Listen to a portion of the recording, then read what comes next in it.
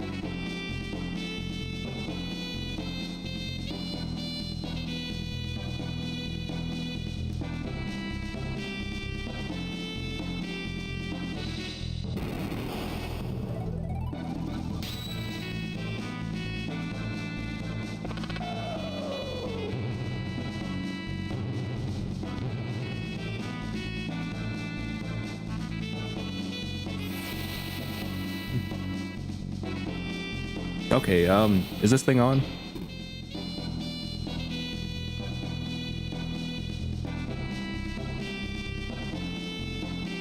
Hello, Vic.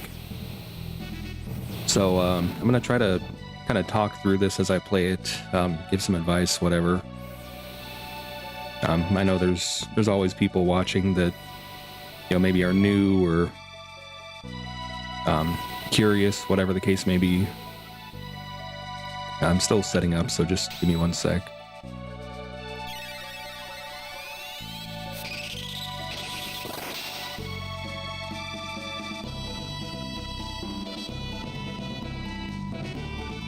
Oh, good, okay.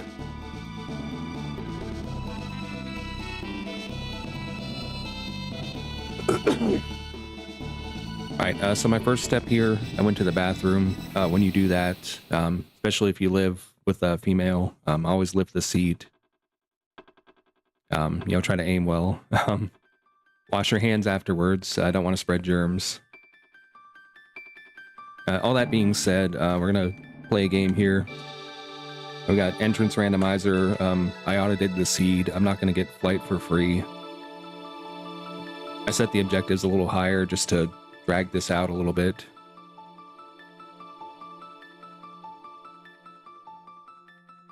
So one neat thing you can do, you can press R to start this cutscene, just like that. Why that's important, you can see as you're going through it, some stuff will be lightly spoiled. Frog-related stuff, Chrono, bosses, enemies potentially. Not this one though, that's not important. Sometimes you get two Chronos, I'm not quite sure why. It might have something to do with like the recruit there, I don't know. On Flea here, you can see Cyclone and Slurp Cut cost. It's 15 and 15, so those are both pretty good. Frog had a leech effect on his weapon. I'm not sure what weapon that was, but that's interesting. So we see what enemies we got here. Nothing we care about. Paris Dome is vanilla. Got a Guardian there, which isn't too bad if you don't have Luca. Naturally, I'm gonna start with Luca, knowing that.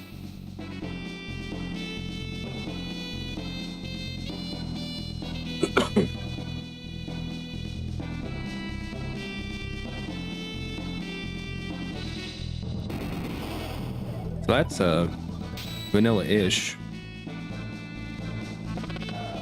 I think all these guys are from the castle. So Frog's best tech is a 15 MP Frog Squash. Because of the settings I've got, I know he has at least one other tech that costs 8 or more. Dalton Plus in the factory. So we'll see if we need to do that. Might just do it for fun. We'll see.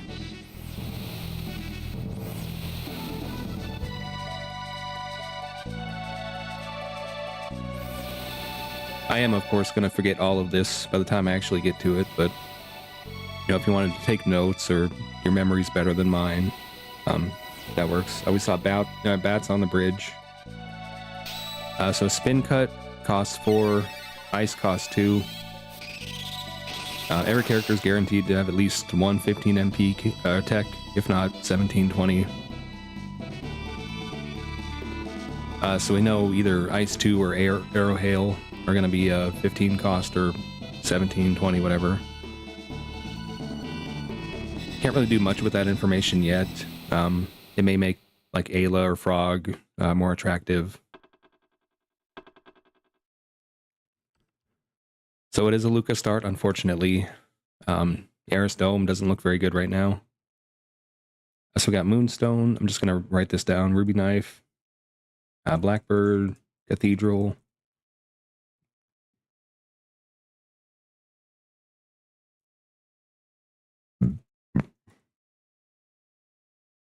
You get the idea.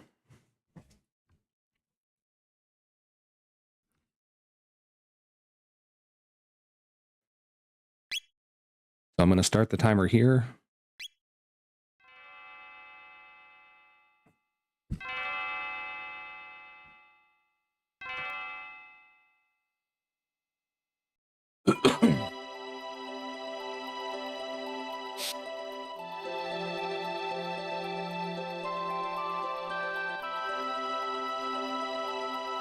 So I kind of breezed through the objectives there. What do we got here? Yes, it does. You need the Ruby Knife to actually complete the dungeon. You can get into it if you can open the sealed door, fight the boss, do the elevator, all that. But the actual completion, yeah. So this looks vanilla, but it's not. We got a ticket office here. Kind of interesting to start there. That doesn't normally happen. What else we got? Already a castle. We'll look at it. 600. You can tell from the guards.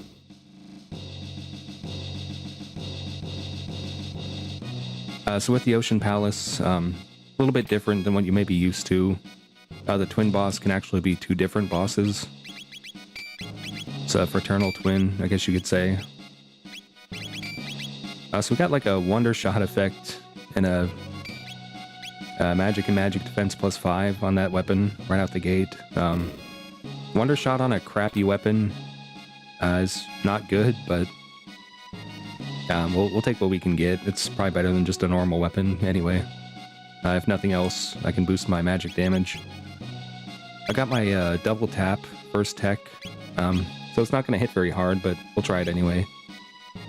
Fire last tech, that's actually really good. Flare, not bad. We like fire because it's got really good multipliers, like a fire sword in particular. It's got a 1.5x. So, you know, that spin cut might cost 4, but because it's also boosting that 20 MP fire, that could still be pretty good. So if we do find Cathedral, we've got Marl here. And that is a peak. You can also just obliterate her for fun. So if we never find her, she's just dead. Sorry.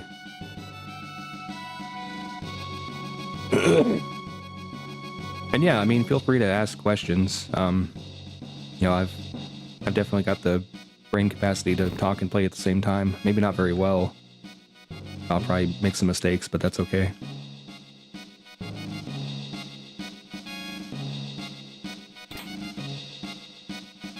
So a little thing I do, a lot of the time I forget to wait for the dialogue, so I just walk around the table just to idiot-proof it. It times out pretty well. Unlike Jets of Time, this is not gonna lock you into anything. It's also not a key item check. You can make it that way, but by default, no. We just got some okay items there. I think I saw a gold suit. I don't know if she can wear that. No, I do have a mist robe. So, casters, Luca, Marl, really important that you get, some armor on them. Their default, stats are pretty low in that respect. I'm gonna go ahead and see where this forest goes. I'd hate to miss some opportunities here. So it's the 600 one, only one exit. Free shelter, though. Okay. I just had to remember where that was. So I do have enemy shuffle on. I'm not gonna fight like a whole lot of them, but if I see like something lucrative, you know, something with good experience or good charms or something, I might intentionally go for that. Hopefully don't need to. Also, hello. So that was nothing. Sunkeep 600, it's got an item there. We'll just grab that.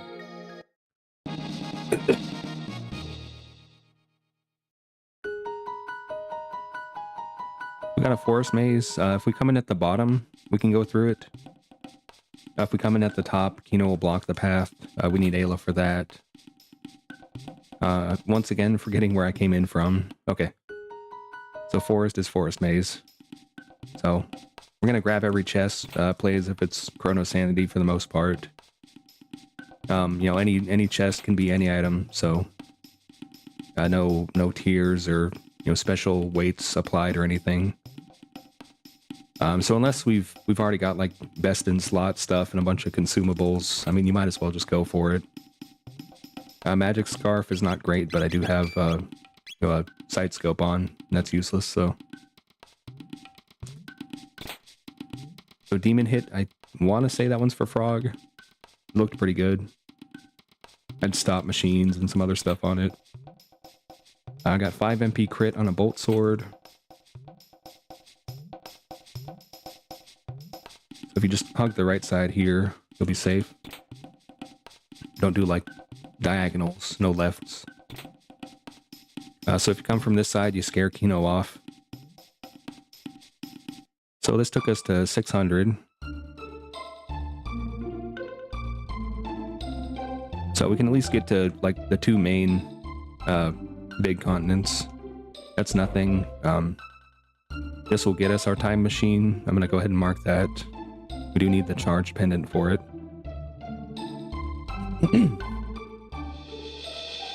Okay, Cathedral. So because Luca's really slow, very vulnerable, I'm just gonna go ahead and try to knock this out. Hopefully get you know, 2 recruits. If not, we'll just get the one from the castle earlier, which I guess I didn't mark. I should have marked it. So I think I took the wonder effect off, so this should do a consistent amount of damage at least. I don't know how much health this has.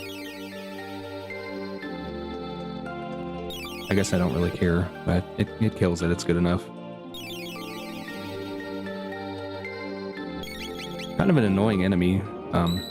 The other things that look like this are a little worse because they do confuse. Not a fan of like super tedious enemies here. So Cathedral was also an objective. So pretty good progress right out the gate.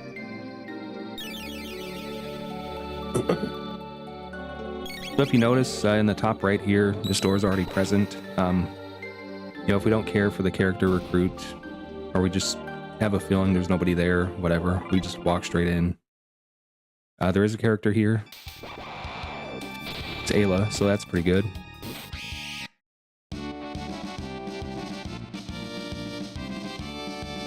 So she does get like a flame kick or something. That could potentially be really good. It may actually be really good, so we'll probably just keep her for a while. Triple kick, rock throw, not bad.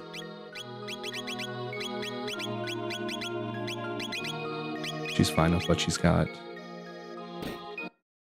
So not something a lot of people do, but I do it. I just go straight to the boss. Reason being, chances are, like at this level of scaling, the boss is not going to be that scary. I don't need anything for it. It probably dies in a couple hits. If I come back to the cathedral after the boss, everything's going to be cleared out. I won't have to do any extra encounters to get, like, you know, chests and the bromide and stuff. It's just free. So it may take like an extra 10 seconds to walk back in and out, but compared to even like one encounter or like forced dialogue or something, that's not so bad. So I'm going to keep an eye on what stuff drops in here. We saw yesterday, Azure Kale was playing. Okay, so we got Leech. Looks like 5% on Ayla's Fist, so that's pretty good. the enemies here dropped a rainbow. And because we know that, you know, what's here is also going to be in Medina Village, he was able to get a second rainbow, really get his, like, economy online. So it's good to have that knowledge of, you know, where else can I find a particular enemy. You know, if it's the same enemy type in the vanilla game, it's going to be the same type anywhere else. So no drops, don't need to worry about that. Wall ring is good, especially for like Ayla, Robo. Once you start approaching like endgame levels, every point of magic defense makes a huge difference. It's a % reduction, so say you've got, you know, 18 magic defense, it's going to reduce, you know, your incoming magic damage by about 18%.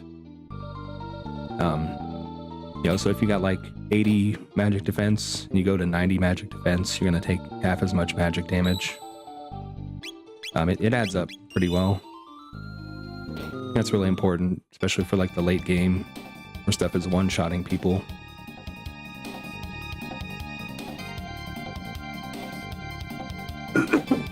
Goodness.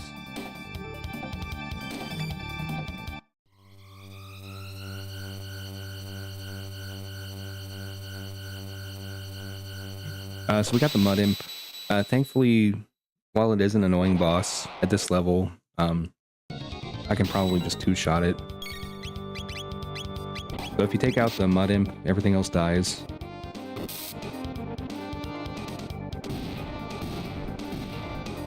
And at level 1, it doesn't have like any real defenses. So certain bosses, you love to find them early, stuff with like, you know, high defenses or just tedious like counterattacks and stuff. Early on, you may not necessarily want to find stuff that does like a lot of status, like Confuse, mutants especially, Yakra 13. Because, you know, while they may be easy to kill, they may, you know, lock you down, do stupid things that either waste time or get you killed. So, like I said, I'm gonna check the treasure here. That's gonna be a lot quicker now that there's nothing stopping me.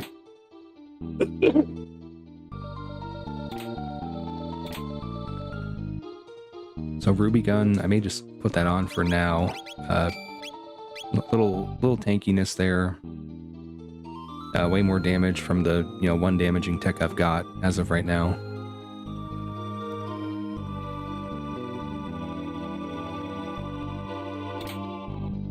So a Doomsicle with magic defense, a little bit redundant on a Magus. He's already got like some of the best magic defense there is. But appreciated. I mean, taking less damage is never a bad thing. Also find the White Rock with magic defense on it too. We'll keep that in the back pocket. Ayla has pretty good use for that.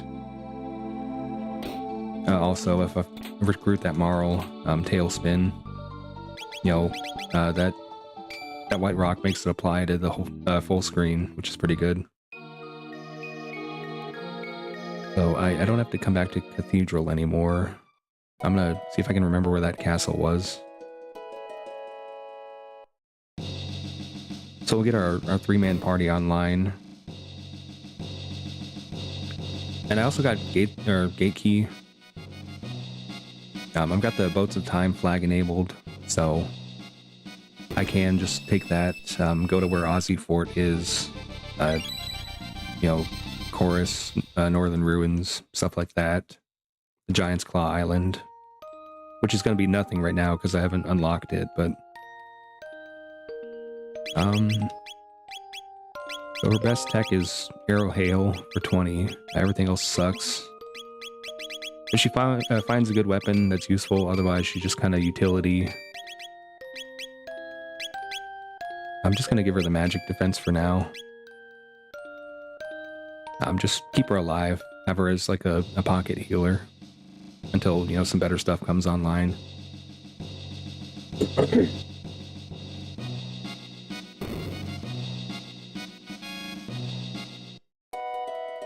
chat scrolled up. There we go.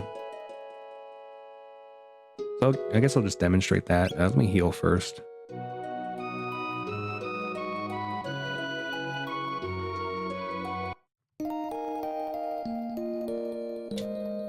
So it takes a little extra time, but you know, better than spending a lot of money on consumables. Let me save.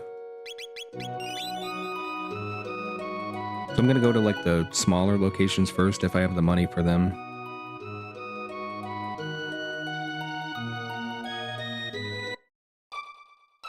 That's Carpenter 600. I can't do anything with that right now.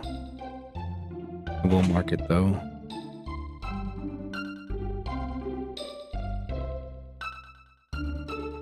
That's a surprise tool that can help us later.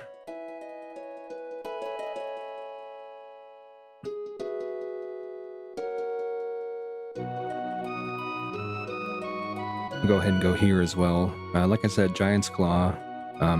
Can't do anything with it yet because we haven't opened it.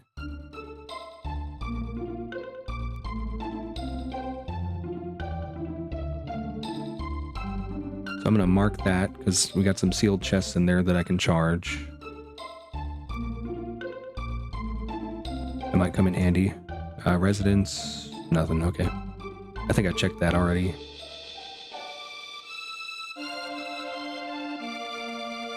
So Nova Armor, Power Glove, Elixir Revive. I'll go ahead and get some revives. I'll make a note that there is a Nova Armor there. Oopsie. Might have marked the wrong thing here.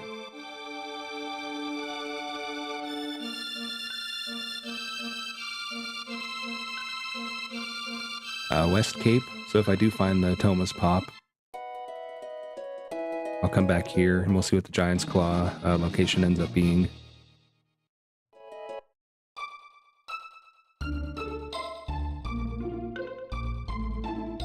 Where is it? There we go.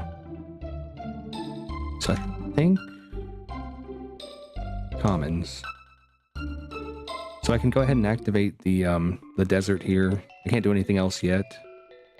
Once I reach like the objective requirement or do Ocean Palace, I can go ahead and do the Blackbird, get my flight.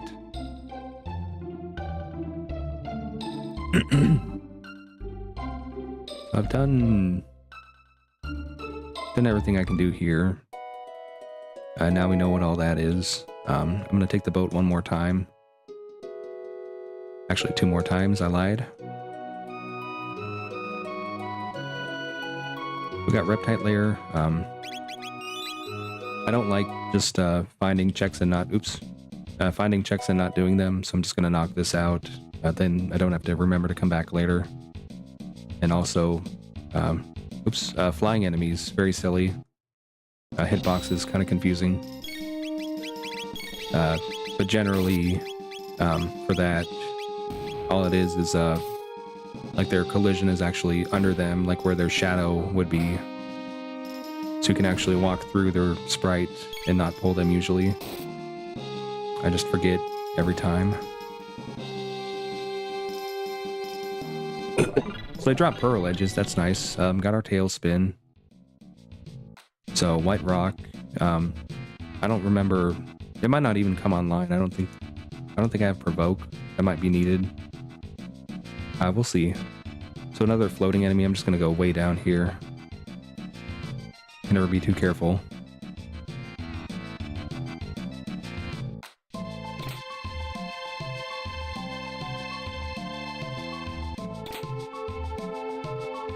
So I'm playing a flag set where you can kind of like ignore enemies for the most part. You don't necessarily have to get the experience. But if we ever do, I mean, we know there's some good stuff down here. The Blue Scouts, I think, are pretty lucrative most of the time. So we got the Masamune. Pretty useful, especially like Frog's Burrow, or if we need to go through the Magic Cave or something, we can recruit the character, get the Burrow chest, see where that cave leads. And also, it's a decent weapon. So the initial attack on the lava spawn generally hits pretty hard. It's scary, you know, you may have the instinct, I'm gonna spend a bunch of turns healing this off. And that's not like an unreasonable thing to think, but usually it's not a high HP boss, so if you do have decent single target, you may just be able to kill it before the damage it does actually matters. May not be the case here, but I did buy like 10 revives, so I'm not super worried. It doesn't typically do like 2 of those needle attacks in a row at the start, so usually not that scary. So Luca's gonna take damage from that, but she's a caster, so it shouldn't be a big deal. Good magic defense, and then the fight's over. So if I had spent turns healing there, that would have taken a lot longer, obviously. Sometimes you just gotta know when to not be afraid. And a lava spawn gives a lot of tech points, so it's a nice find, especially early on. Kind of get your offense online a little more. Not that you can necessarily plan for it, but you know, something to be mindful of, especially if you're somebody that likes to like have a character dead when the boss goes down. Try not to do that. It's going to hurt you more than it helps you, generally. I'm going to go ahead and heal up again.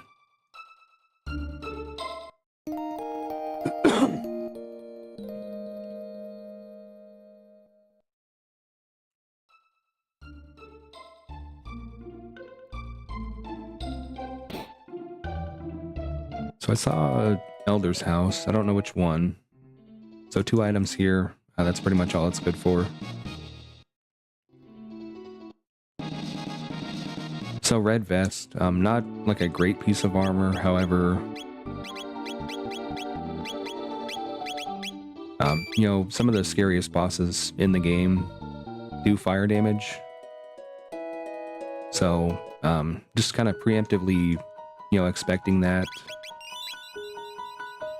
Generally good practice. We got a Chrono here. I can't remember. I think he had a good Cyclone, which isn't great. But we'll go ahead and see what he's got. You know, there's a good chance we're going to find like a decent weapon for him. The Marl was not looking so hot, so maybe we swap him in for her. Additionally, the Chrono trial is another objective. So it's never like a better moment to try this than right now. The prison early on, generally a lot easier than later in the game.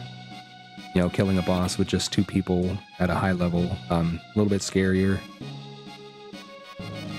Early on, you know, when you got like a decent power advantage from your gear, the bosses, you know, don't have good defenses, whatever. That's usually a lot easier. I'm gonna assess my party. So Ayla, usually pretty strong. Don't have my good techs yet. Luca might be a better choice, at least for the synergy.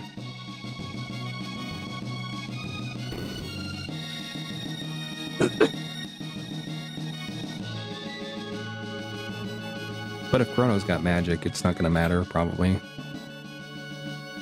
I don't know if I want to take that gamble.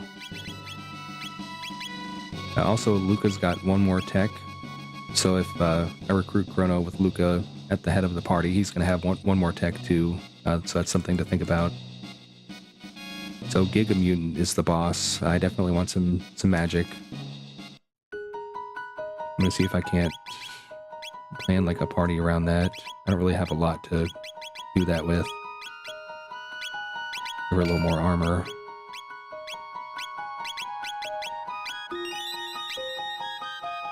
So we'll see how this goes.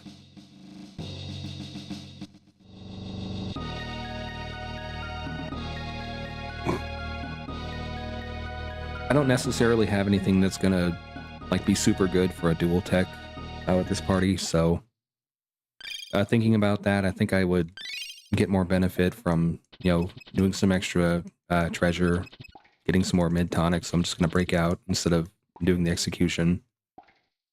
This does take a little bit longer than waiting it out. You don't get dual techs, but it's fine.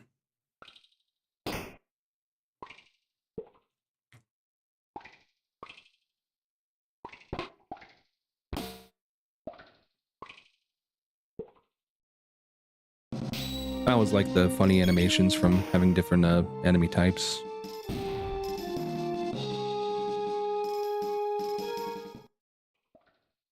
He just disappears. That's funny. So, gold birds, do not fight them. They're very strong. They attack very fast. They counterattack. They turn red and get even scarier. I think you can deactivate the enrage with like an ice or a water or something, but I didn't bring that, so. Well, that's pretty good. 777 damage. So if I have to like reset out, you know, that's potentially something to think about too. Hopefully it doesn't matter. This is kind of a scary enemy. They're high level. I guess strong for their level, I should say. They hit pretty hard. They got like physical resistance, evasion, whatever. Magic resistance even. So I'm going to try to take this out quickly. Hopefully I can. But also they do give like a lot of experience, a lot of tech points.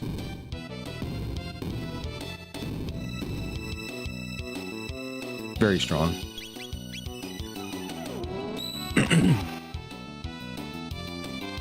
We're good. Okay. And a good drop. Worth it.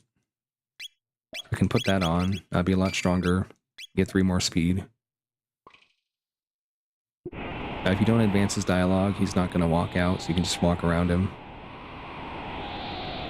I'm going to heal up just in case, like I do end up fighting some birds. I don't have a lot of party healing, unfortunately. I haven't found like a decent shop for that.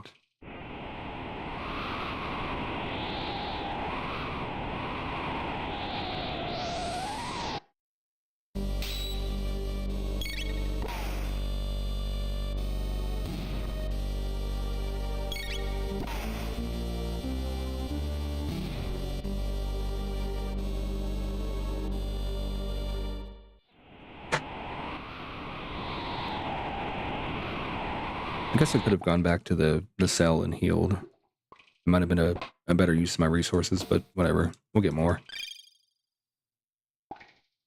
So sometimes you'll get enemies here that only have a front-facing animation. You can't necessarily see what direction they're facing, which is unfortunate. You can kind of see, like, their idle animation resets when they turn, so you can wait for that to happen. You know, it's like a 75% chance they're not looking at you, probably. Maybe 2/3. I don't know if they face upwards. And then that'll give you like the max amount of time to get to them before they turn again. No guarantees, of course. But it's the best you can do. And sometimes just fighting them is worth it anyway. Just depending on you know, what you need.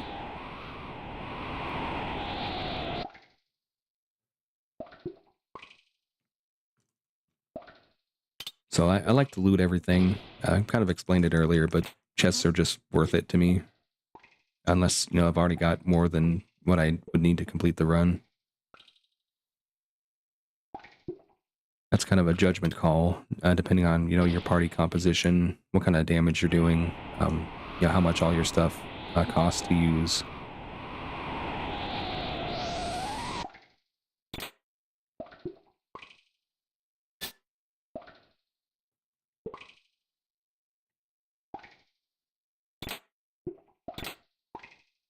So we got a dream bow, hit +10. That's decent for Marl. You know, her only decent tech is the physical one, unfortunately this time. So, while it is like a good tech for like general usage, clearing enemy packs, you know, in situations where physical is desirable, it's not perfect. You don't want it to be like the only thing she can do. But if we need it, we'll use it. It is very good.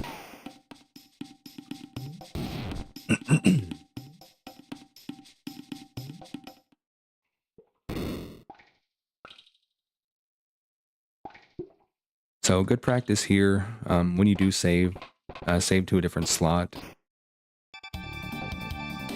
Just so you don't get locked in here. There's no, escape hatch. If you run into a boss that you just cannot deal with, you're in trouble because, there's only one way out.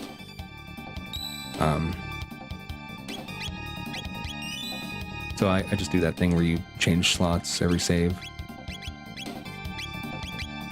So I got 5 MP crit on the bolt sword. I'll just keep that.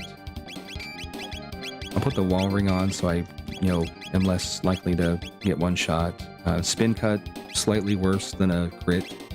I think crits are about a 4.5 times. Slash, I'm probably just going to use slash. It scales pretty well for the cost, and it should hit both halves of this Giga Mutant.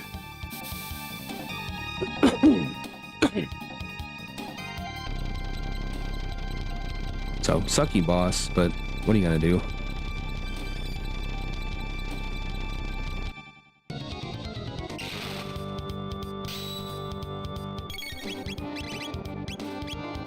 So I've got a decent weapon. Flame Toss may not actually be that bad. And it hits both of them, so.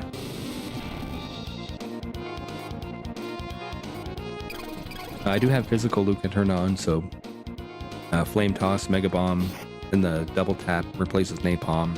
They're all based on weapon damage. Flame Toss and Bomb, they are fire damage. Double Tap is physical. So Luca's actually faster than Chrono here, which is kind of abnormal. I think they're actually tied, but she got her turn first.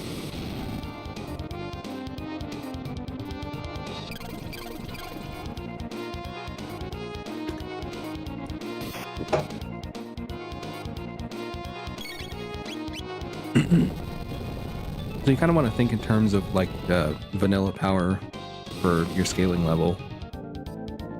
We don't have like a great comparison here. Guardian I think is like level 8 in the base game. Our series is 10, but that's also 6 enemies. So the closest thing might be Hecarim. He's got 2100 HP, he's like level 13 or something. So if you were to like estimate, this boss probably has... Uh-oh.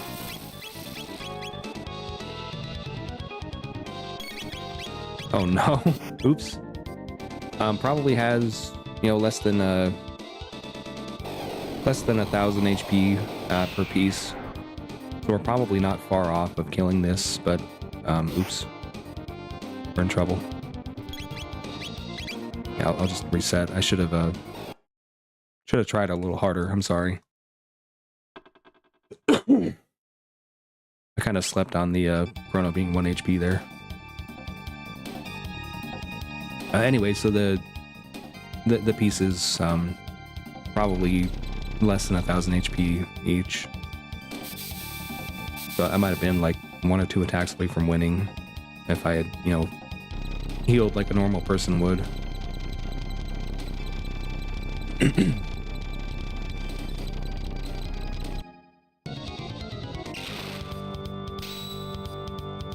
Yeah, 800, so not bad at all. I'll just be a little more diligent about staying alive this time. No biggie.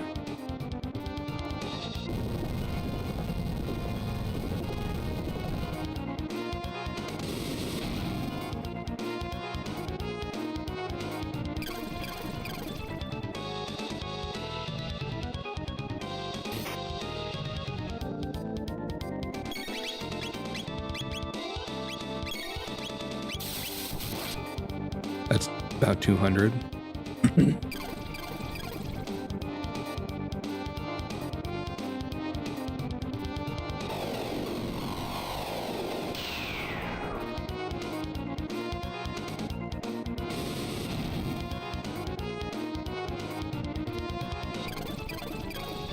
So Like I said, mutants, early game, very annoying boss.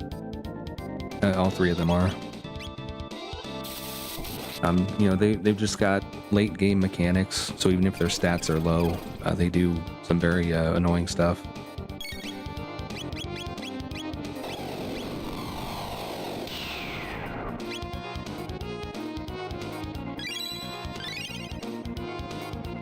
I should have waited. Oops.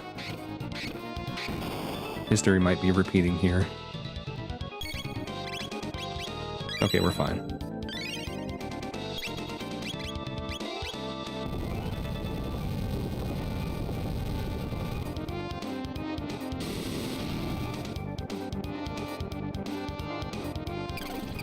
So, kind of a long fight, very much about, you know, controlling.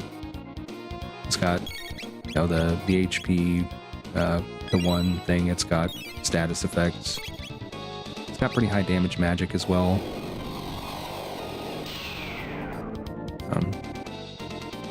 I really need to heal her. Attacks very fast, both parts. So anytime like you're even close to low HP, you're in a lot of danger. You might, you know, get hit by two things before you can even respond.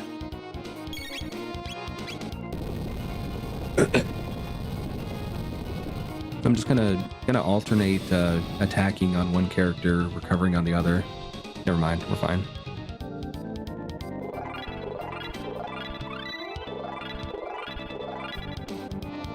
So a little bit annoying, but we got through it. Got Chrono. Potentially pretty strong. Got our 2 objectives, so we need one more to get flight. We do know where to go to get flight already. So we'll keep an eye out. Nova armor is very good. Now I don't need to buy that. I saw one in a shop earlier. I'm gonna take a second to mark some stuff here.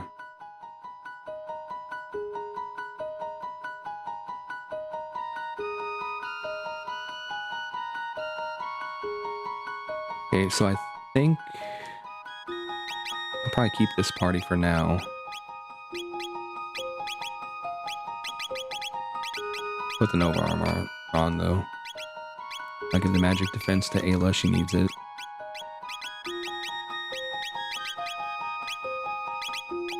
I'm fine with this, okay. So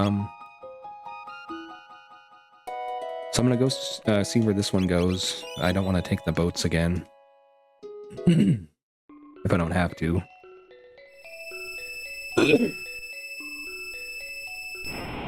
When I do reset, do the house warp, whatever, I'm gonna check the allowance. You know, equal chance that's, you know, as good as any chest.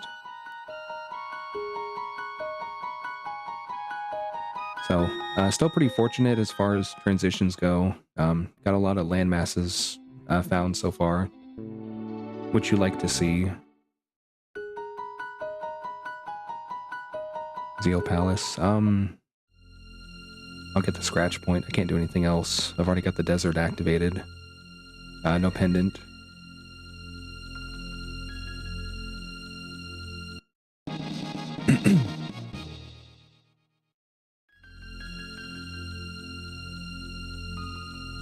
So I'm 5 levels under scaling right now. Something to keep an eye on. My party is not necessarily all that strong for their level. Haven't found like anything crazy yet. I'm gonna mark that Mammon machine there. Hunting range, I can get a couple levels off that. I'm gonna just make a note of that being there, just in case like I see something good at the trading hut.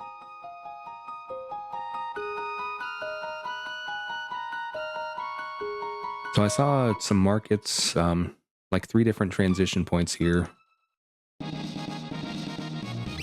Star Sword, that's really good. Should be able to afford that. Frenzy Band. I do like Frenzy Bands. I'll get 10 heals, 10 mid tonics. By like 10 tonics, basically rat bait. If you go through Lab 16, it's better to lose a tonic than 500 gold.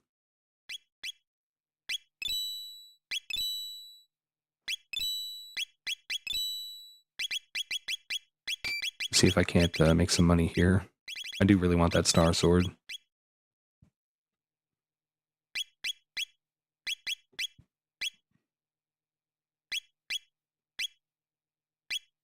Oh, that's a choice there, isn't it?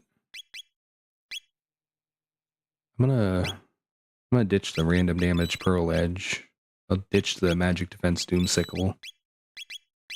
Nothing wrong with those items, but the gold, I think I want it more. So Star Sword, Frenzy Band, Chrono's gonna do pretty well. I could use a Glow Helm, so I'm just gonna grab that too. Really don't want Chrono dying. He seems pretty important this run. So I got some gold to spare. Might find like a good shop with some good stuff somewhere else. So what did we have? Truce Canyon, Land Bridge. So literally 4 transitions. I'm gonna make a note of that because I've had quite a few runs where I forgot to check one of these and screwed myself. Very traumatized. So I'm gonna... Where was it? Right here.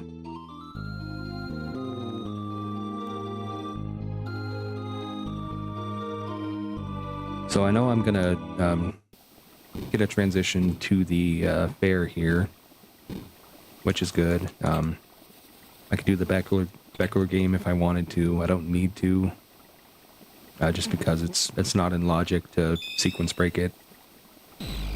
But I can check, you know, the key item, the recruit here. Got 3 different shops. Got a mini boss we can potentially fight. Maybe get some levels. I also do have end of time access now. I've got the 4 characters. I've got gate key. So I don't need to solve that puzzle yet. One thing you'll notice here, we got these light pillars, even though we haven't been to these places yet. So this will kind of be a nice hub to kind of explore a little bit. We can backdoor the Proto Dome, see if there's a character there, see where that's at. Likewise, you know, see where those other 2 places lead.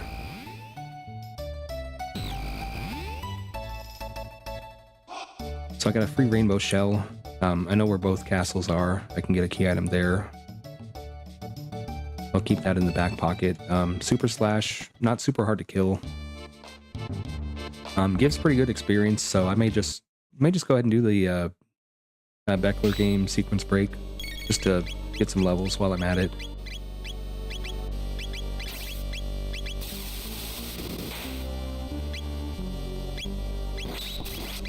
It may not be worth the time. I might just get a couple levels and leave.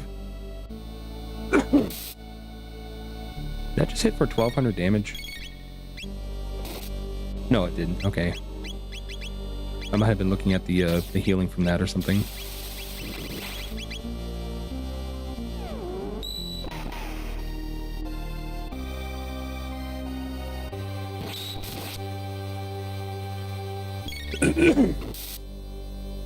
Yeah, that one kind of threw me off there.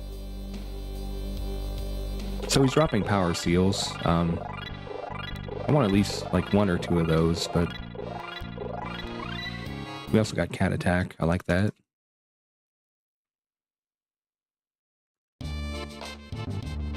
It's kind of good vendor fodder too. I actually kind of want to follow through with this.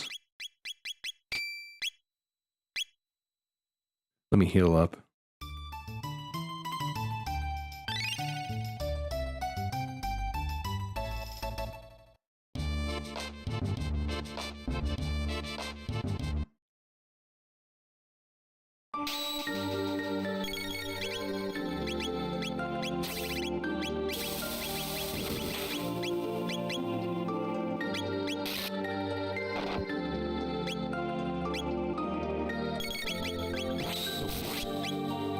So killed it a lot quicker the second time. Just kind of demonstrating, you know, 1 level, 1 tech can make a really big difference.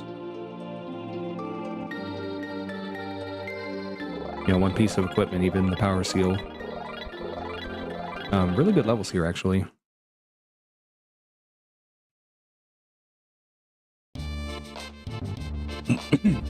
So it kind of depends, like, what boss is here. This may not be such an attractive play if you've got like Atropos, Gato, Dalton even. Usually those bosses aren't worth the trouble to kill them. Fleet Plus, Super Slash, usually worth it. Crawley, potentially worth it, but not as good, I don't think.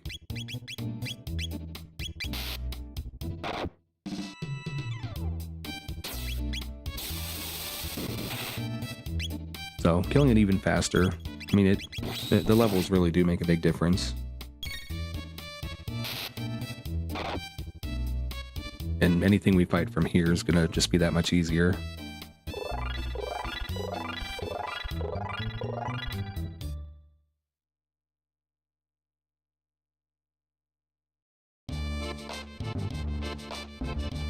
So we got the 45 silver points. We might as well just do it. We gotta go back to Chrono's house at some point anyway, get the allowance. Do the castle stuff. Prism shard, whatever. Rainbow shell. Okay, I love that. 777 damage and speed +2. Luca's just gonna be a fixture now. I'm not gonna get rid of her for any reason. That double tap is gonna be very nice. Got a red vest I didn't put on. Oh, I see. I saw sunshades as well. I may just, go for that. 777 star scythe. I'm sorry. I'm not going to keep you. Sunshades. Probably go to Ayla for now. Probably for the rest of the game, honestly.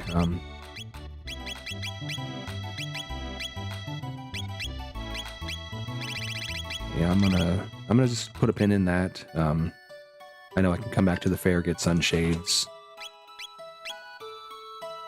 I don't really have like a good path to getting more of those just yet. We got a Terra Arm with Doom. Could be better. I don't plan on doing like solo robo strats at this point. No robo. Got a full party already. Okay. So I'm gonna mark this.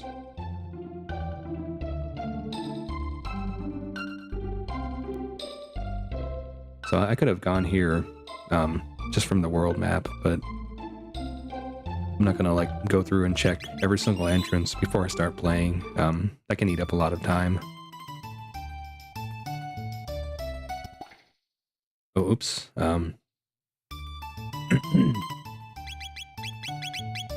So with the sequence break, you're not allowed to fail. He's not gonna sell it to you if you mess up. So you've got to spend your 40 silver points and then get every single one right, or he's just gonna take your points and kick you out. I did save beforehand in case I do mess up. I hope I don't. So you got to do this 22 times. After 12, it gets a lot faster.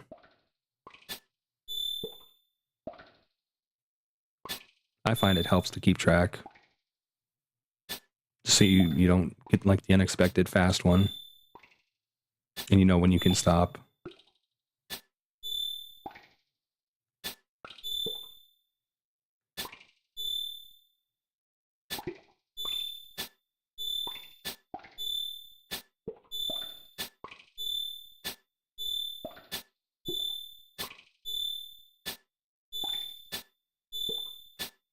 Right there. So probably one of the hardest things in the whole game, but it's not so bad. So now I have a lot of incentive to come back here. I'll get my key item. You can't peek it without the C trigger, but that's fine. I got the pendant, so I will go ahead and go back to Zeal Palace as well. I got another Nova armor. Thanks, Mom. So I will set up the King's Trial here. Oops, didn't mean to talk to him.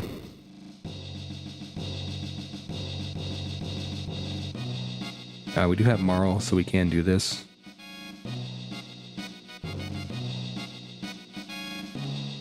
From here, what did I say I was going to do? Zeal Palace, right? How do I get there?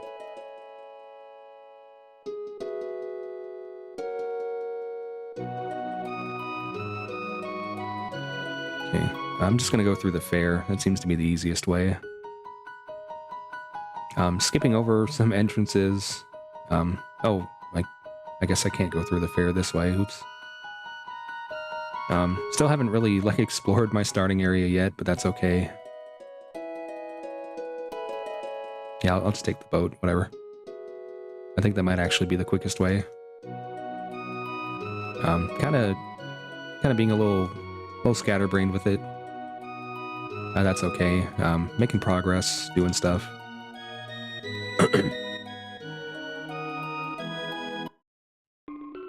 No. Is that it? Yeah, okay.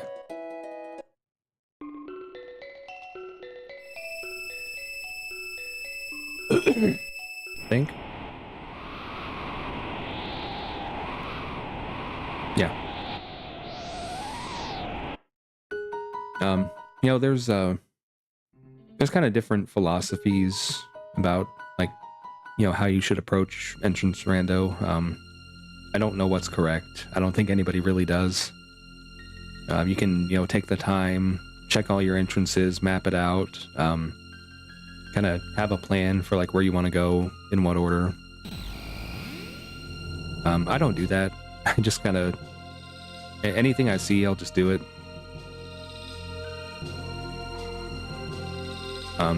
You know, pros and cons to each one.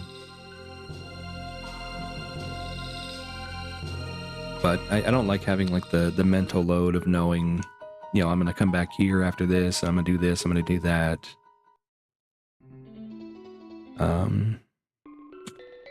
Speaking of, where's that castle?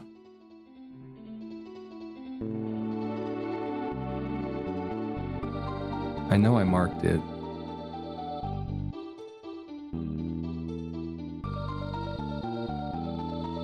Okay.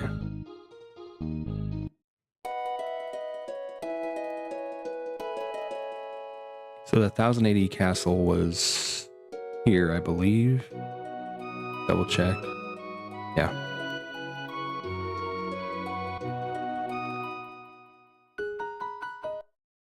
So I'll go ahead and get the item here as well.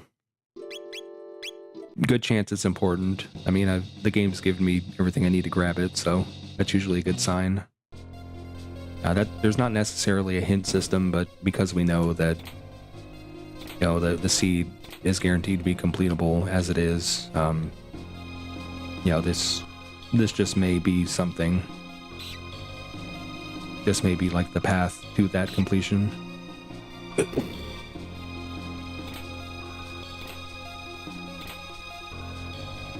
So, pretty good sign there, Ruby Knife. The game does mandate like logical access to flight. So, you know, the logical access would be Ocean Palace or Jets of Time item. And I know from rolling the seed and auditing it to make sure I couldn't get Jets of Time access, then, you know, the Ruby Knight is the path. Kind of cheating, but I'm just like simulating a mode where the Jets of Time item doesn't matter.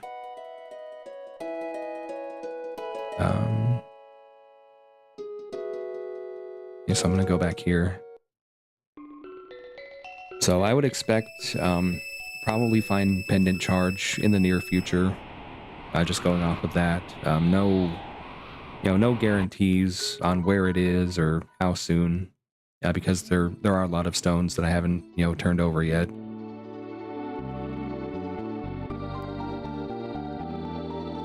Come on, game.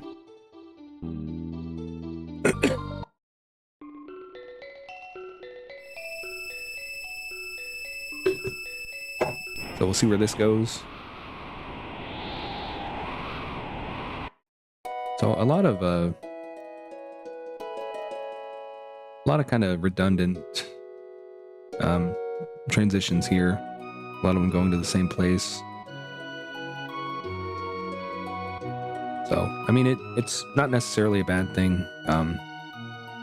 You know, you can find like quicker ways to get to any given spot, which is nice. But oh, there we go, Pendant Charge. But, you know, kind of at the same time,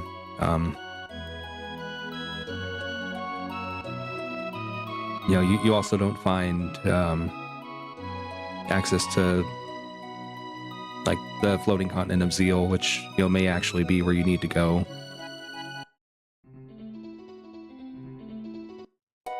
So I'm gonna go ahead and do the Ocean Palace. It'll be an objective, and it'll also get me to my flight access. It'll progress me a little farther towards the completion of the seed.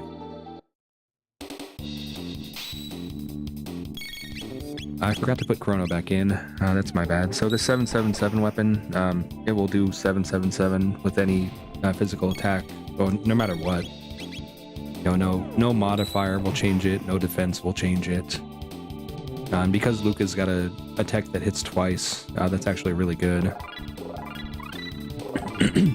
So she doesn't need like bonus stats, doesn't need sunshades.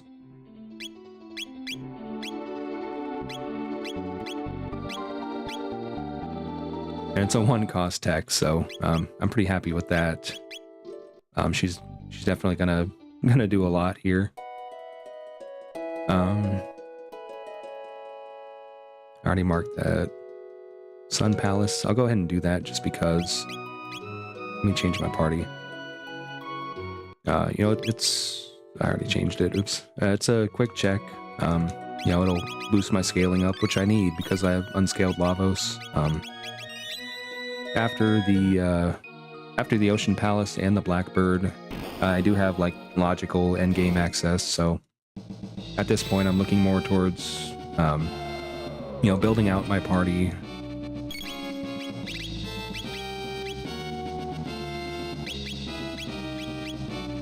So this should do 777 if I'm not misunderstanding. Yeah, okay. It also does fire damage, so we're not upset about that.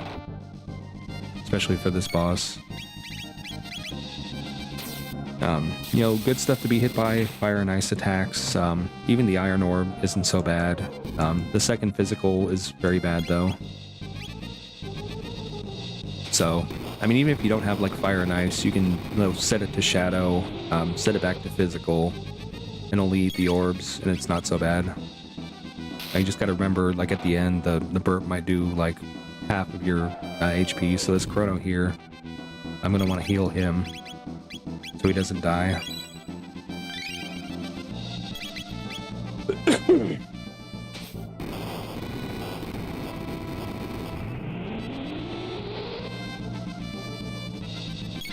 So I'm not an expert, but I think the boss will die pretty soon here.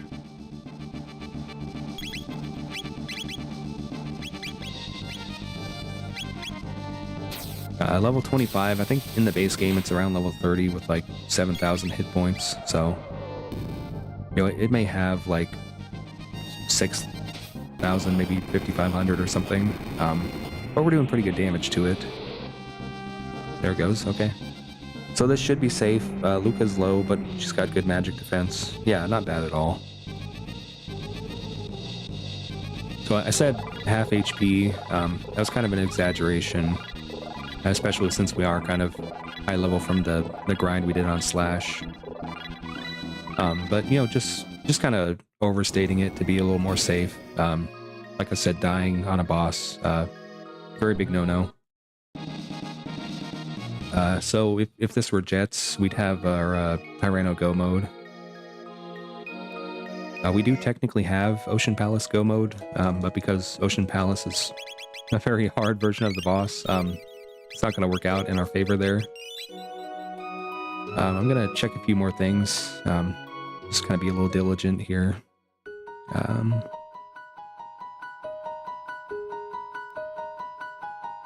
I'm going to do that Ocean Palace. Yeah, the palette stuff is a lot of fun. I kind of twisted Pseudo's arm about that, and I think he's glad that I did do that. You know, he obviously did like all the hard work of setting that whole system up. I kind of pooped out a tool just to, you know, generate the strings that you need. It's a fun tool to mess with for sure.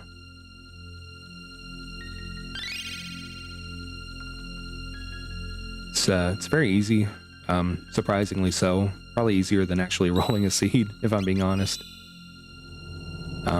So a lot of fun to be had there.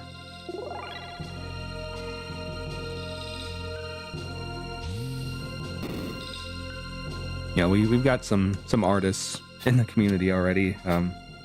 Definitely making like better looking ones than I've got, but I think mine are still okay for the most part.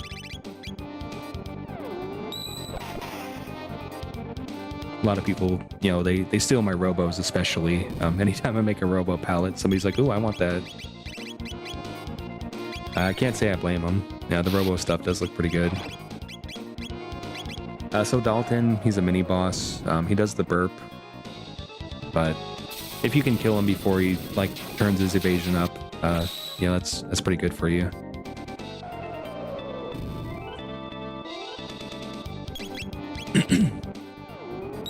I think the burp hits a little bit harder than the golem version.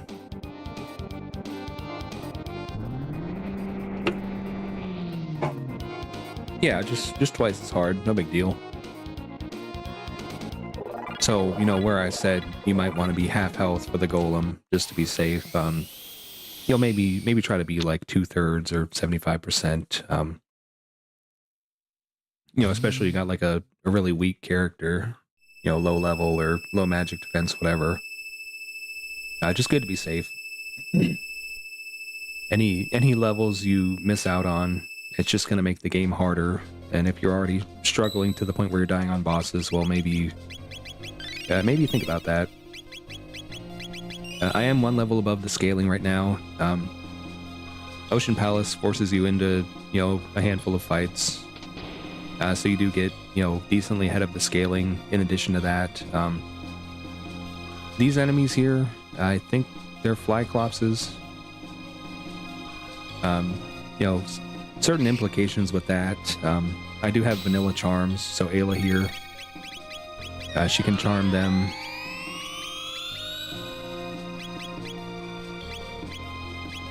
The thing we like about that, they drop gold studs when you charm them.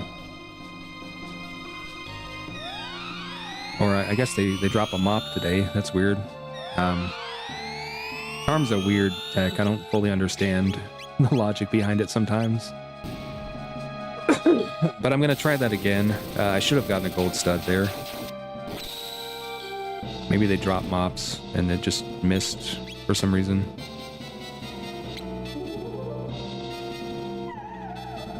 Okay, so yeah, gold stud. Weird tech. I don't fully understand how it works, but we do have it now, so you know, if we do have like a particularly expensive thing, you know, we can play with that. I got 4 times crit damage, magic defense on the mop. It may surprise some viewers here, but I did turn off the automatic Valiant on that. Even though it's a weak weapon, that effect is just super strong. So not gonna be a janitor today, unfortunately. I need to make like a janitor palette. Sounds like a good idea. It's been memed enough. I'm gonna go ahead and get another gold stud while I'm at it.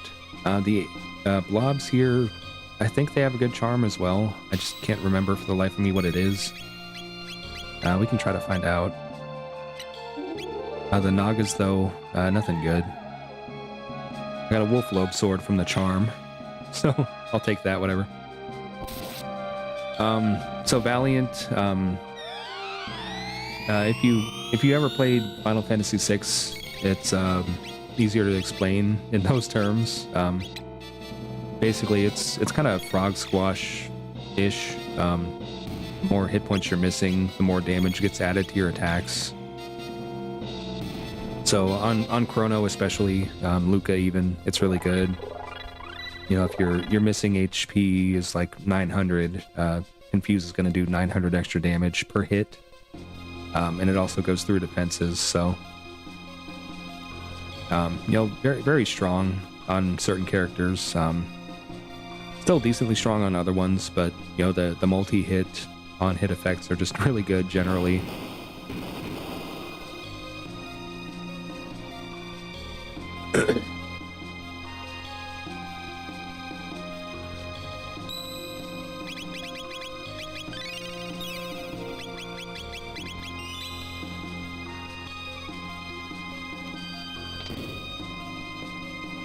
So we can get around a lot of fights, but not these. Not these at all. So these enemies up top, they're just going to be vanilla no matter what.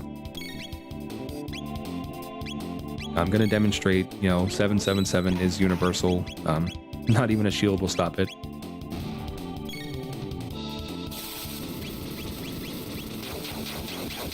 These blobs here, they counter with MP Buster. I'm going to see if I can find out what they charm, though. I think it's something good. Elixir or something. Magic ring, okay. So I want to make sure I one-hit them so I don't lose all my MP.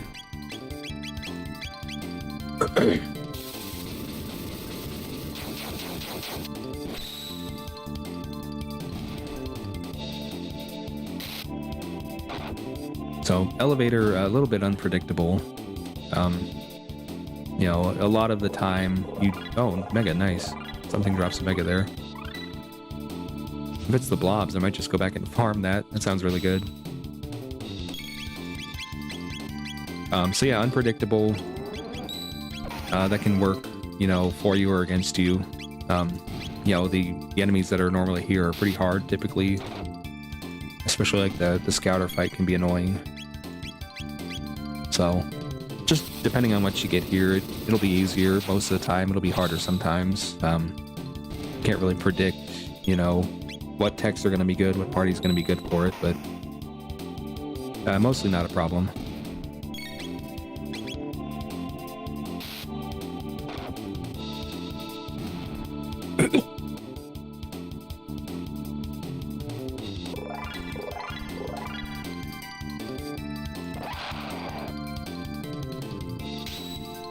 So I got a golden opportunity to get another wolf lobe sword.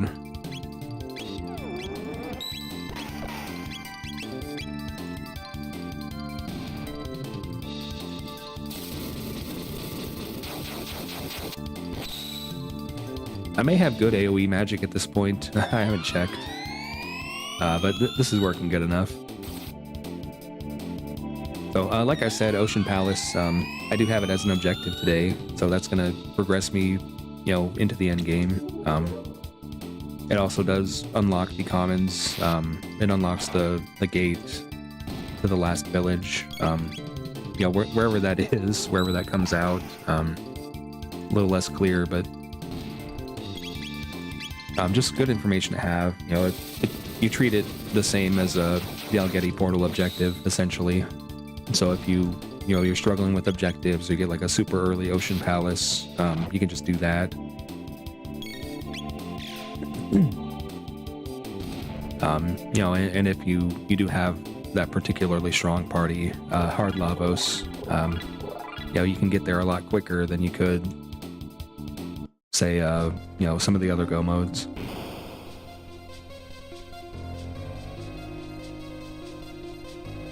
So the twin boss shouldn't be a big deal. I've got like a decent amount of levels. I'm 35 against 30 or 29 enemies. So not super worried about it. My party's powers coming online pretty significantly.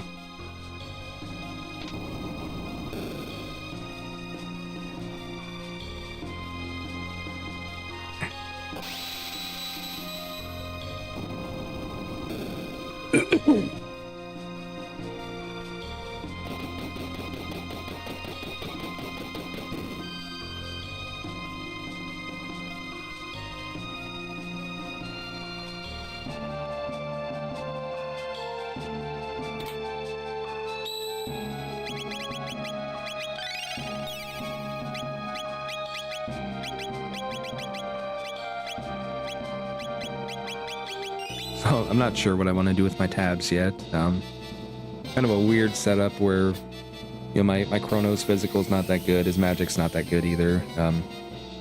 Luca does not need tabs for damage with her setup. And she's also got like 3 or 6 speed just from her gear. So kind of a weird combination here. I don't care about your stupid service, thank you.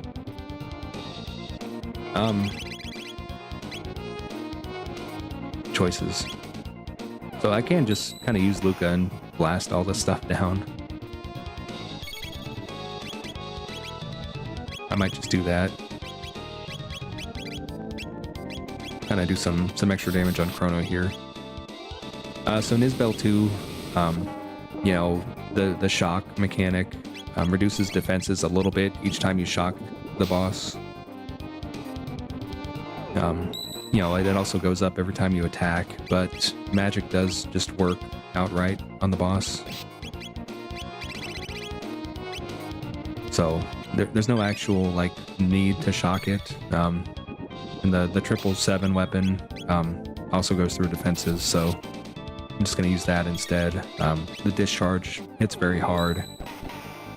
Nizbel, generally annoying boss, you know, attacks a lot, does status effects, so I'm going to kill that before the Hecarim if I can. The Hecarim damage, pretty substantial, but mostly you just stay topped off. It's not going to be a big threat.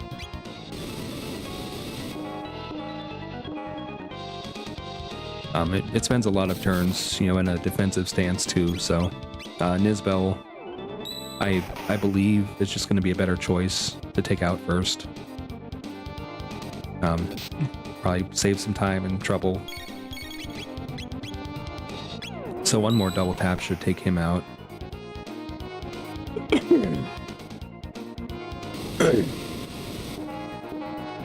So double tap's a new tech. It's only for physical Luca. Replaces napalm. You know, if you get the right setup, which we do, I can't think of a better setup, honestly. You know, free double 777s for like 1 MP. Not bad at all.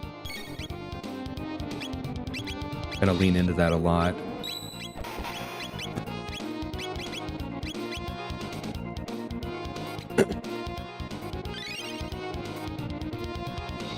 So definitely a much stronger flag than it was the other day when this tech didn't exist. Obviously, you don't find the 777s. You know, you may want like a better roll on it or like a really strong weapon to compensate for that. It can still be really good, I'm told, to do like upwards of like 2,000 damage with a good weapon on it.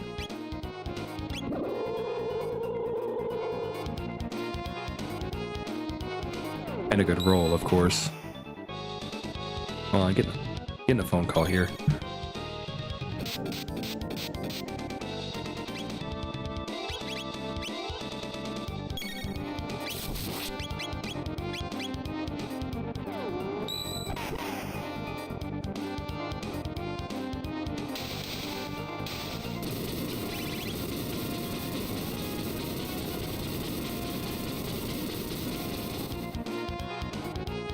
Okay, I'm back.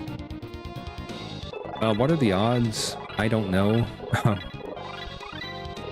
Yeah, there's a lot of funny combinations that pop up pretty often.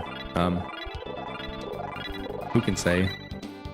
So because that was 2 bosses, we're gonna get a total of 6 scaling levels for that. We're gonna get another 3 from doing the objective, so it's gonna be 38 scaling. I did just kill 2 bosses though, so I'm probably gonna be well above that.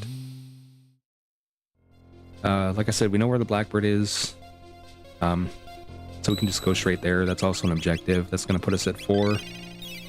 That'll get us our bucket access. It won't turn the gauntlet off, so we may look for like one more objective if we don't want to do the gauntlet. We'll see what we can do. I'm not quite like high enough level to actually do the end game yet, but by the end of Blackbird, I might be. So I will go ahead and demonstrate why he's called Hard Lavos. It may not surprise you. I think he's unscaled, but I'll need to double check that. I don't know, my settings kind of drift, so I kind of lose track. I think he's unscaled.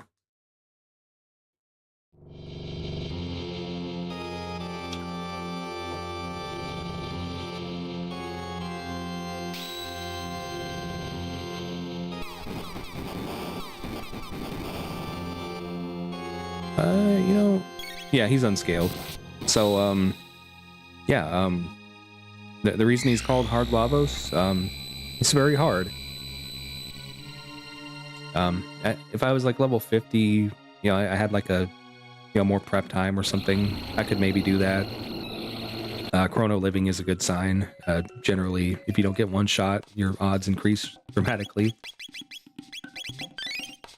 So interestingly, doing the Ocean Palace does spit you out at the last village, wherever that ends up being. I don't know if that's intentional or not, but something to keep in mind. You know, you may get access to a place that, you know, normally would be unavailable to you. So our series, the best thing you can do, kill them all at the same time. If you take out 2 of them, they're going to start countering. The counters will do like 30% of your full party's hit points. Not ideal.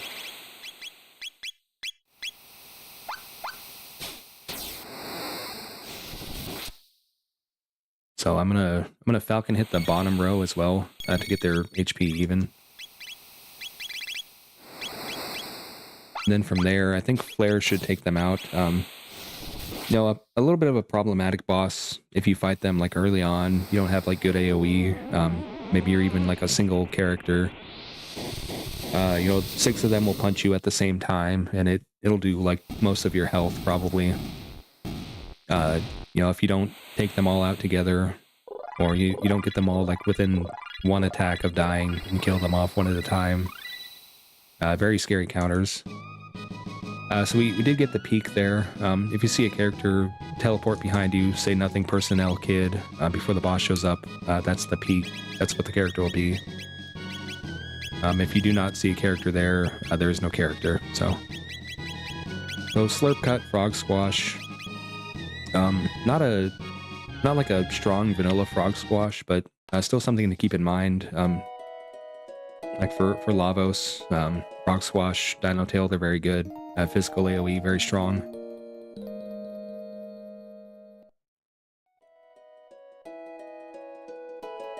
Alright, so I'm going to go to Blackbird next. We're going to see if we can do a setup for that. I'll be right back.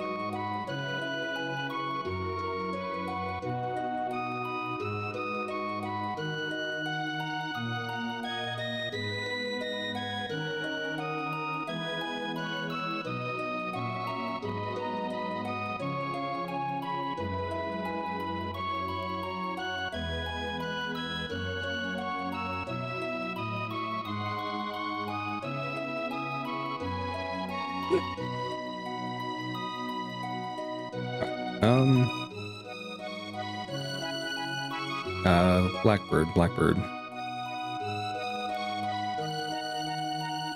So I'm kind of lucky this run. I found the ticket office right next door. I got the gate key pretty early. I got Ocean Palace access pretty early. Not upset about any of that. I think Blackbird might have been up here. So I even found like Blackbird access. So I did kind of show this off the other day, but I'll do it again. And I messed it up again, just like I did last time. So the quickest way that I'm aware of to do Blackbird while still, you know, playing safe. We're just going to equip a bunch of junk on slots 2 and 3. We'll keep slot 1 equipped. Ayla, we're going to keep off slot 1 just because she doesn't need equipment. So what you do, you go in here, you get captured. Generally, a good practice, peek the boss, make a note of what enemies are here. You know, if you see something that your party cannot handle, you know, you'll reset and, you know, reassess your strategy from there. Peeking not necessary, but just good practice. You know, a reset here takes a lot of time. It's very costly. Getting stuck, you know, if you save over your most recent file, also not good. So, you know, I'll always be saving to a different slot. So you come down here, we see we've got Son of Sun and Slash. We know it's the regular Slash because it's not a mini boss spot. So, you know, with that in mind, you know, that kind of demonstrates what I was talking about, you know, a little knowledge. You know, it could save you from a 15-minute setback, you know, depending on what you're doing in here, if you're like grinding or, you know, doing extra stuff or whatever. I'm not going to do all that. I may try to take out the turrets. I think I can probably do it with Luca's gun. So we go up there, like the top left spot, grab our first character's equipment. That's the one that we kept equipped. Ayla, of course, can just fight normally, so we keep her on the second or third slot. So we got two usable characters here for usually a fairly simple fight. We're gonna take this guard out in one hit if we can, because it gets annoying. Lightning for the reptiles, sure, why not?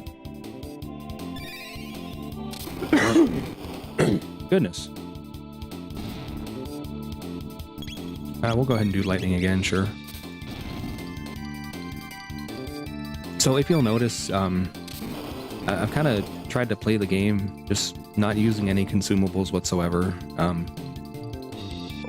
You know, the more you use, the harder like the late game gets. You know, there's no guarantee that you'll find any good consumables in a shop. I know we found those elixirs. We may go back for those, possibly. So I've got my equipment back. I'm gonna put on my good stuff. You know, gonna plan around the fact that we're fighting Son of Sun. So, you know, got the fire resist on Luca, got fire absorb on Chrono. Kind of just stack magic defense on Ayla. So not like, you know, optimal damage output, but perhaps that's not what we want here. So I've got, you know, Luca, she's got a good hit chance. She's got the 777 damage. With that in mind, the turrets, you know, they're essentially frickin' rebels with frickin' laser beams on their heads. So we're gonna try to kill maybe 2 of them, get our last techs online, get a couple of levels just to make the bosses easier. Depending on when you come here, you know, these may be more or less worthwhile. If you come here early and you're able to kill them, definitely do so. Get all your techs. They're pretty good experience as well. So if you're like behind on scaling or something, and again, you come in with, you know, a good hit chance on a character and can actually hit them, kill them, go ahead, do it. But I'm not super worried about my levels. I'm just gonna get my last couple of techs.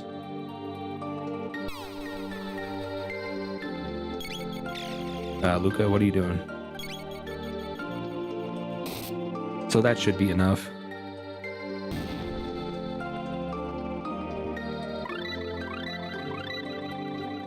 So flame kick, that's pretty good.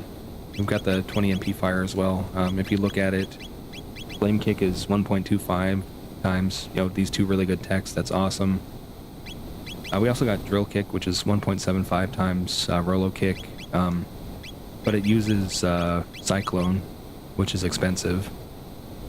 So while it, will do a lot of good damage, just because, Chrono doesn't do any damage to contribute to it, and it also costs a lot on him, that's a little less attractive. If Cyclone was like 1 or 2 MP, we may consider using that more. So we know the Epoch boss was the Son of Sun because it was on the left side, monologuing. Slash, good physical damage is what you need. I will try to stay topped off just so the upcoming boss isn't necessarily all that deadly at the start.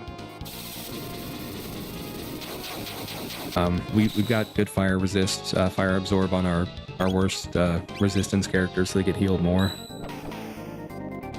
Luca's got the suit, so she's fine.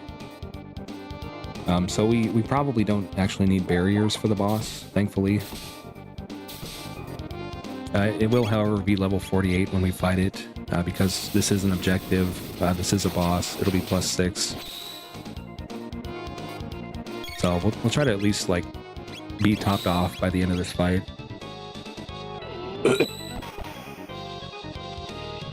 Just so we don't, start on the back foot.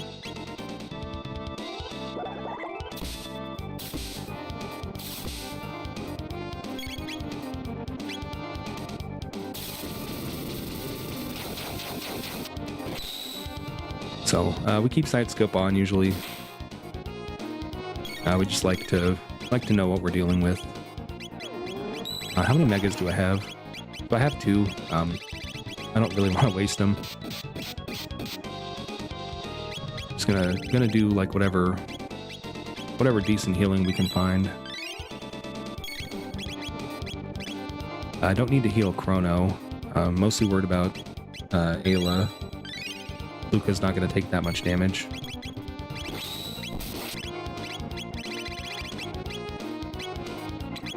So we don't need MP for Son of Sun, so we're not going to worry about that. We're probably going to open up just a heal Luca for the roulette, just to keep her safe. So there's no break between these bosses, no opportunity to menu or heal up that I'm aware of. And like I said, because that boss was also an objective, there's just going to be a decent ramp up in power between these two. And Son of Sun's already, the scariest boss in the game a lot of the time. That's why we geared around it.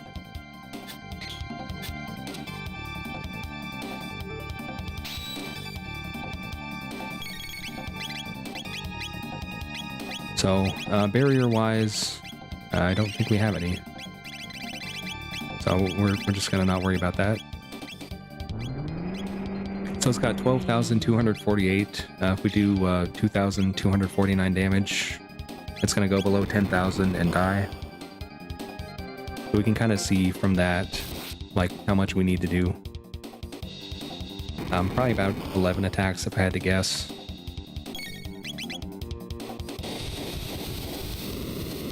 So we see, the resistance from Luca and the absorb from Chrono obviously is, better than taking damage, but because we did stack up so much magic defense on Ayla, she only took 200 damage from that, 270 or something, so, she can take 3 more hits from stuff before she dies. Just something to remember there. Chrono's gonna get a free heal from the flare, so he's probably fine too. Luca, I don't think is in any danger. He's just really good against magic, generally. So it's down below 11,000, so at most 4 or 5 more hits should kill it. Oh, I just hit this. Oop, I didn't mean to do that. So Ayla, in some danger here. She might die. That's my bad. I'm stupid.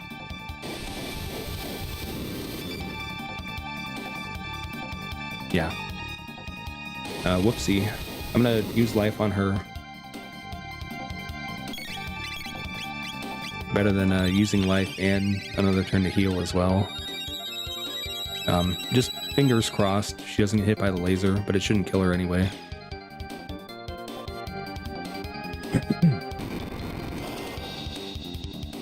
So, I mean, with this, this gear, all this planning, even though we made like a huge mistake, we're not going to die from it, probably. So, 4 more hits for sure, 3 more now. 2 more after I lock this in.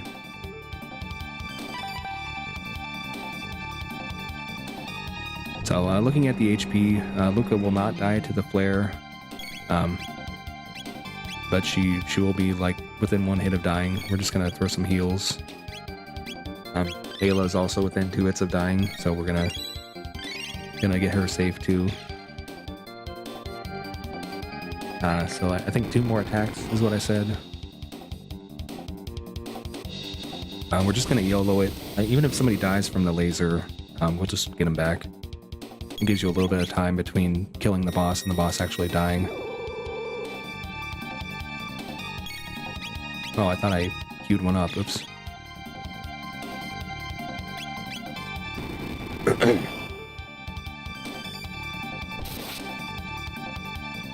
So, just stupid, sloppy play. I apologize for that.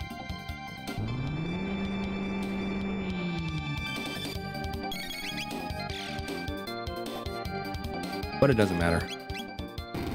A little prep goes a long way.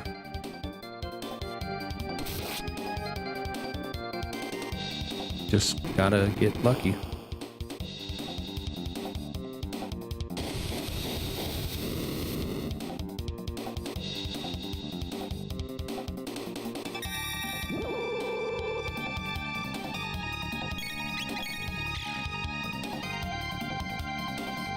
Come on.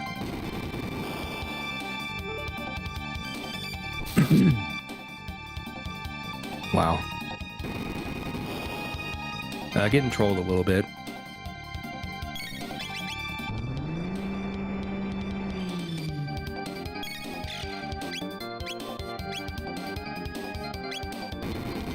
So I may have opened Luca up to death here.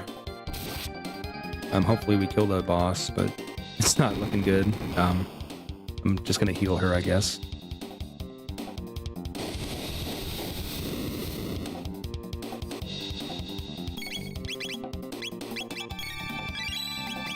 I don't even know what I've attacked at this point.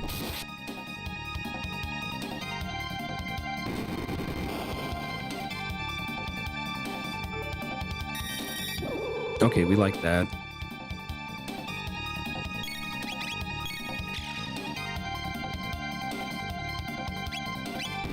I've completely lost track. There we go. Okay, so 1 more of those. Gonna shuffle probably, yeah.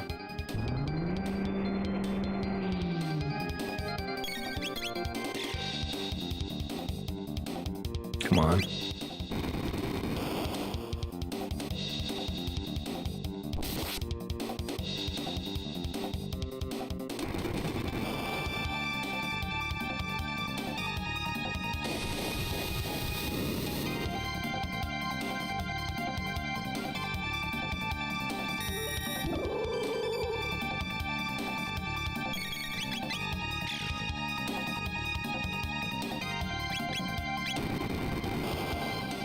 Yeah, that's probably a good idea. I just don't want to do that. Okay, so I got really unlucky there again. Probably gonna miss the roulette, yeah.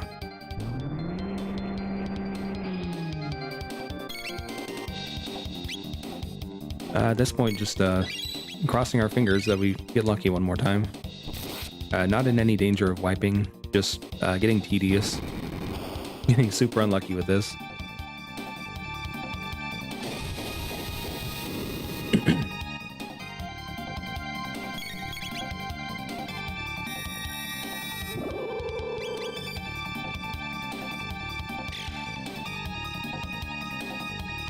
Goodness. But yeah, like Pseudo said, I could find the flame easier. if I just use like a multi-hit attack. Should really think about doing that. I don't want to use my elixir. Just still crossing my fingers.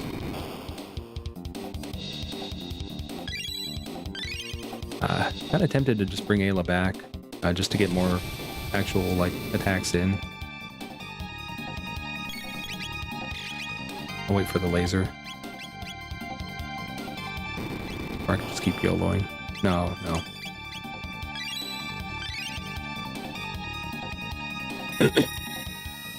So definitely good to have your full party up here.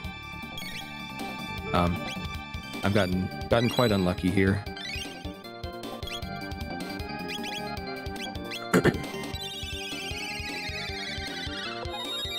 Had I not, attacked the middle, triggered the counter, none of this would have happened, I'm sure. That's okay.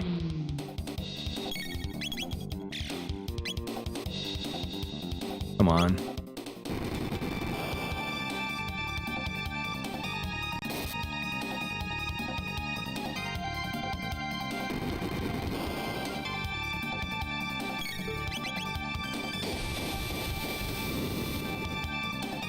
Oh, oopsie. Sorry. There we go. Okay, fight over. I apologize for that. That normally doesn't go that way. That sucks too. I kind of want Ayla back up. Just get her more magic defense. Luca, I mean, she's going to do the same amount of damage no matter what. She doesn't necessarily need that much magic defense. I think if I hit that quicker, I might have been able to get her. So yeah, definitely don't get greedy on that boss. Don't hit the middle by accident. Keep your party topped off so you don't get stuck in a ridiculous loop like that. That was a little bit silly. So I got decent levels on my party, despite all that. Gotta put all my equipment back on here. Unfortunately, that's just the way it is. If you equip from that chest there.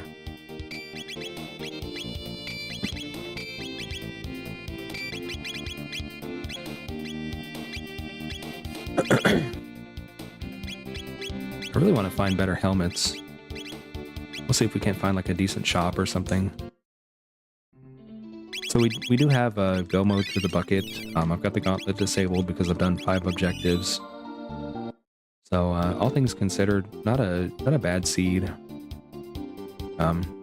Despite our silly struggles, especially right there at the end, still worked out pretty well. Oh, look at that. So ask and you shall receive, I guess. Prism Helm, I'm gonna put on Chrono, I think. No, I'll give it to Ayla. Luca can't use Glow Helm, so...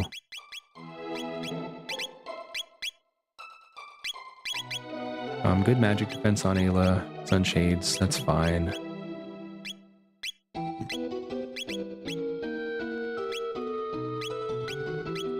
Oh, let me take this stupid red vest off, too. So something for Lavos. You really want, like, confused protection. That's like a big thing. Status protection overall is also good. I've got 2 status protections. Luca unfortunately does not, but we can cure that off of her. I don't really want to fight Gato. I got a 3rd Mega. That's going to be a big boon for Lavos, definitely. The more of those you have, the easier the boss gets. Significantly so. So, like I said, holding on to the consumables and whatnot, generally good practice. Shop? No, not shop. So let me just like assess what I've got. So, I mean, if we're leaning into like MP efficiency on Luca with the double tap, we're probably fine. In fact, I may just give her more speed. I might put magic on Ayla for better kisses. Power-wise, I think let's go to Ayla as well. She's just got the stronger techs this time around. Chrono, not necessarily doing great in the damage department. Yes, Better Kiss's hype is very real. It already rolled pretty well, I think. She was doing like 500 on Son of Sun. Yeah, that's a very good kiss. So, you know, people typically will be like 50 for Lavos, but we're just gonna try this. I'm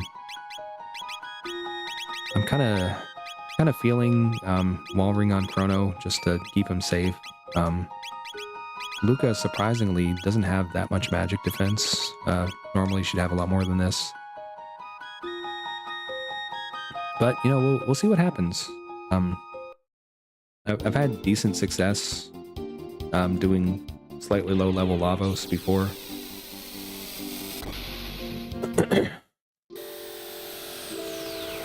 And we like a good, quick run.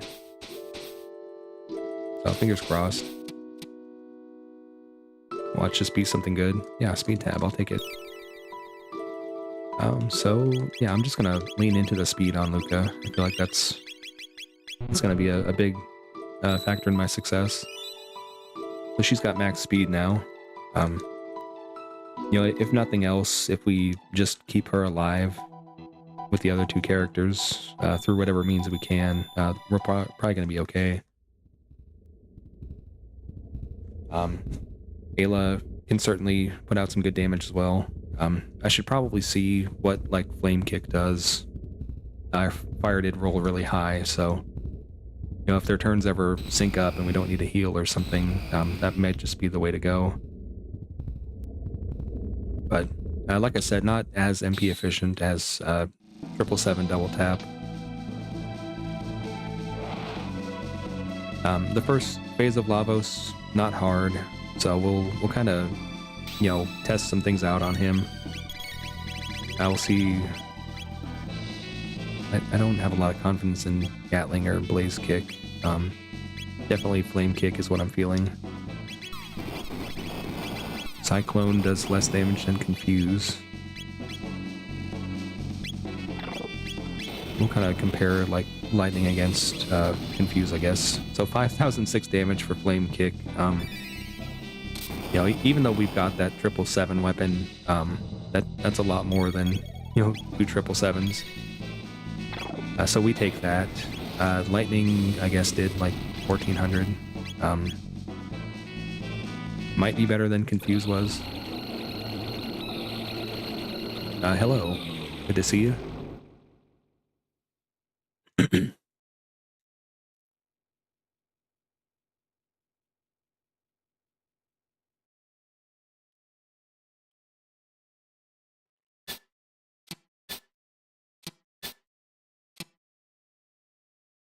So, key takeaways here. You know, learn from my mistake on Son of Sun. Just take it a little bit more seriously, even if you do have the gear for it, because, you know, having one character down, not great for finding flames. There's, you know, a non-zero chance that the flame you want is going to be the one you don't hit for like 10 roulettes in a row. And that just sucks. You know, respect it. It's a hard boss. Even when you cheese it, it's not easy. So, Lavos 2. Biggest thing with this, the nipple lasers, they're going to hit very hard unless you have like really high magic defense. With that in mind, Luca especially not having super high physical defense either.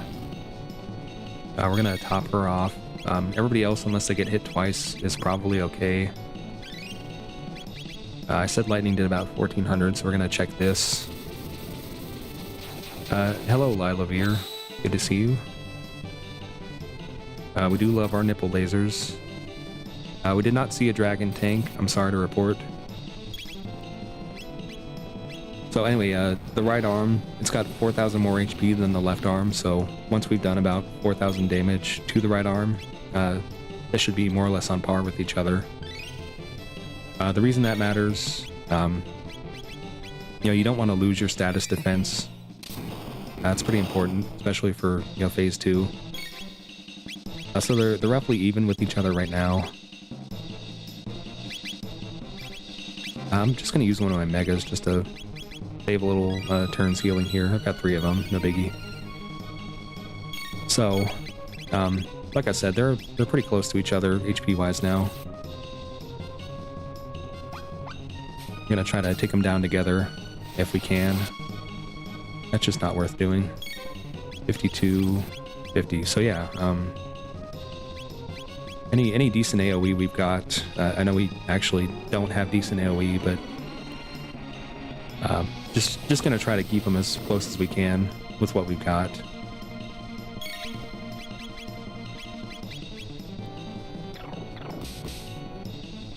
He's gonna do another nipple laser here, so I'm gonna... Oh, oopsie. Sorry. I was gonna say I'm gonna heal, but maybe I'm not gonna do that.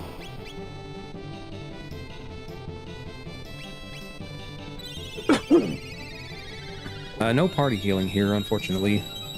I'm probably just gonna start abusing Ayla's Kiss now.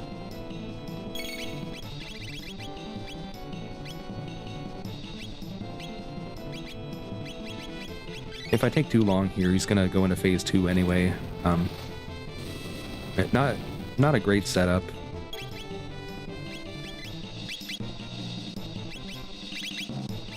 So lightning actually is the better tech to use here. It just does more damage than the physical stuff is doing. I don't have a super good weapon or anything.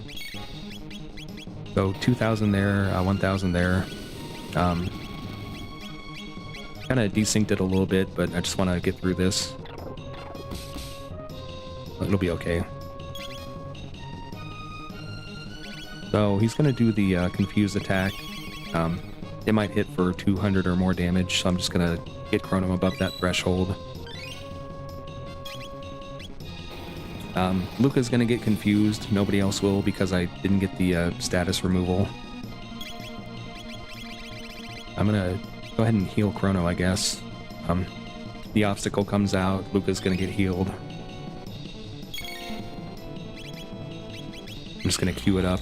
We just know it's going to happen. Throw a little healing on Ayla so she doesn't get killed by poison.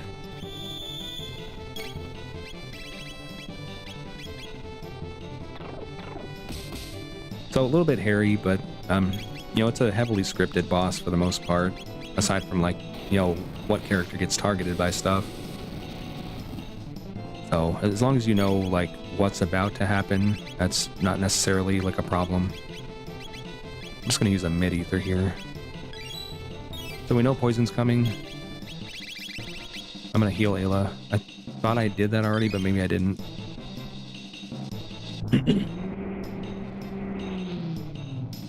So Shadow Doomblaze,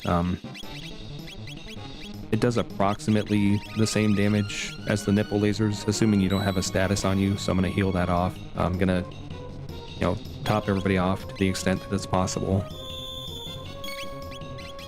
Not a lot of opportunity to do, like, that flame kick we talked about earlier.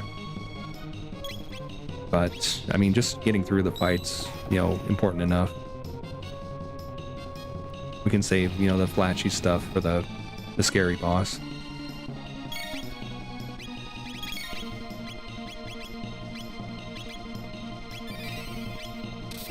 Do I have a lapis? Yeah, I'm gonna use one of these just to get everybody higher. So leaning into the double tap for my main damage output while the other two just keep us alive.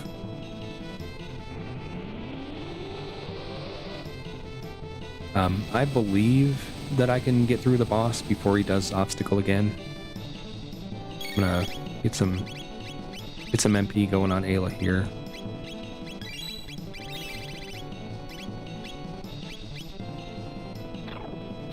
So 2 of these, I hope, will kill him. If not, get us really close.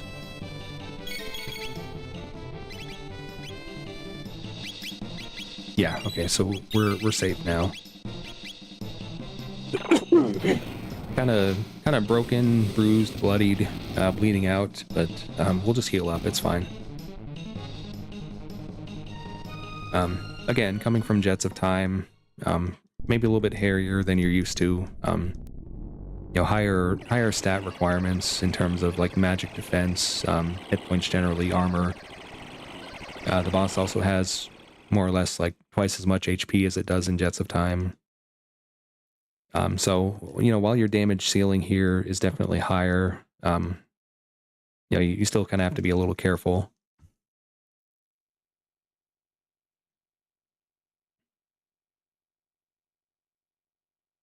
But having said that, it's just the vanilla boss, so you know, vanilla, it'll be a little bit easier just because like you know where to find all your ultimate gear. You've got like, you know, 10 megas by the time you get here, 3 prism helms, whatever. It's a little easier. But, you know, you still kind of have an idea, like in terms of stats and whatnot, what to expect. I'm gonna try to conserve what little consumables I've got, but I'm gonna have to burn some, certainly. Yeah, if Lavos throws a rock at you, that hurts, but you're also probably over level 50 at this point in the game, usually. So it kind of works out.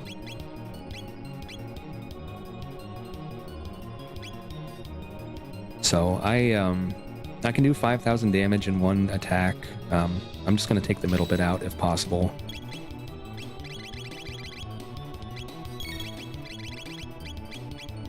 I'll keep Chrono on deck just in case something silly happens. I'm going to shield Luca because we know what happens if Luca gets slapped. Hopefully no lightning attack. I'm not really prepared for that. We're fine, okay. I just hope I can get the turn in before the status goes out. That's my main concern.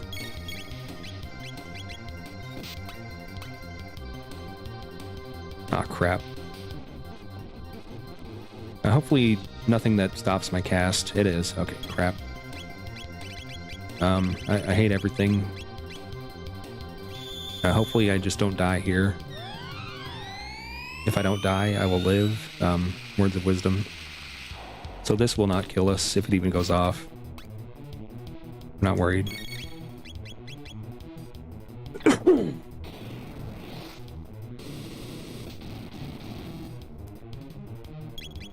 Don't want to do that. Lightning. There we go. So that'll give us, you know, a little buffer here to start damaging the actual boss. I can even do double tap here with my 777 weapon before it reduces defense. Get a little bit of a head start on that.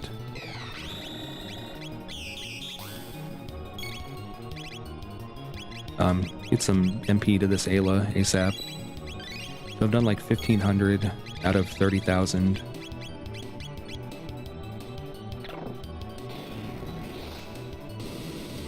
That'll be like 65.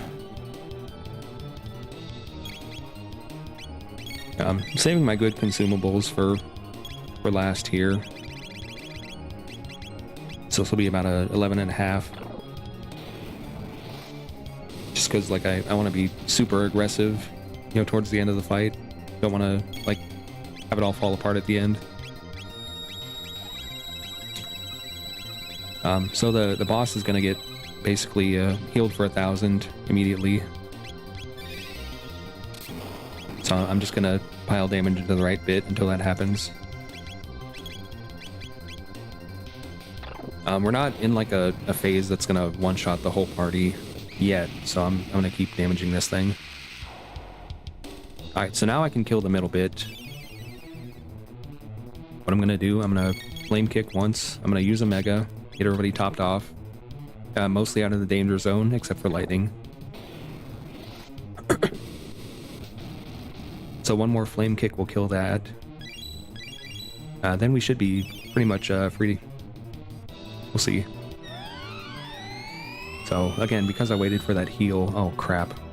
Okay, it's on Luca. Oh, she's gonna die. She's dead. She's not high enough level to resist that, unfortunately. I'm gonna give her a kiss too, just to get her topped off. There's almost guaranteed to be a second lightning going out, but Hopefully it hits Chrono. That would be my preference. Thankfully in the lightning phase, he's not going to do like any other attacks.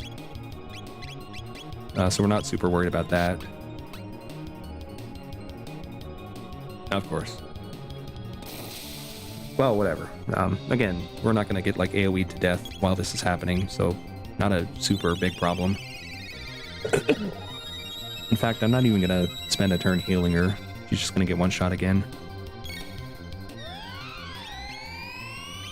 I just really want to get that flame kick off.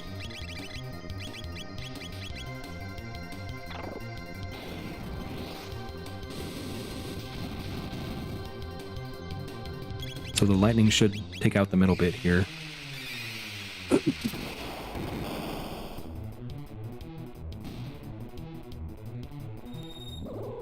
So we may take like a couple random attacks here, but nothing that should kill us. We're about halfway done killing the right bit, more or less. I didn't like fully keep track of it, but oh crap! Oops. That's what we in the industry call a mistake.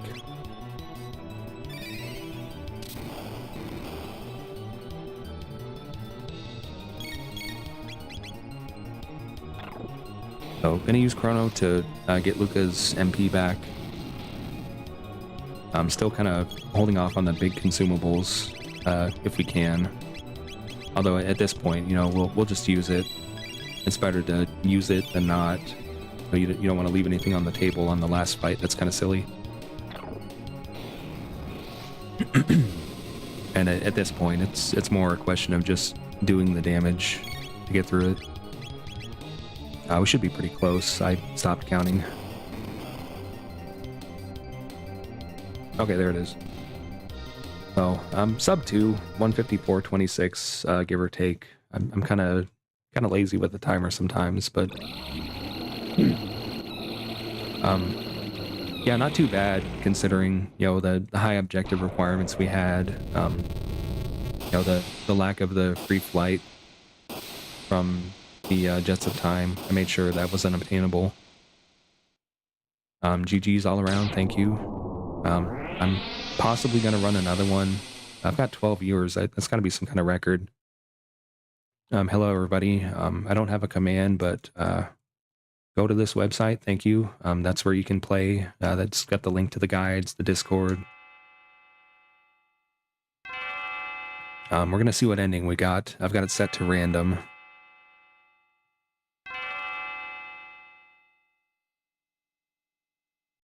I think it's just the normal one, so we'll go ahead and let that play out. If you have any questions, like about how to play, how to roll seeds, you know, set up the settings, whatever, I got you. I'm usually available, like, you know, most hours of the day where people are actually awake. You know, there's other people in there too that are also helpful, but maybe slower to respond.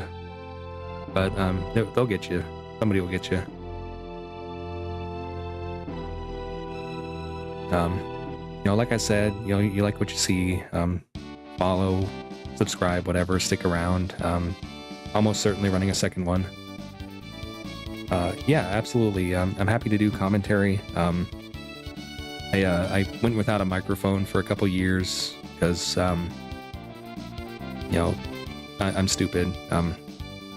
But we should be good now. I've got a working one. My voice is starting to come back. I'd lost it for like a couple weeks there.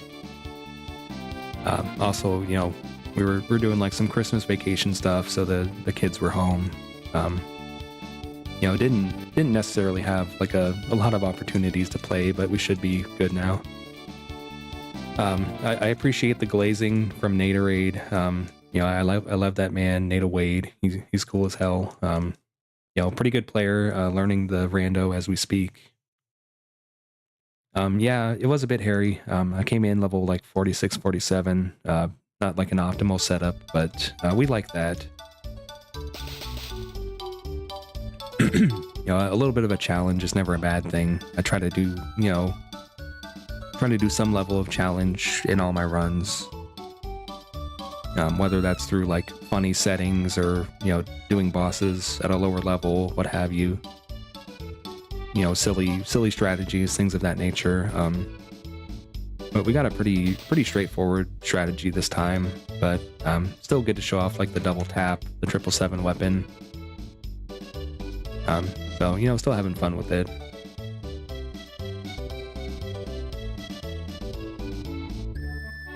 And of course, you know, we did the entrance rando. You know, we did, you know, the thing where we reduce the experience later in the game so we don't just hit 50 every time.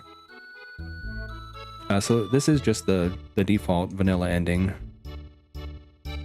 If you didn't revive Chrono or something, we also didn't save Laura's legs, and I apologize for that. I didn't get an opportunity, never found Robo, never found Desert.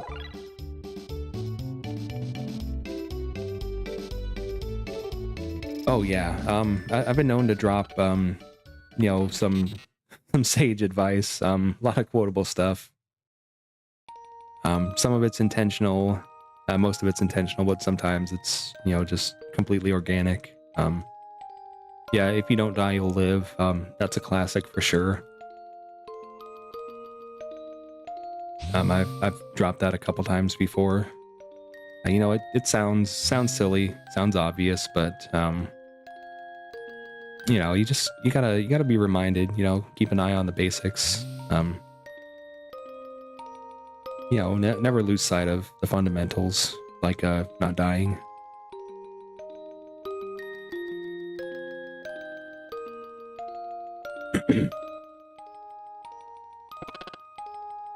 So we never did find Magus, so I think we'll get like the ending credits where Frog transforms back.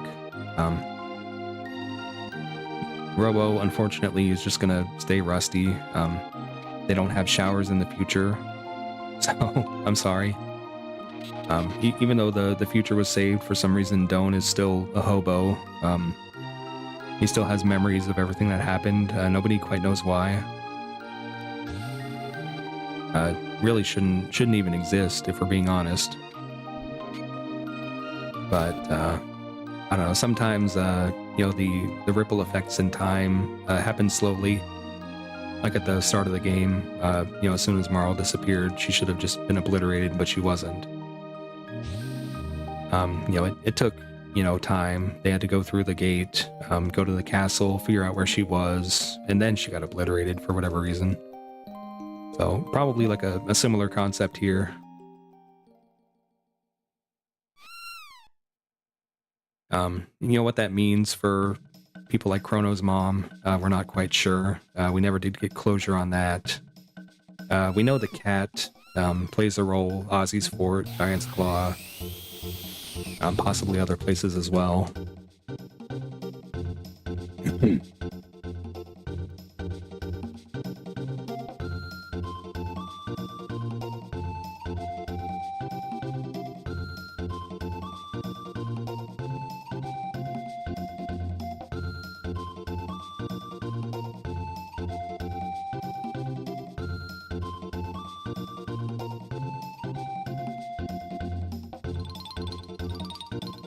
Right, I have to actually control my characters, sorry. I'm gonna fast forward a little bit. We know what happens, he gets stuck. Sorry. He gets completely destroyed by this firework here. Just dies on the spot. Goes right through him. Very sad. Rest in peace, King. Alright, I'm gonna be back in a few minutes. Gonna take a little bit of a break. Probably gonna run another seed, possibly different settings. No promises. We'll see what it is. I'll let you guys listen to the song while I get all that set up.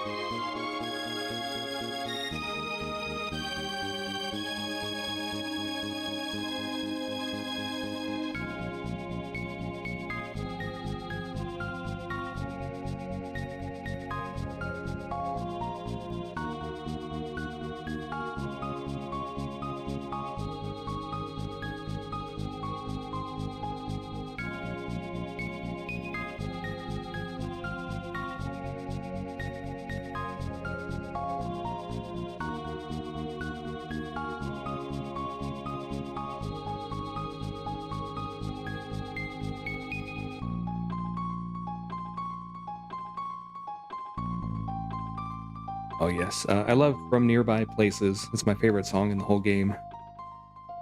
I don't know how to trigger it though. I still gotta figure that out.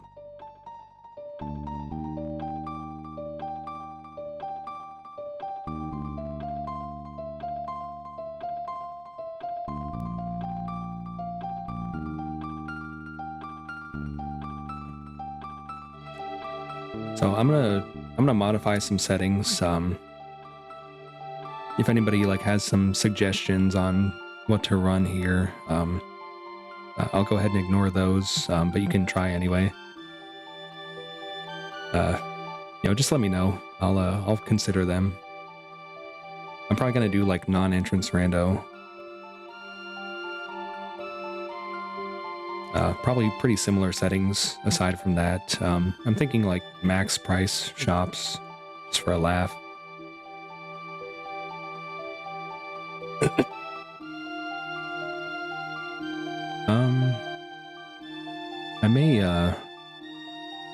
I may keep like the same objective counts. That seems fine to me. Now that we've got like the new gauntlet one, I think it works out pretty well. While I'm doing that, I'm gonna show off my fantastic entrance tracker. Looking a little pathetic. I found pretty much everything I needed pretty quickly. Just a couple transitions, got some objectives, got flight, got go mode. Normally looks a lot more complicated than this, but everything was kind of concentrated. To our benefit, it means I get to run another seed. I don't have to worry about like time limits or anything.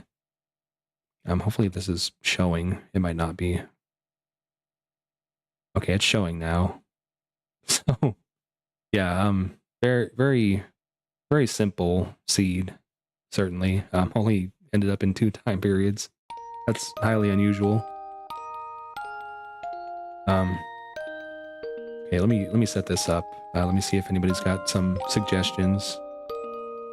So I wouldn't say bare bones necessarily, like I still did a good amount of things, but yeah, not a lot of exploration, unfortunately.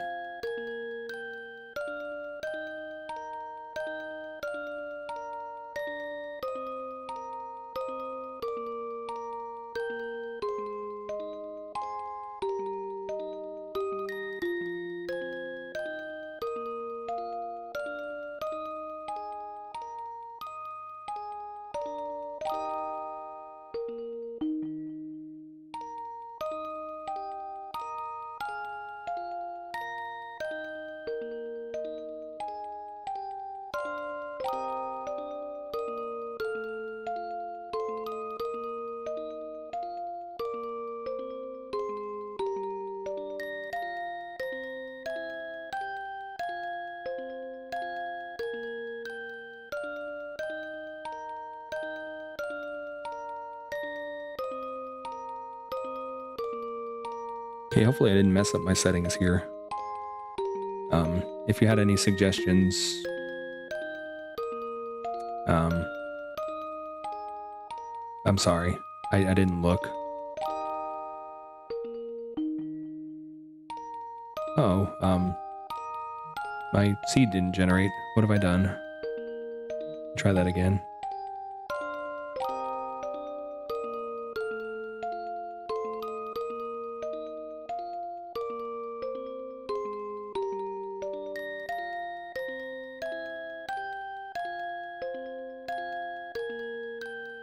Okay, seed generated this time. But I looked at the starter, it's Robo. That sucks. We'll live with it.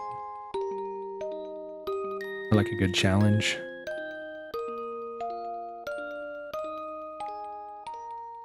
I'm gonna go back to my game.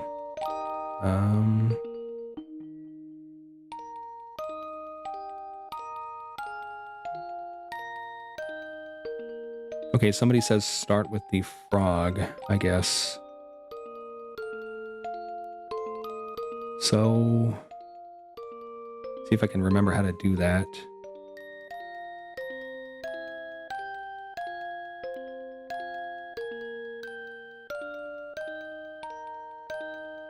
have to go on the website and get the syntax for that. I don't have it in my file. So frog start, can do.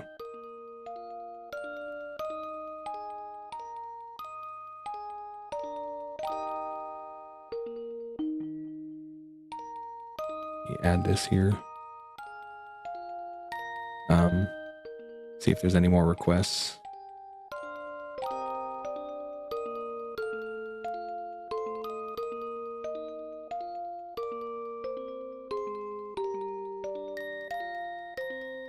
So yeah, randomizer's fun. It's understandable to not do entrance rando when you're starting out, or if you just want like a simple seed. It's definitely fun, as something to try. But of course, perfectly playable non-entrance rando as well.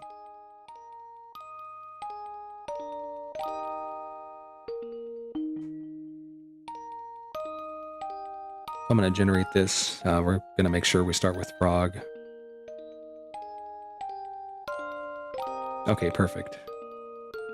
I gotta stop downloading the spoiler log, start downloading the seed. Oops. Keep doing that. I'm gonna close out of this for a second while I get set up.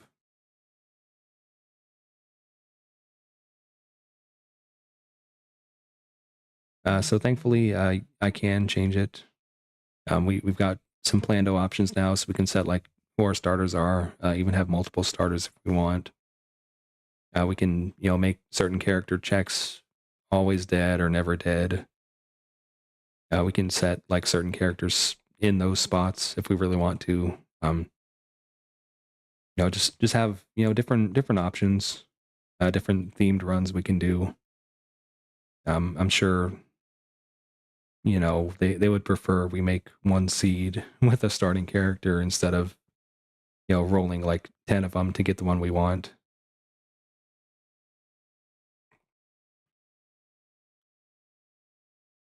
So hopefully I set that up right. We're gonna find out pretty soon. All right, so firing up again. Gonna connect my tracker.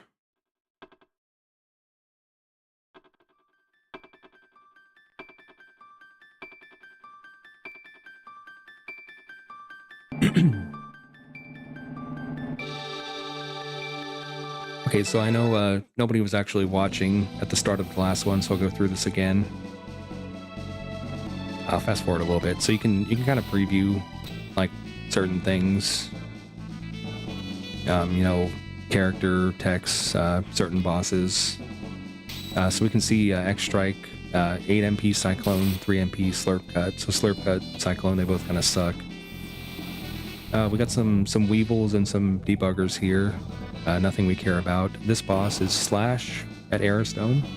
I'm not going to remember any of this, by the way. We got Red Scout, Martello, Nar, at Magus Castle. Nothing worth like pursuing actively. I should have looked at that last tech. It was Water 2, but I didn't see the cost. I got North Cape Magus at the factory. This is not a boss preview, unfortunately. So we got 20 MP Ice this time. That's pretty nice. 2 MP Spin Cut. So in physical terms, Chrono is not looking good. But, maybe he gets a good Confuse or a decent weapon, or even just like magic stuff. Objectives. Let me write this down. We got Hecarim, Cyrus Grave, Masamune Forge, Death Peak. That's interesting. Factory. That's basically free. Genodome, Guardia Prison, and Cathedral.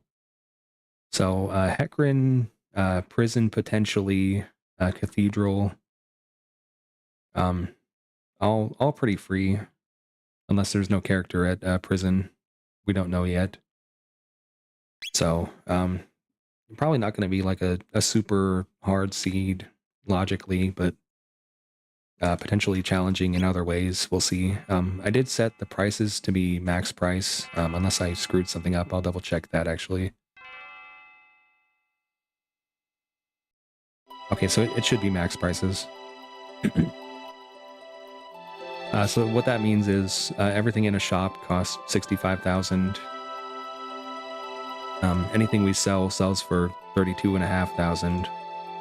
So we can trade 2 of anything for 1 of anything else. You know, big implications there. We can get some good gear pretty easily. Consumables, however, are going to be quite costly. So we'll need to be a little efficient. Try not to use them. I wouldn't call it my favorite setting, but it's fun enough, like as a way to play. So no good techs on Frog really. We've got the you know, the water 2, which if we get like a strong ice 2 on Marl, that's pretty good, but otherwise not so much. We already know her best tech is going to be ice 1. So we check this place. Good luck, Nate. I'll try to raid you afterwards if you're still going. I'm sure I'll probably get done first. No shade, but he's learning, and this doesn't look like a hard seed.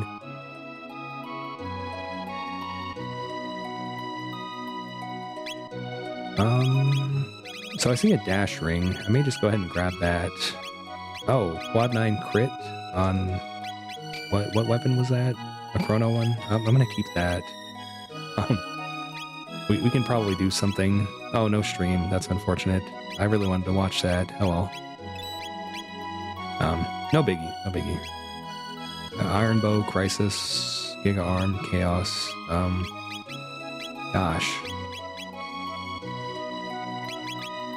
I'll take the magic defense, so we'll sell that. Go ahead and grab this dash ring. I'll try to remember that's there for later. So we've already spent like all of the money we had, but that's okay. Dash ring is good. Prism helm, oh my gosh. Sure, why not? I don't need that hammer arm. Don't need that power glove. Crisis iron bow, it's not great. I'll get rid of that too. Okay, so we spent all our money again. Yeah, Frog's definitely a grower. We like our growers around here.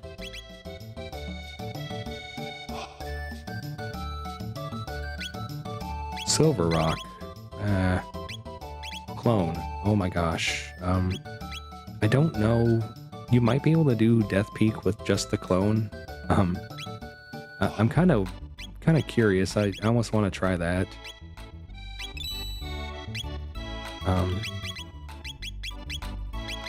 Dragon Tier, that'd be good for that quad 9 weapon. Pearl Edge, much higher damage.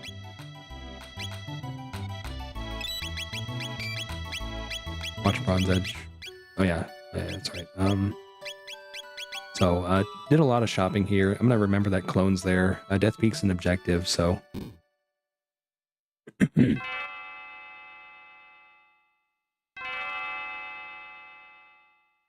You know, potentially a good play. Champion's Badge, my goodness. I'll keep it in the back pocket. It could be useful later. Gato, not really worth killing. He's also, he hits pretty hard, so just gonna avoid that. Because we do have the hero medal here. So I gotta report a bug real quick. I'll be right back. Oh, somebody's sharing pallets. I can't see it though.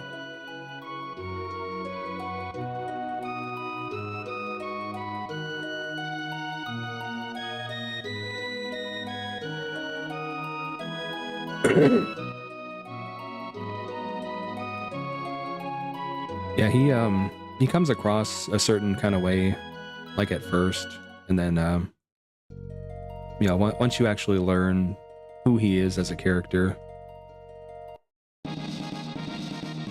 Are you trying to share like an image of the character, or like the string itself? Obviously you can do both, but in the program, there's a button to save it as a BMP file. You can just send that file so people can see it. If they really like it, you know, they can open it in their program and pull the string from there, or you can just post the string if you want. No wrong answers, really.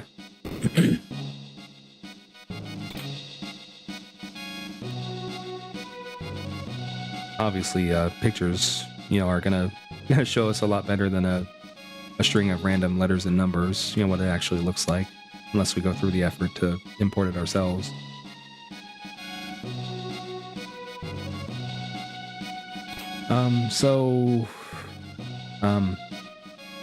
I probably should have looked and seen if there was a character at the prison, but I was not paying attention. Classic phoneism, and very, very inattentive a lot of the time. I apologize for that. I can't see that emoji, but I'll trust that it's appropriate. Sounds like a fun one.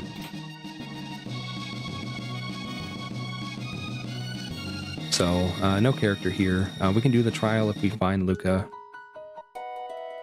I'm not necessarily going to like go straight to recruits. I'm gonna see what Hecarim is. We got like a decent amount of power right out the gate. Status protect.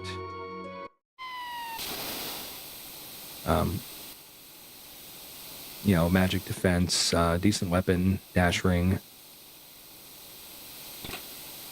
Of course, by appropriate, I don't mean like, you know, safe for work or not, just, you know, appropriate, relevant to whatever was going on at the time. Something about a volcano. I don't know. I trust you guys.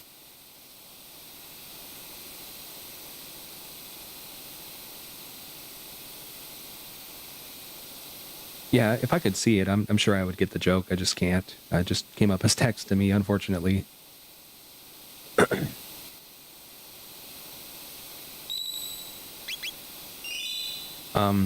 So I could have checked and seen what boss this was by looking at like the name of the dungeon or talking to the guy in Medina, but it looks like a spawn maybe. Oh, Giga Gaia, even worse.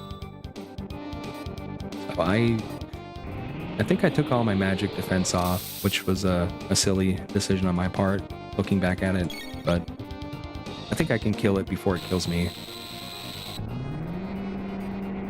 Oh, okay. Gotcha.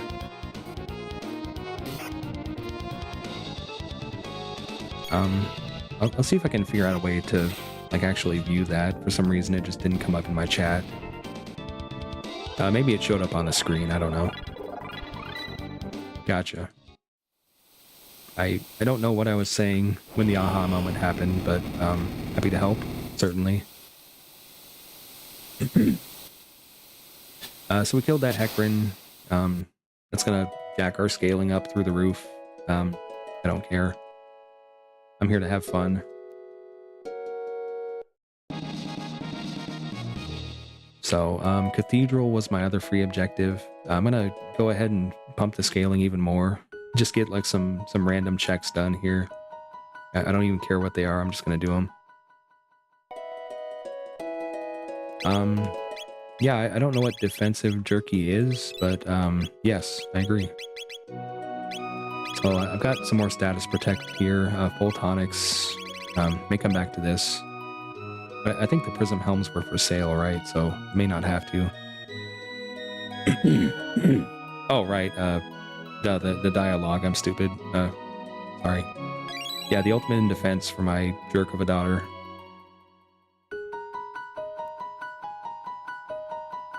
Oh no, I have my time machine turned off. I'm ruined. It's over. Oh, what have I done? Okay, it's all coming together now. I fully understand what everybody's talking about.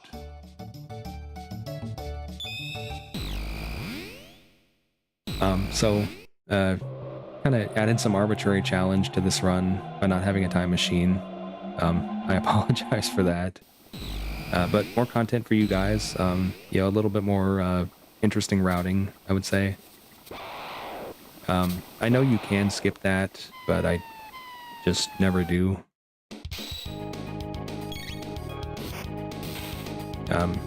Frog looking like a little bit of a traitor. Yeah, I totally forgot where I parked it. Absolutely.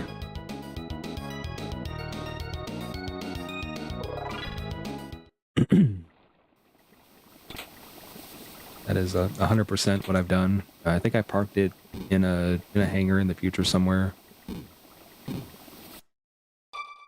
So, gonna check this shop. Obviously, you know, the way the economy is, everything's expensive, but you know, potentially good stuff. Vigil hat, Photonics yet again. So I'm gonna hold off on buying those. I'll keep it in the back pocket just in case, like, it ends up, you know, being the best thing I can find. But if I happen to see, you know, megas for sale or just elixirs for sale, you know, for the low price of 65,000, I would rather have, you know, a full recovery than a 500 hit point one. Frog is very, very jacked right now. Got double status protection. 65 million. That's the Medina Imp's house. Haste Helm. Oh my gosh. Okay, so I don't have redundant status protection anymore. I'm just gonna buy that instead. A lot of good shops today. So I might just do solo frog for a while, just for a laugh.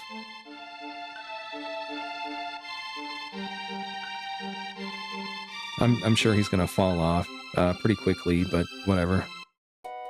What scaling? I don't know. The only thing I see scaling up is my frog's power level. I don't notice anything else whatsoever. So I got a ruby knife. That's interesting. Yeah, I'd say over 9,000. The only thing I'm not super thrilled about is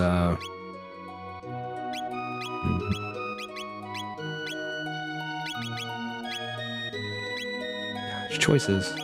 Power, sure, whatever.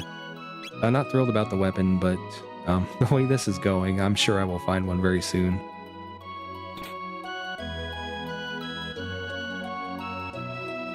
Yeah, I'm contemplating.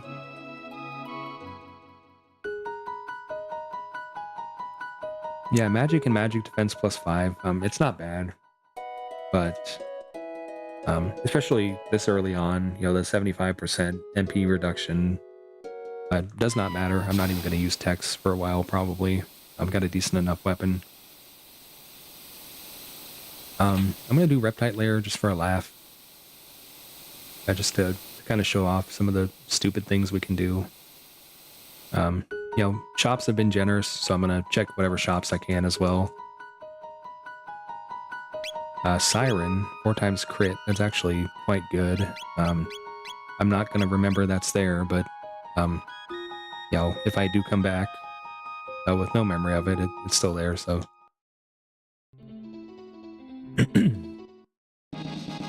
Mostly I need to remember, like, Prism Helms and Haste Helms are for sale.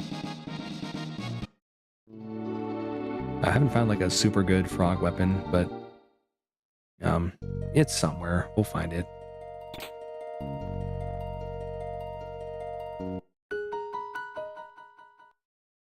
So, the fact that this shop is more expensive, does not matter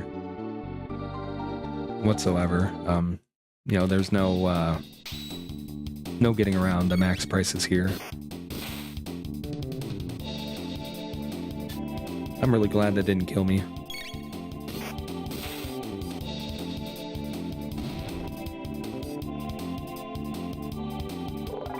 Yeah, thankfully the randomizer, like, you know, you do it a couple times, you got, like, a pretty good idea of what you're dealing with. Wonder Shot, wow, 777. At this point, I think I'm just gonna, like, make a mental note, you know, come back and check every shop when you're ready, because, wow, we're feeling pretty good right now. But, you know, just because things have been so generous, I'm gonna commit to the solo bit as much as I can. We'll see where that leads us. It may not work out, but we'll have fun.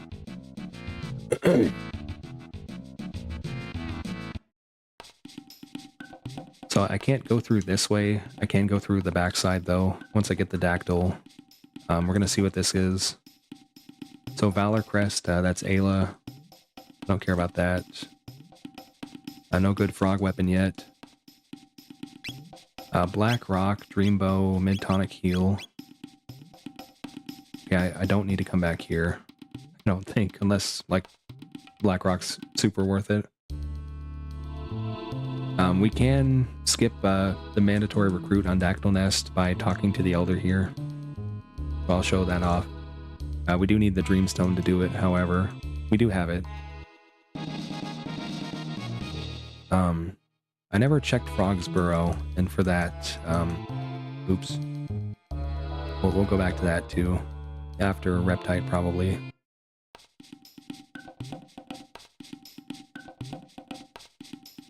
So the hunting range is there if we want it.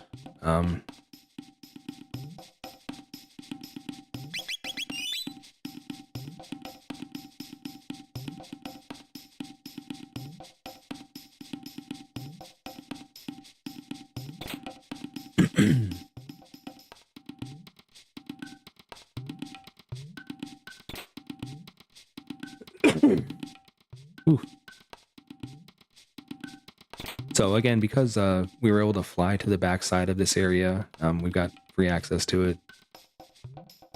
Normally I'd full clear it, warp to the house, take my time machine back, and you know, go to Reptite Lair, but I don't know where I parked it, so we're just gonna walk back through here the normal way.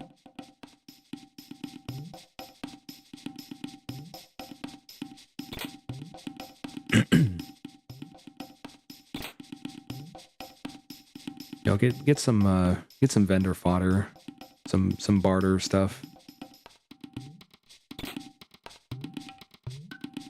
Yeah, there is a Discord.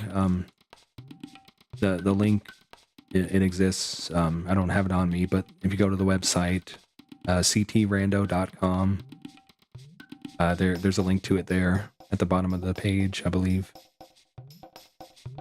Also, of course, beginner guide. You know, ability to roll seeds as well. But you know, for those of us that, you know, just join Discords and don't actually play, that's a thing too. I'm certainly guilty of that for other games. I'm going to assume that's the correct link.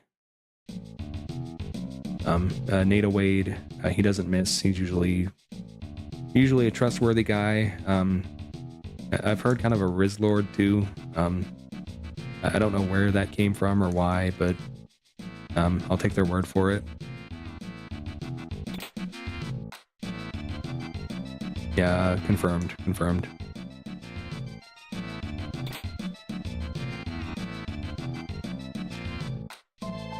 I've heard his dad is pretty cool too.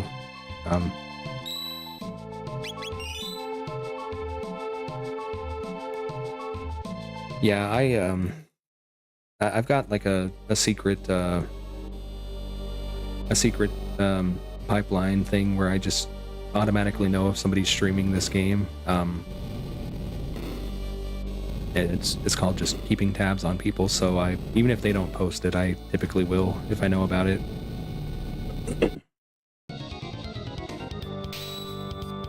You know, that's the power of like, comment, subscribe. You know, you always know when something's happening. Having said that, like, comment, subscribe. We all love it. It you know, it helps. You know, it helps. You know, if you're wanting to learn the game or just watch it generally. You know, if you guys play the game, stream it, I can do it back. You know, I can help you out.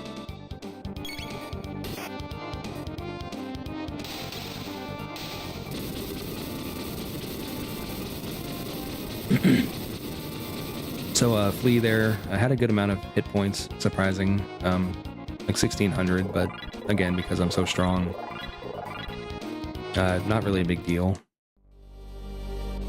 And you know, if you're not in a party of 3 characters as well, you know, no stare counter, thankfully. That's kind of the scariest part of the boss. Second scariest being the status, but I have protection for that.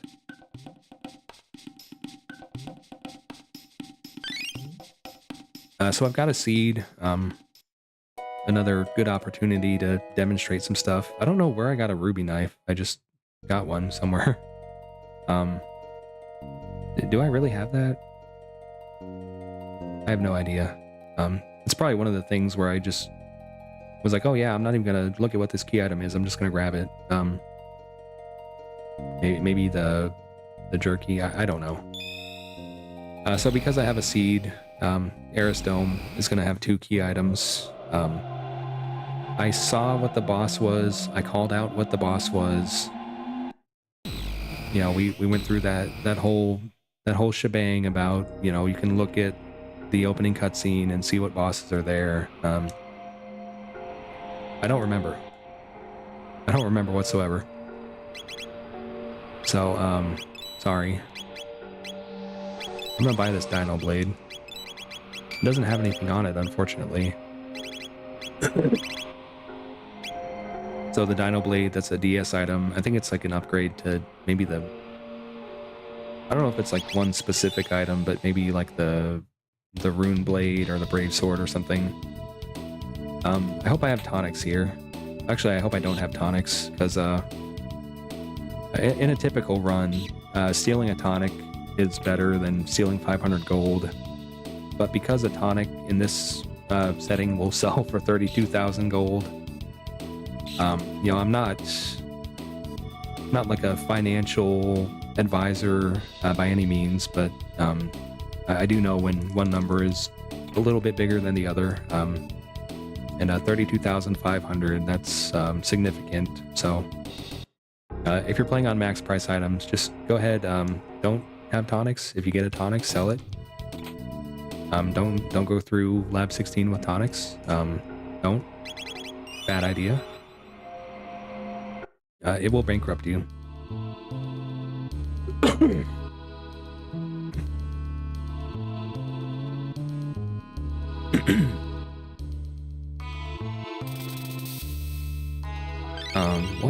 What boss was here? I really have no idea. Slash. I think it was Slash. So, kind of like Flea. Not necessarily like a big threat. So there's this guy in chat. His name is Chrono. He plays a lot. He plays well. Does a lot of wacky stuff. Really helpful guy. You know, you can get a lot of good information from him. He's on YouTube. He's on Twitch. If you're in the Discord, I'm gonna let you know every time he streams. Having said all that, for some reason, any advice I give him, he doesn't hear it. He hears the opposite. We haven't quite figured out like what gene that is, what the condition is called. But yeah, he otherwise he's a peach. He's perfect in every way.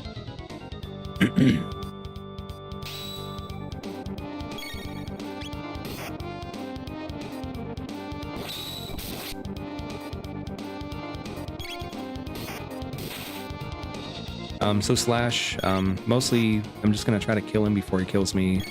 When he gets below 50%, I think he does a strong counterattack, but I do have a lot of armor. So we're gonna see what happens. So not necessarily gonna kill me. May have to heal once or twice. If I take one more hit, I will heal.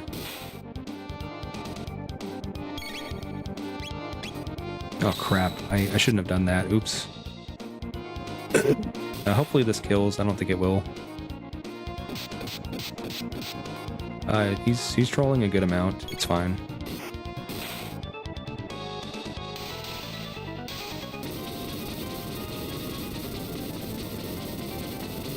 Definitely though, you know, subscribe to him on YouTube. He's significantly, you know, much better at commentary than me. When he's not talking about like vending machine anime.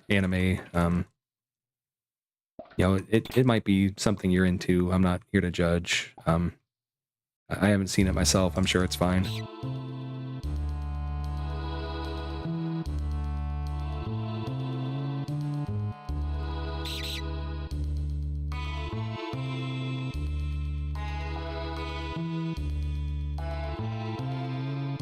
Yeah, I played with fire there. If he had, you know, done one more attack or something. Yeah, anime, it's a popular thing. I don't have any problem with it. It just doesn't do it for me. Yeah, I mean, he's watched, you know, every series out there. He knows pretty much all of them that matter. You know, so if you are into the anime, he's definitely a better person to talk to than me. I watched, you know, like Dragon Ball. That was about it. If you got any Dragon Ball talk you want to do though, I'm your guy. I haven't watched it for like 20 years, but I still remember.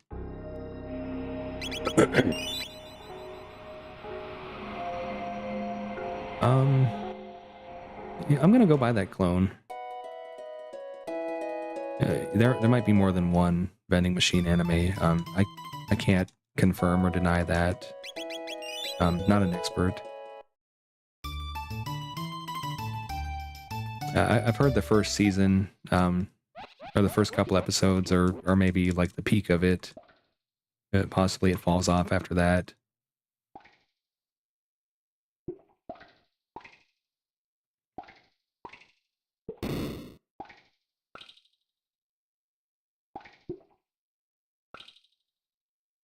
So I also heard about Sentenced to be a Hero. I heard the first episode was awesome. Hopefully that means it's going to end up being good. Probably not going to watch it, but you know, let me know. I'm curious.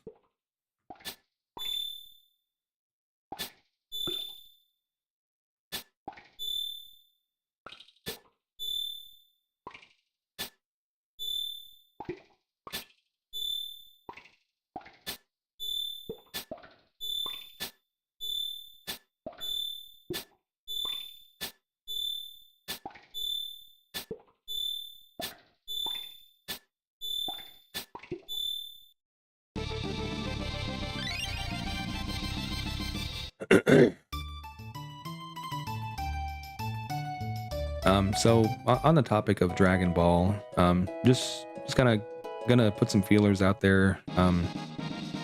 Maybe somebody in the chat will have some insight. Dalton, how far does he get in Dragon Ball before he's defeated? There's probably gonna be some spicy takes on that. Just curious what people think.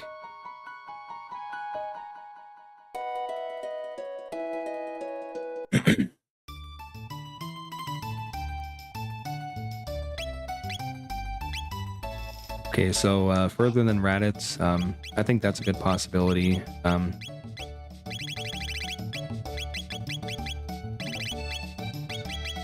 can go into the weeds on that here in a sec when I'm not using 100% of my brain power to sell 2 items again a clone. So in terms of like power scaling, obviously Dragon Ball, you know, you've got some casual, you know, blowing up of planets and things. One thing I have noticed though, like enemies with magical abilities, they seem to, you know, punch well above their weight class. You know, Goldo comes to mind with his time stop. If you've read the mango, there's a character Moro. He's got pretty significant magical abilities. Even though like he started out pretty weak, relatively speaking. He had some dangerous magic that made him like a universal threat in no time at all. You know, he completely dunks on both Goku and Vegeta in their strongest forms. Like, he even posts like Tournament of Power where things are ridiculous. So that is to say, like, you know, power isn't necessarily everything. Magical bullshit, especially, it can definitely get you pretty far in that series. You know, Dalton, he's got the ability to drop an iron ball on your head for half your health, no matter how much health you have. So, you know, a character in Dragon Ball that's, you know, at half HP, you know, they start to slow down. You know, they might get knocked out of their transformations even. May not be able to access them until they heal up. So nothing to sneeze at. You know, a lot of them are overconfident. You know, they'll let you get the first hit in. So something else to consider, Dalton, he's got, like, you know, dimensional portals he can open.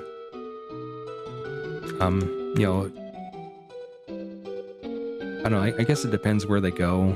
They may not be able to get out, like, say, through instant transmission. You know, if they can lock on to, like, a power signature or something, maybe they can get out that way. But I have no reason to think that it's not like a separate dimension that they can't just, you know, move out of.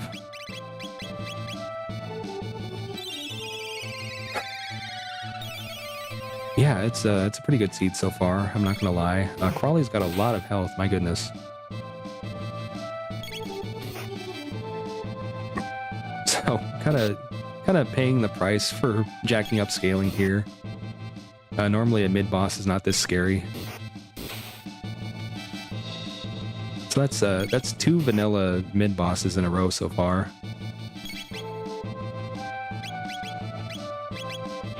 What does it mean? I'm not sure yet.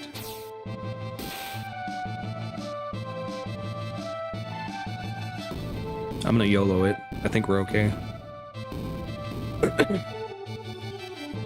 So anyway, yeah, you know, he could potentially banish them to the Shadow Realm. I think, like, in a hand-to-hand fight, Dragon Ball characters certainly would have the edge. You know, we've never seen him throw hands before. He's still like a human. He's not, like, super powered necessarily.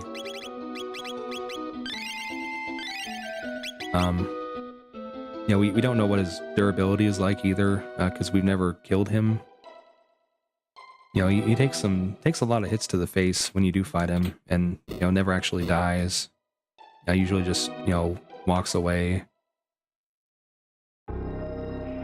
You know, a lot to consider there. I don't know. He probably doesn't beat Frieza just because Frieza's not gonna, like, you know, let him do his stupid things, probably. Up till then, though, it's a little less clear. Anyway, so back to the, you know, the things that are actually happening. I got the clone. I bought it from a shop at the fair, after I got the C-Trigger. So I'm gonna do Death Peak. I don't know for sure if there is a character here. However, you know, if there is one there, it's going to be level 37. That's going to have all their techs. You know, I did say I was going to try a solo frog, but I can't say no to this opportunity. Oh my gosh, another Prism Helm. What is happening? You know, I've got to find somebody to put all these helmets on. So, you know, normally I'd be able to skip that, but again, flying enemies hitboxes, kind of weird. They're not different, but, you know, they look different, so it throws me off. So hopefully, hopefully whatever bosses are here. Yeah, it was an objective. That's you know, a big part of the consideration as well. So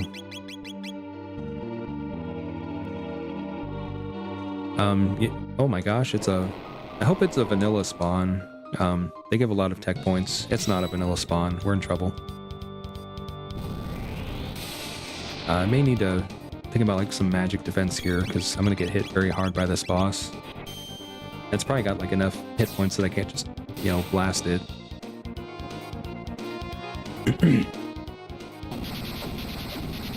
Yeah, unfortunately not cheating.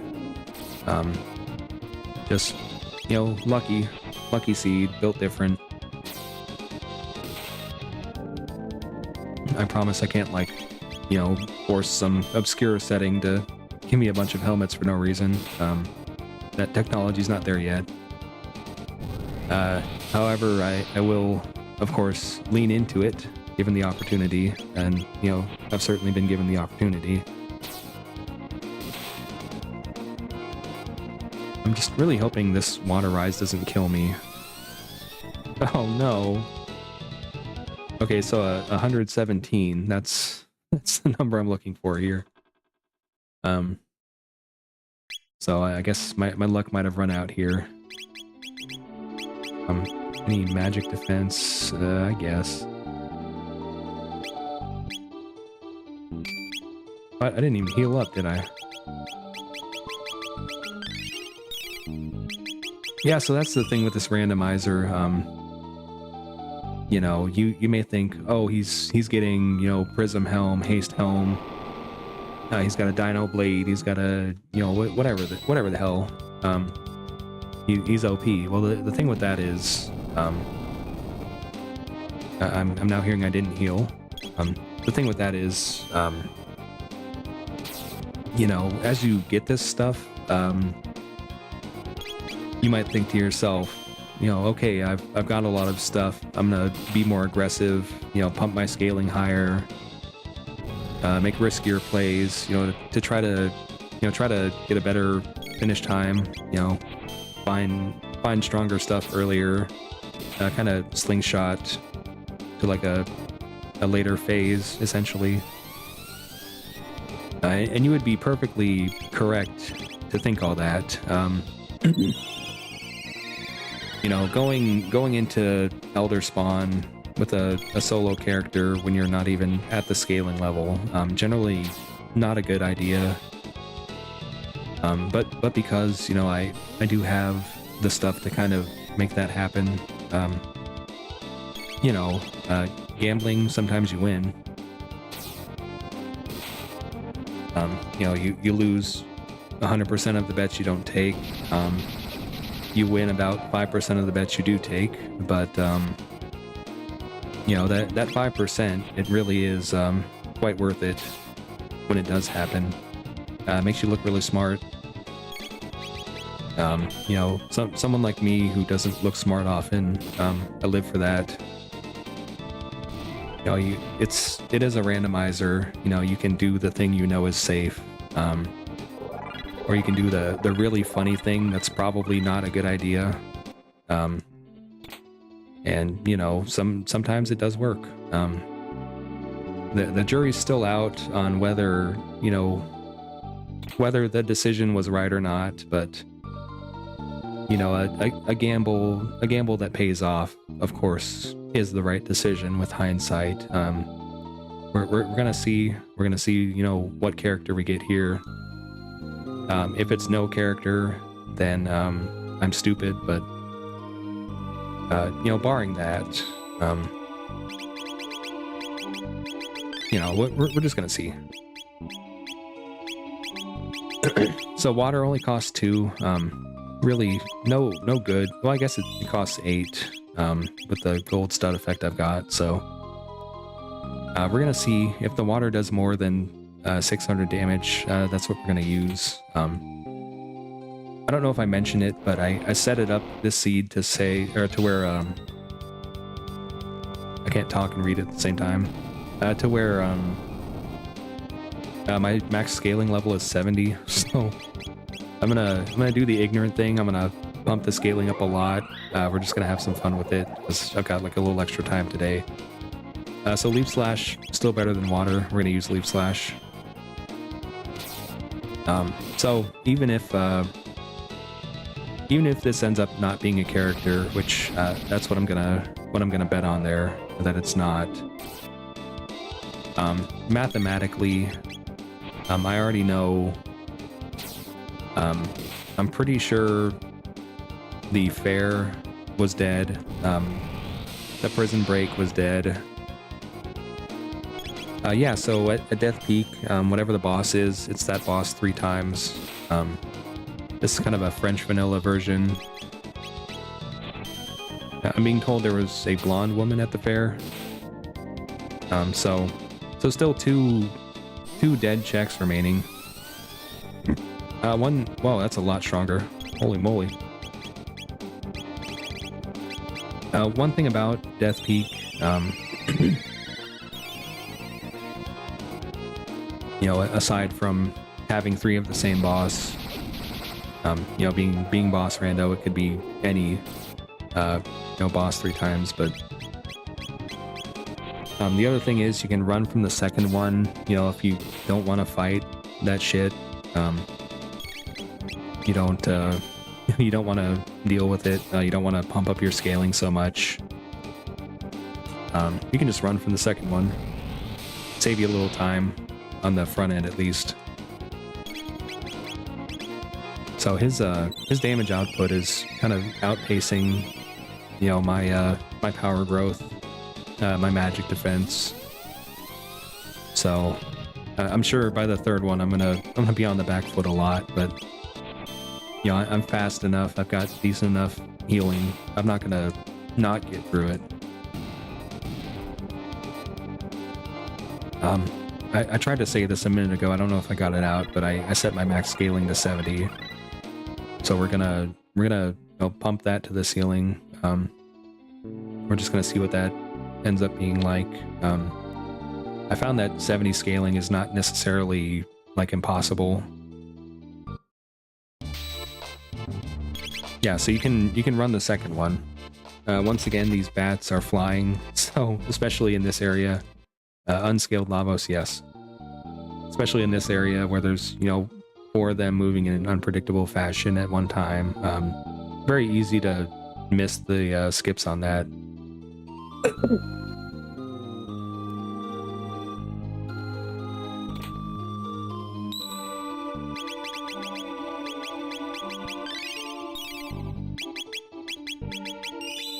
So this third one's gonna suck even more, but we'll be okay.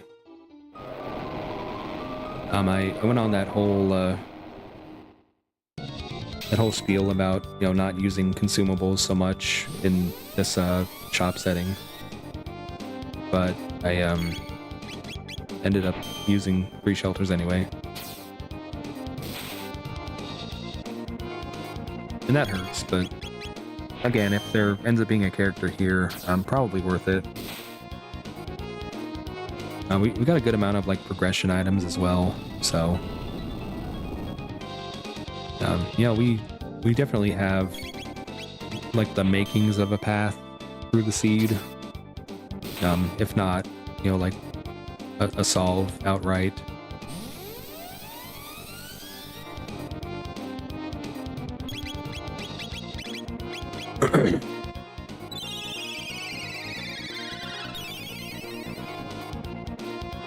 Oh, oops, I minimized my game. Uh-oh.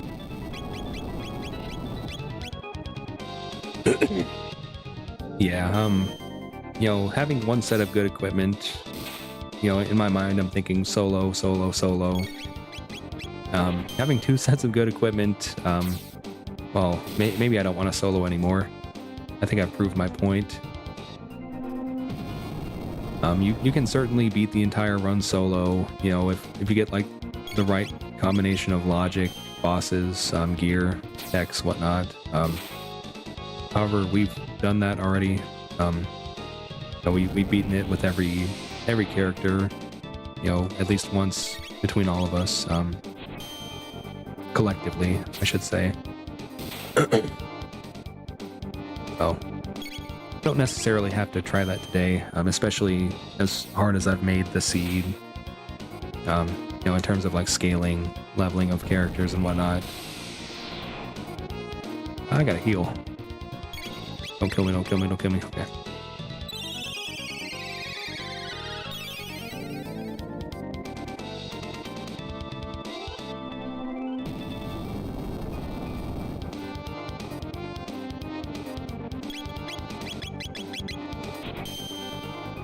Alright, get out of here. Die already.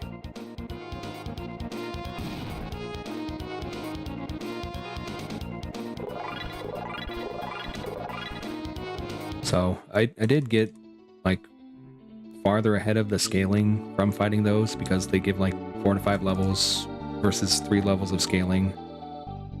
But then also because I get a key item here, you know, get the objective, potentially a character, I will be slightly behind it at the end of it all. I got Jets of Time, so kind of hoping for like Ayla here. You know, if I have Ayla, I can go through the Tyranno lair, get my flight, and then we're pretty much free from there. So we'll see what happens. Cathedral, still an option. Yeah, thankfully, you know, while they do hit hard, I've, you know, just got the right setup where it doesn't matter. Yeah, that is true. I still don't actually have a time machine. But, once we actually get to Zeal, that's not going to matter so much. So it looks like we do have a recruit here. You see the Christmas lights. You don't see the overworld map. That's usually a good sign. It's a Magus. Okay, so suddenly priorities have shifted. If I find, you know, the Masamune, I can do the Magus Castle. He's got to skip for it. Saves, like, most of the dungeon. He's also Daltonized today, so I'm gonna name him...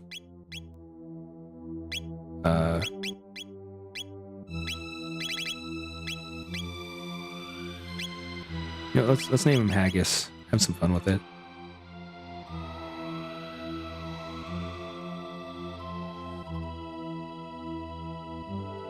Ocean Palace, if we can get to it.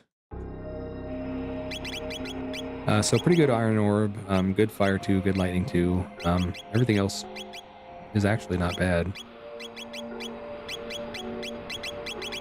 Yes, we love our Princess Haggis. She's definitely up there in terms of princesses. I'll go ahead and keep the amulet on, actually. You know what? Give him the Nova armor. Give Frog an amulet. Doesn't really need an accessory. Give him the gold stud. Yeah, there was definitely like a loving embrace about to happen there.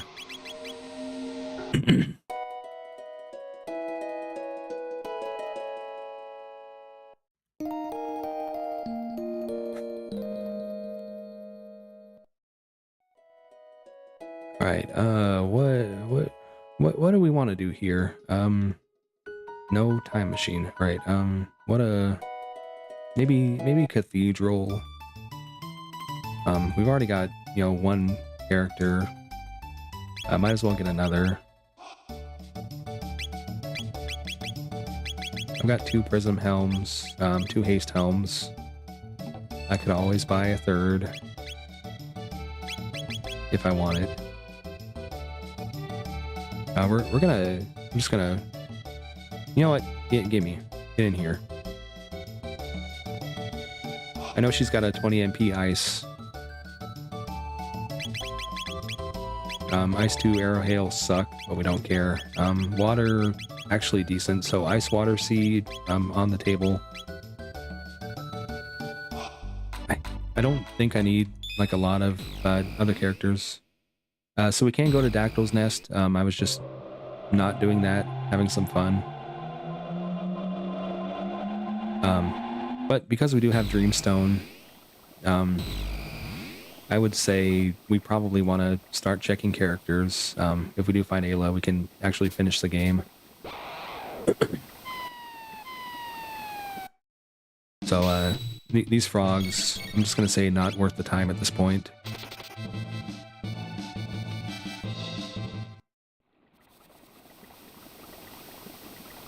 So two potential character recruits. Also, it's 49 minutes into the run and I've not looked at the burrow yet for some reason, so I'm gonna do that. I don't know if I've even checked this stuff yet. I got distracted. Okay, we did do that. This is where the haste helms are, right? So we're gonna knock out that cathedral objective. Gonna see what's here. Maybe really important to have checked this. So no character.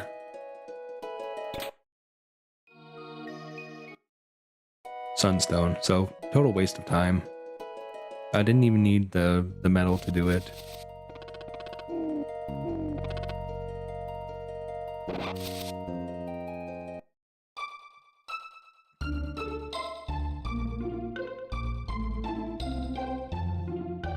So we're always keeping an eye on, like, you know, our potential, you know, solve, our path through the seed.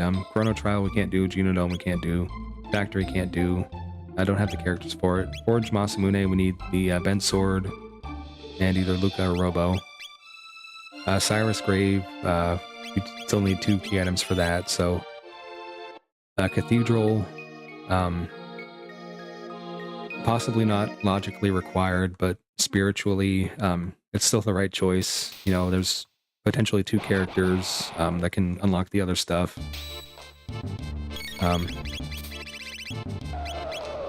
You know, key item, it's an objective, so, you know, a lot of things kind of in its corner there.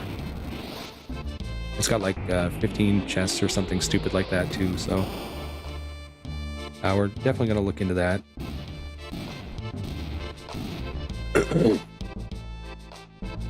I say nobody's here. I've been wrong so far. I've got to be right eventually. Oh no.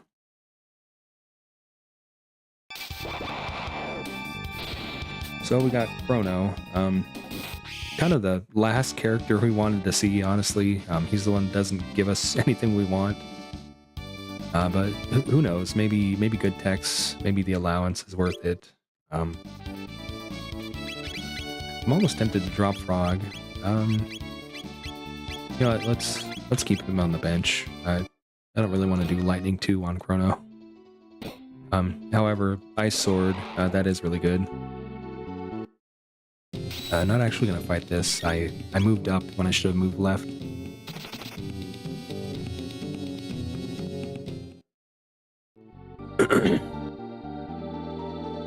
Camera's trolling me here. So in the span of a couple minutes, we've gone from, you know, 1 character, like 20 scaling, to 4 characters, 36 scaling. So we really stacked some stuff up. Ruminators, unfortunately, we're not going to come back for those. If you charm them, you do get a mega. But by the time we can charm, these guys aren't going to be here anymore. So, rip.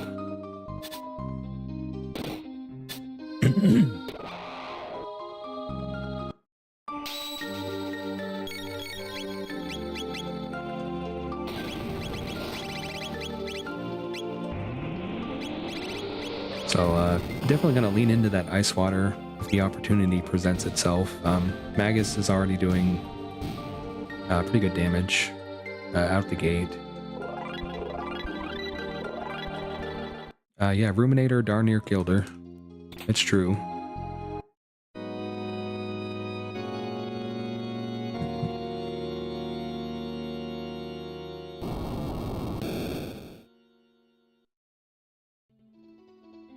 Hold on, somebody needs help on the internet. One sec. Gotta drop everything I'm doing here.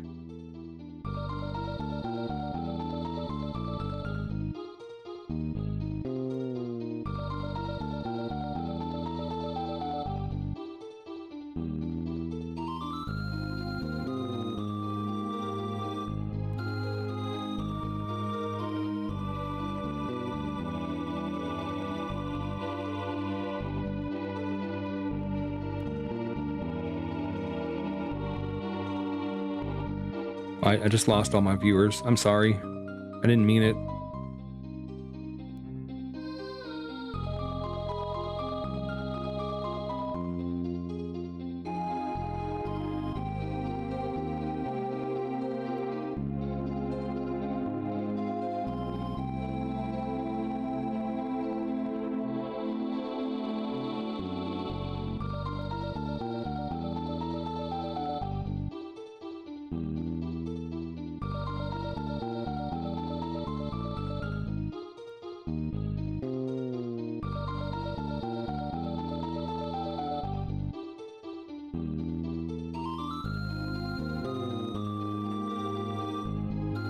Okay, viewership cut in half.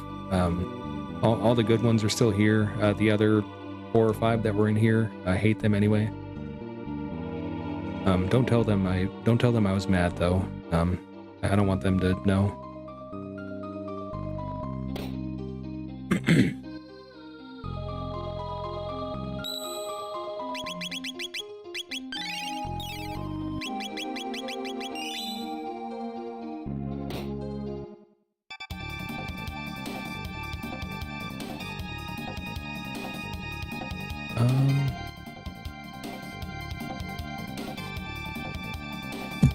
Oh my gosh. Oops. I didn't mean to do that.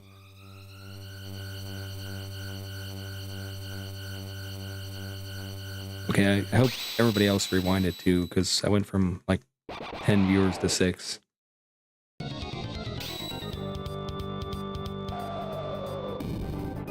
Oh, was the screen acting up? I don't know. I'm not watching. Doesn't show any dropped frames. But we're just gonna say yes. That's why everybody stopped watching. I will leave it at that.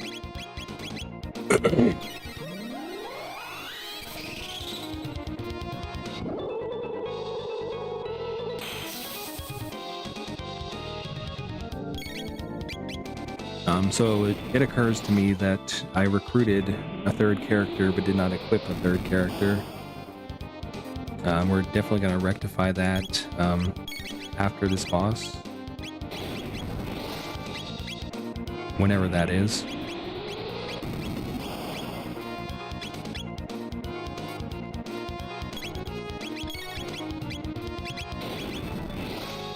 Oh, okay, we got one back. We're back up to 7, and that's acceptable. That's still 6 more viewers than I've ever had before today, so and we're pretty satisfied with that.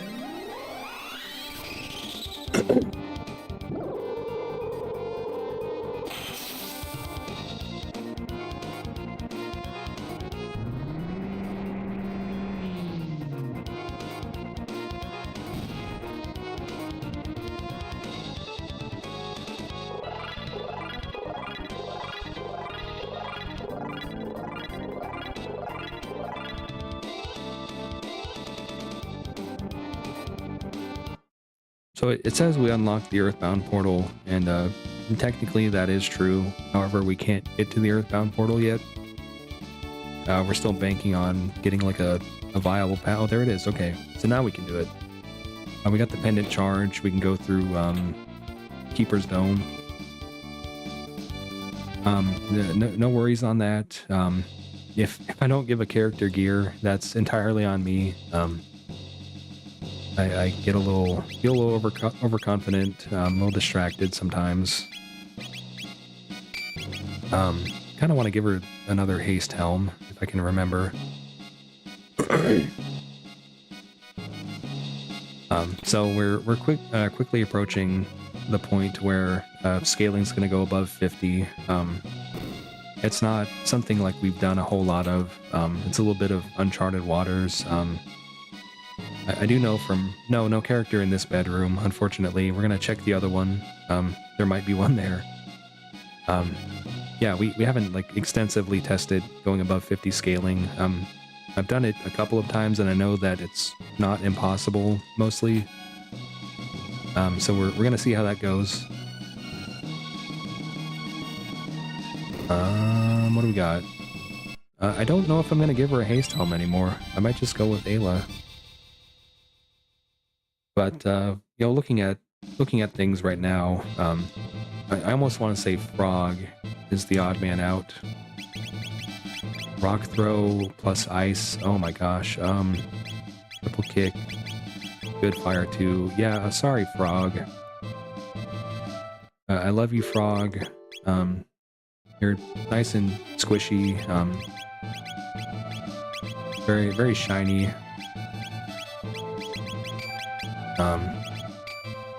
I heard when he turns into a person, he's also quite the looker. However, we just you know, sometimes the cat girl just works out better.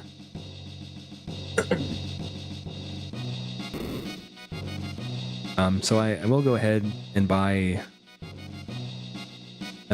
both another Prism Helm and another Haste Helm, just to get like the full spread of good helmets for every character.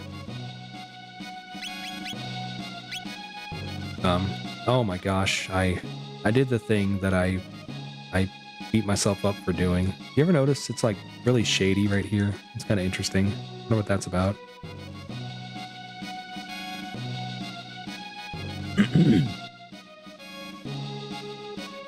So typically I run around the table to stop that from happening, but because I'm menued, my entire world got turned upside down there and I messed up.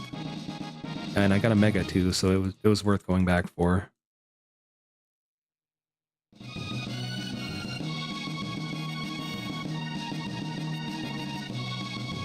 Oh yeah, Frog has played his part wonderfully, I might add. Got a wall ring, that's pretty nice. Unfortunately, we do have Prism Helm, so we may not need that for anything, but just in case, you know, maybe we get Son of Sun on the Blackbird again. I've heard that's a thing that can happen. Haven't seen it myself.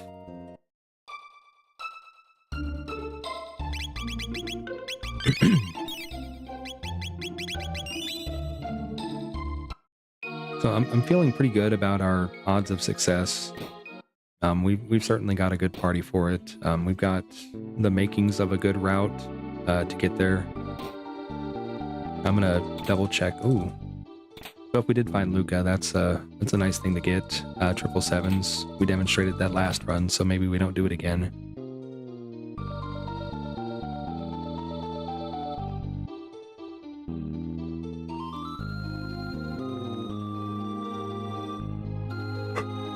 So, like I explained the last time I went in here, I believe this, clear then loot technique to be worth it.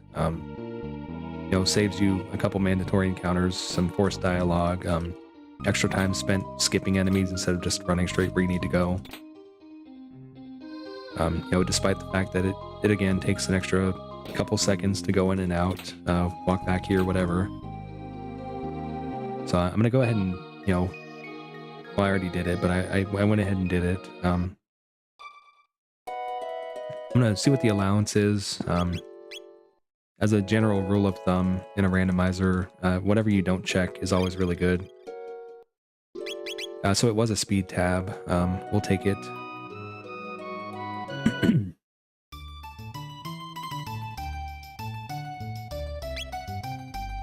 So, sell that tonic. Don't hold on to tonics for any reason.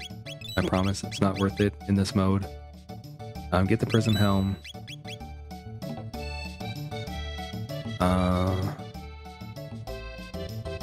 I guess I'll go through all the trouble to get the Haste Helm. That's a little more attractive if you, what do you call it? Don't have to walk all this way to get it. You don't have to go through this fight to get it. You just have the time machine like a normal sane person would. But again, I forgot. I took my settings file from the last seed. I changed that instead of using a settings file that actually worked. So I forgot a few things. But we make mistakes. We roll with it.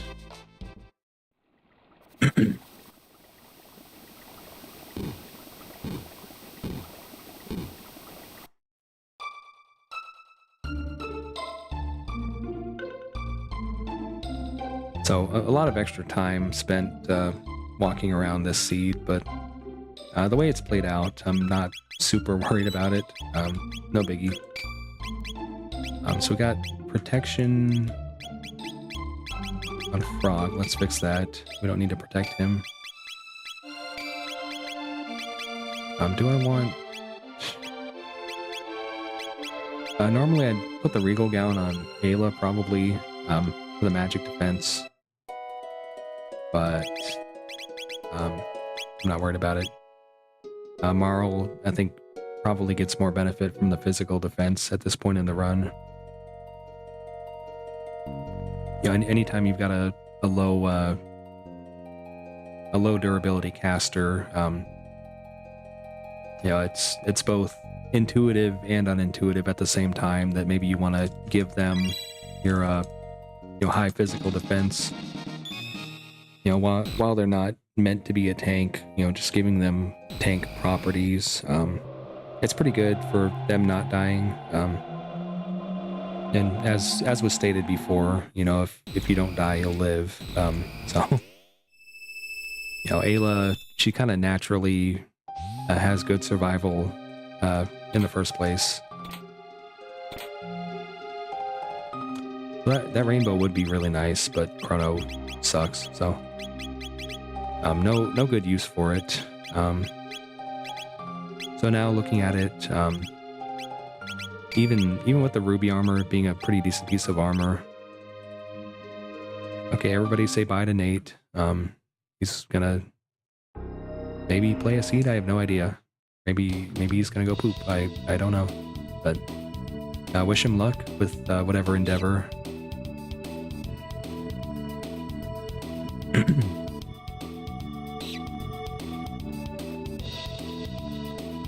And again, Nate Wade, CT on Twitch. He plays, you know, Jets of Time sometimes, sometimes streams even. Give him a follow. He plays this. He's starting to. He's in the learning process. Done a couple seeds successfully, I might add.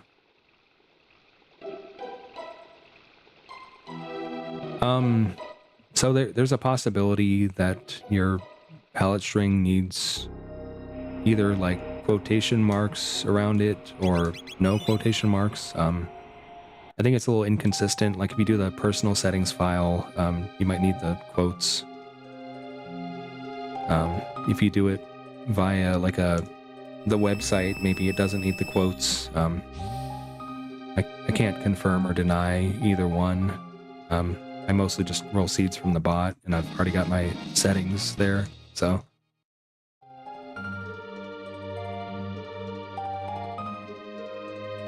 You know, just try one or the other, see which one works. Okay, so if you're doing the website, yeah, do not use quotation marks. I'm being told I've got somebody in my ear telling me that's maybe the solution.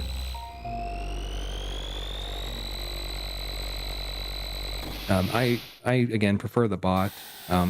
It's a little bit less intuitive, you know, rolling from a chat command with a pre-made file, but you know, it auto applies the personal settings. You know, other people can re-roll with their personal settings, play the same seed with their cosmetics, whatever.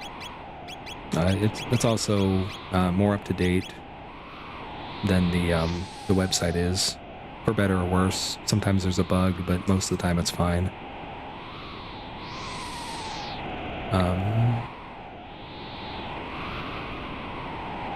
So I'm going to go ahead and get my flight. It's not an objective, but it will potentially open the door to objectives. Especially if we find... connection. Connection.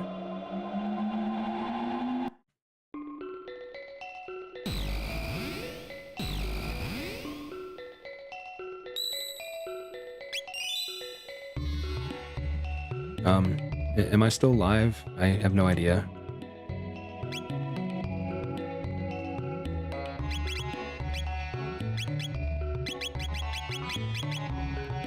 You know, I forgot all about the quad 9 crit. I might bring that back.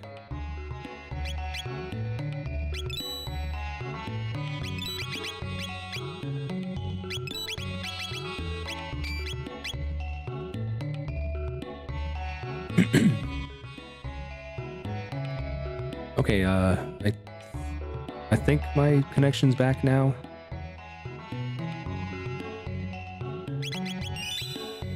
So it's been 30 seconds, so I forgot what I was talking about, but I'm gonna pretend like I remember. If I find Robo, You know, that's gonna blow the seed wide open. So I'm gonna check the North Cape first. If it's nobody, possibly I'll reset, do the Blackbird, and do character checks from there. This new here, you may not be aware of this. You can actually get the item behind him. There's like an RNG value that resets every time you enter this place. You know, if it lands on a good value, he moves within like 5 seconds and you can get it. If not, probably better to just reset. Depending on like who you are, you may have more or less luck with that. I'm kind of in the mid-range. Sometimes it's immediate, sometimes it takes like a minute, but usually never too long. You know, you hate to waste 2 minutes on it and it's like a tonic or something, but a lot of the time it's something good. So no character here. Did I save? We're gonna find out. I hope I saved. It's gonna look really stupid if I didn't. Okay, we're fine. So we know that's our second dead check, maybe? I really have no idea. So we're gonna do the same thing we did the last couple of runs. We're gonna just put some absolute, you know, crap on our characters here. We're gonna keep the first slot, you know, fully equipped because they get their stuff back right away. We're gonna set up the desert as well. We don't have anything for that desert, but just in case.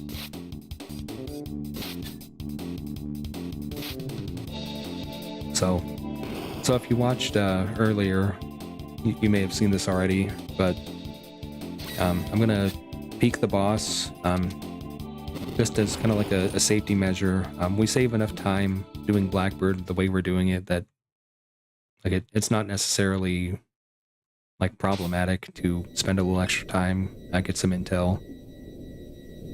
We'll kind of, you know, build our party and strategy around whatever these guys happen to be. So we got Aussie Trio on the Epoch and Zeal on the Blackbird. So main thing here, fighting Zeal first. We don't want to be 1 HP going into the Aussie Trio. That seems like a terrible idea. I don't think we have a lot of revives, so definitely gotta be careful with that. We will be able to get a Mega from Zeal by charming her. So we're gonna go up to this ladder. We're gonna get Magus's equipment.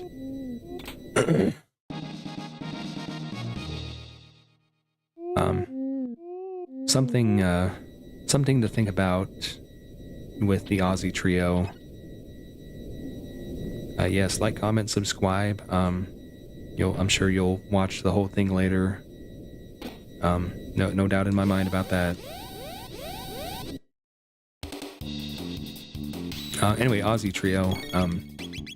You know, they are vulnerable to status effects. I don't think we have any available to us, but I am gonna double check. Any fire absorb, fire resistance, any high armor, even shadow absorb and resistance, depending on the strategy we employ here. It's all going to be pretty good. So I'm just looking at it as we re-equip ourselves. Haste, I'm definitely going to want. Barrier and shield on Marl, sure. Ruby armor on Ayla.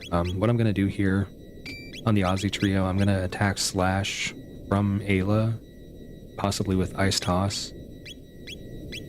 So, you know, they're gonna counter with the weaker of the two, of the three counter attacks. It's like a fire sword essentially. And you know what that means for me. You know, she's gonna resist 79% of the damage, and because she's also got pretty good physical defense on top of that, we're gonna be laughing for the most part. We got, you know, all the techs already. We're not worried about the turrets. We are a little bit under-leveled. Yeah, so subscribe. That's intentional. I've got a kid. He likes YouTube, and he got kind of, you know, into saying the word subscribe, and I just kind of ran with it. I think it's cute. I don't have Ice Toss. I don't know why I don't have Ice Toss. Maybe I just never fought anything. I don't know. We're gonna have to look into that. Oh yeah, I definitely never did fight, so as long as we don't die here, we're fine. We'll get it.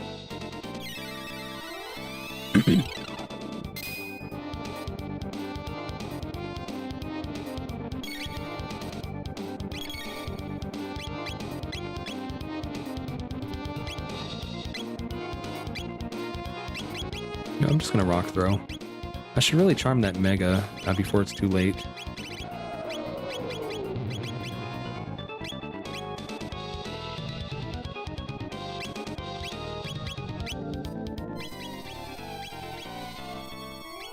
So I'm gonna fire 2. We'll see how much damage that does. I would say good chance Ice will just one-shot the boss after this. She will drop my HP to 1 more time. So I'll wait for that. I'm gonna throw out the charm. I'm gonna throw out the Mega. And I really hope the charm actually hits, so I'm not an idiot here. Oh no, okay. So I'm still gonna throw it out. I'm just not gonna get one back, unfortunately. But that's okay. I'm not gonna, you know, die from the upcoming boss, probably. Again, I did set it to where, like, the late game scaling is stacked against me. You know, the bosses are gonna increase in level a lot faster than I do. They're gonna go above 50. But I'm feeling fairly confident. I don't think we're gonna die. Especially now that we've got our good techs.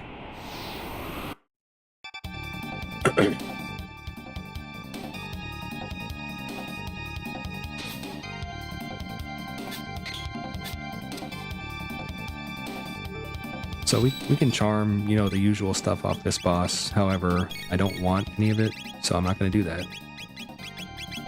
Ice Toss 2020. No actual damage multiplier on it, but it might just one-shot the boss. Pretty close.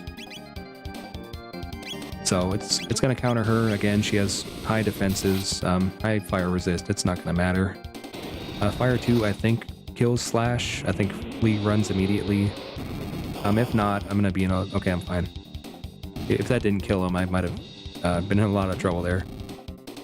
So from here, you know, I could conserve my MP, but because, you know, there's nothing after this, I'm just gonna heal up. No big deal. So those other bosses had... what, like 6,500 HP, so Ozzy should be like 9,900 or so, 8,900, even better. Oh, they only had like 56 now that I think about it, so that sounds about right. You know, roughly they stay in proportion with each other. Ozzy has like 50% more health than they do. Give or take. It's not exact, just something to kind of keep in mind.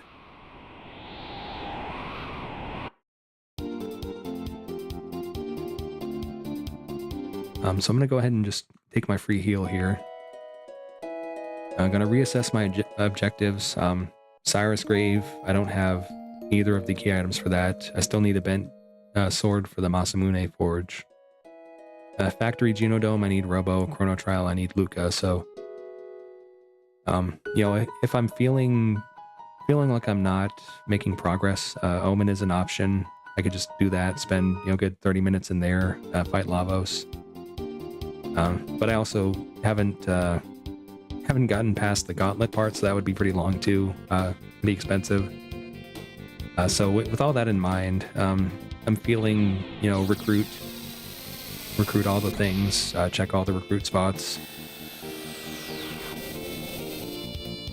Racking my brain. I know Protodome and the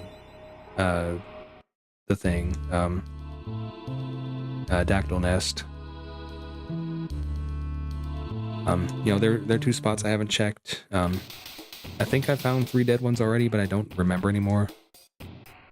So Robo, he can kind of open us up straight to the end game. I don't think I'm going to use him. I haven't found his ribbon, but maybe we want it. I'm going to look. I almost want that.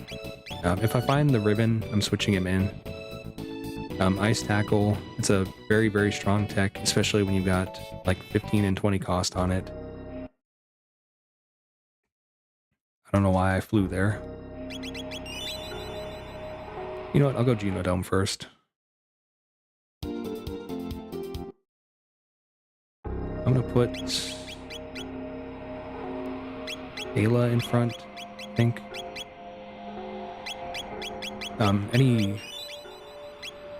Well, I guess if it's Dalton, maybe Marl's the answer. Any boss aside from Dalton there, she could just rock throw and kill in a couple hits, but I don't want to have to reset, so I'm just gonna do this instead. So it doesn't always work, but sometimes if you go up here, you know, those NPCs will automatically open that other door for you. A little bit of a time save.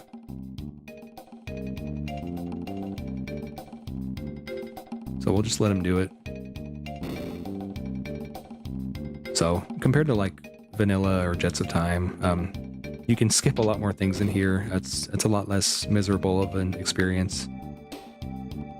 You know, if you're good enough, presumably you can even. So if I had gone in there before he did, he wouldn't be in here. That would have saved a little trouble. I should have thought about that. You know, let him open the door, then just walk in, but it's fine. So yeah, you can potentially, you know, even do the conveyor skip with significantly less fights. The only thing with that is, you know, there's going to be enemies that you have to dodge while you do it, so it is harder.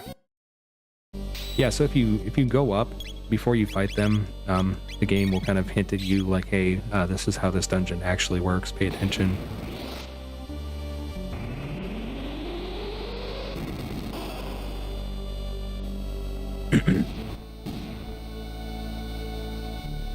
So I don't know if I can actually do this, but we like trying, so we're going to try it. Let me see if I can avoid these guys. And maybe do like a, you know, a super conveyor skip, dodging enemies while I do the conveyor skip.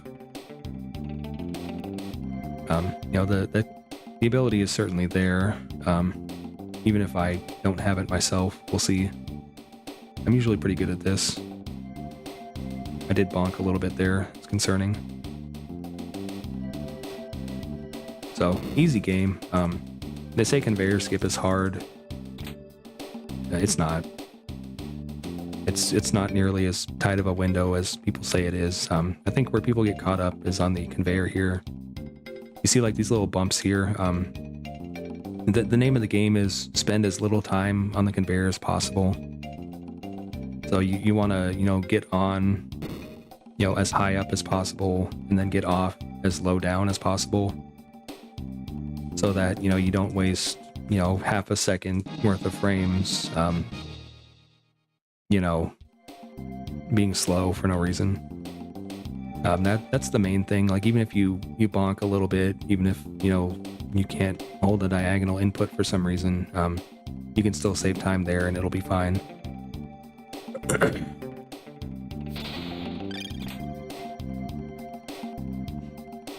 So, yeah, I mean, assuming, you know, you can do the dodges well enough, you can actually get through this dungeon very fast. In this randomizer specifically, which I like. I like being rewarded for decent movement. I don't like having, you know, even if you play it optimally, you know, a 10-minute dungeon here. So kind of lucky guess on my part. I put Marl in front just on the assumption that Dalton would be the mini boss, and well, here we are. So the reason that matters, after, you know, a couple turns, he's going to start evading physical attacks.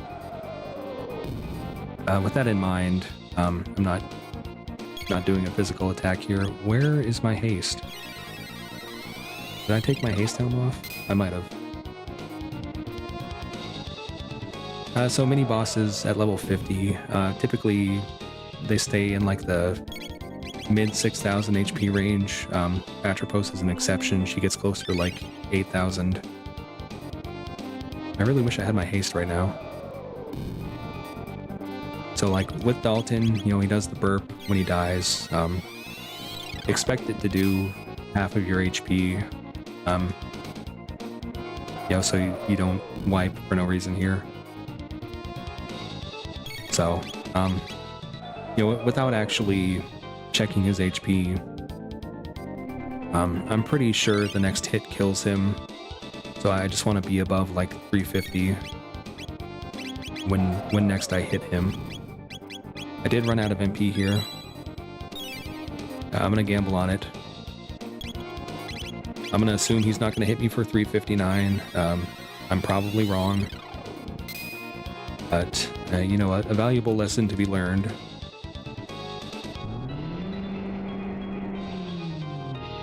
Oh my goodness. So again, you know, I may embellish the truth a little bit, saying stuff like, you know, it's going to hit you for half your HP, but it came very close just now, so.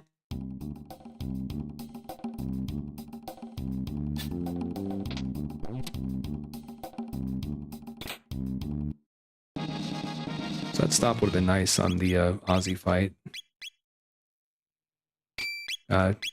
Mostly, I just like that it gives me armor. I'll go ahead and wear that.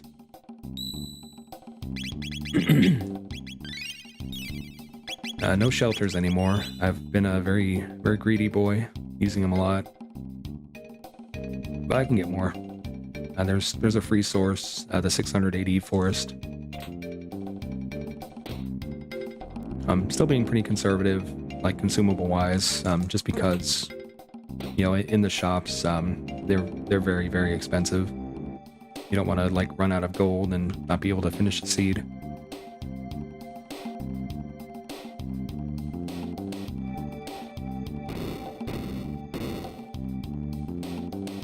Yeah, that was a sketchy win. I should have checked my equipment.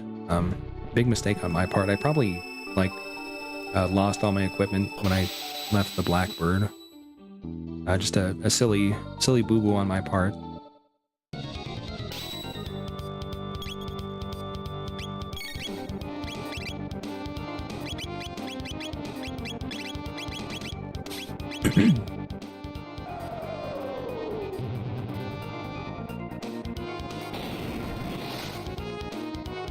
So still no sign of the Robo ribbon.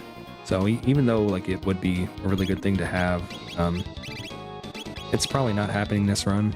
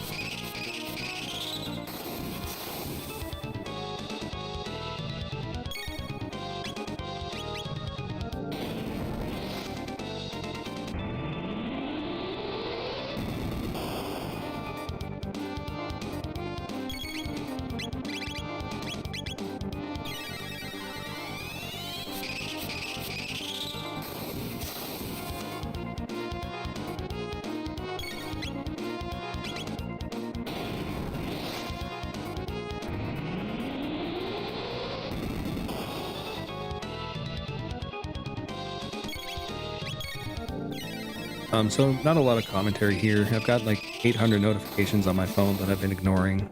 Just kind of clearing these while I fight this easy boss. You can, of course, have him run.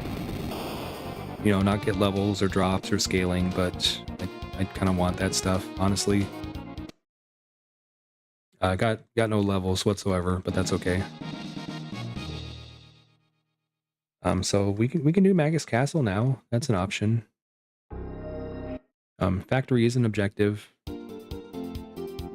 So, with that in mind, I could just do that, get end of time access, and also because it's an objective, it'll clear out that Lavos Gauntlet as well. Definitely gotta check my equipment. If I'm remembering right, I think Dalton Plus was in the factory, unless that was the previous seed. Scary stuff to see.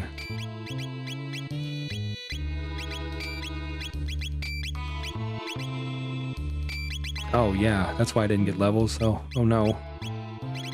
It's over. It's over. I've killed myself.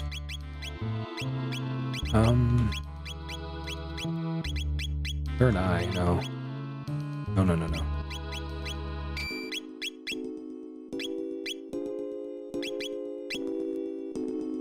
So, little embarrassing there. I could have been, 2-3 levels higher. This might have been a little bit easier, but what fun is that, really?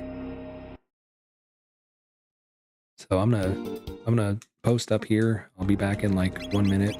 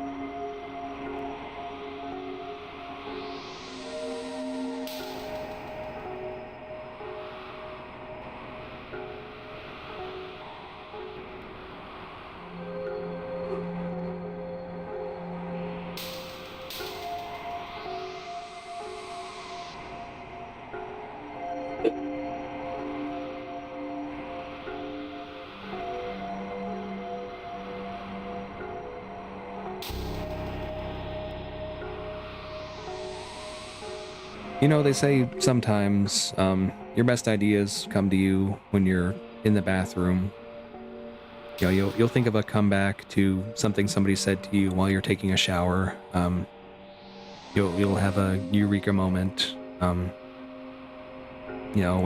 you have 5 seconds to yourself to collect your thoughts. I think I found the Jets of Time this seed, so I didn't need to do Blackbird at all. Lesson for my next life, I guess.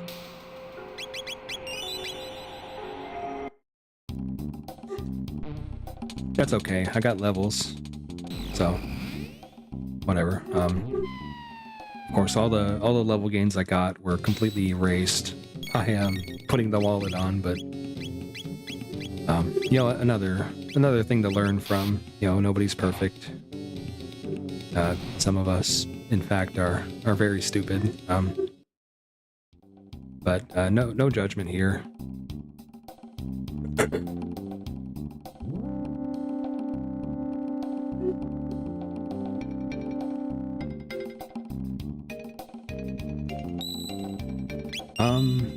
So yeah, Dalton Plus, I think, is the boss. I don't need Status Protect as much as I need Magic Defense here. I'm even tempted to put Prism Helms on because I'm very, very afraid of what is to come here. He's level 58. Normally very threatening boss in the first place, especially if you use magic on him.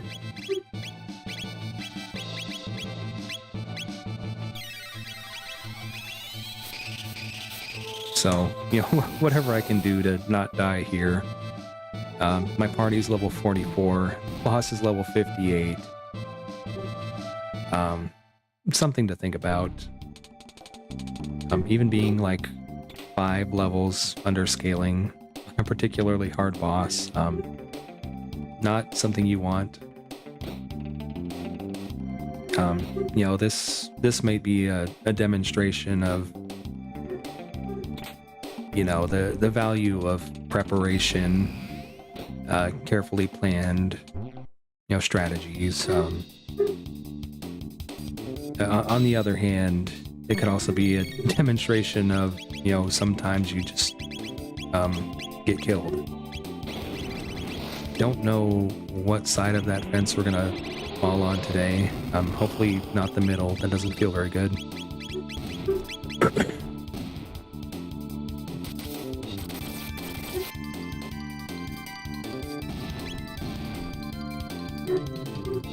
I could also be absolutely mistaken though. Dalton Plus might have been the boss here last seed. You know, when I play these seeds, I don't commit to memory when I find things. So you know, I might get lucky and be correct, but we'll see, I guess. I did burn quite a bit of MP, just finding stuff in here to clear it.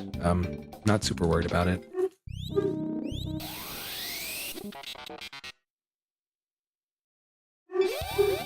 So one thing that I like a lot with this randomizer, actually, hold on, weird. Normally when I speak, the game's supposed to get quieter, but it's not. I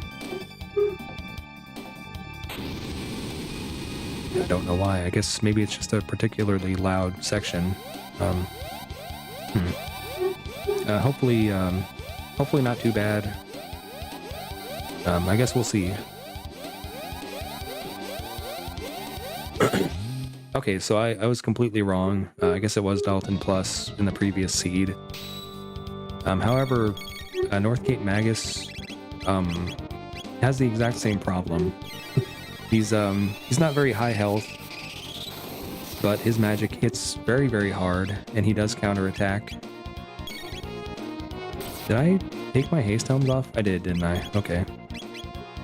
Gotta stop doing that. So what we're gonna see here, he's gonna counterattack. I'm hoping that just because I have so much magic defense on my characters, it's not gonna matter. I only need to actually hit him one more time to win. Okay, we're actually fine. So again, like 14 levels lower than the boss here, and it is a fairly strong boss, but you know, magic defense, a very valuable stat. You know, if you know you're gonna need it, you can definitely make it work.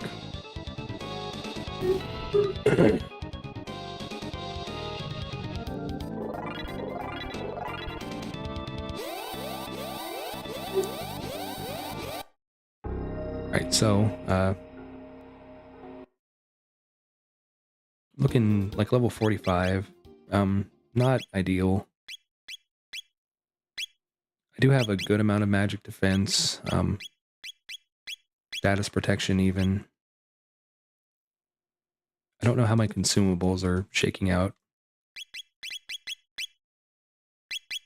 I'm definitely gonna put power on Ayla. That's a given. Magic. I've got 2 megas. Decent amount of MP recovery at least. I may do one boss just to get like a little bit of an extra level buffer. And also I want to see you know, see what 64 scaling looks like on a level 45 party. That sounds interesting. I'm gonna keep the prism helms on just to be safe. Although haste helms would be funnier. I want to see, maybe I can find like some full tonics or something. Gold rock, it's not bad. I did check all that already, but I forgot.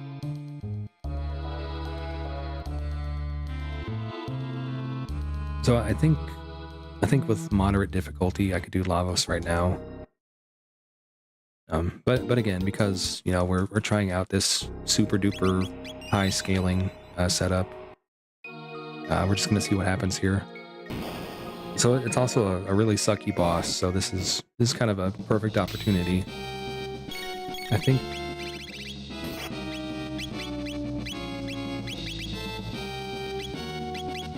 So I think even though like rock throw's not gonna contribute any meaningful damage here. It's still gonna be good enough to have AoE on ice there.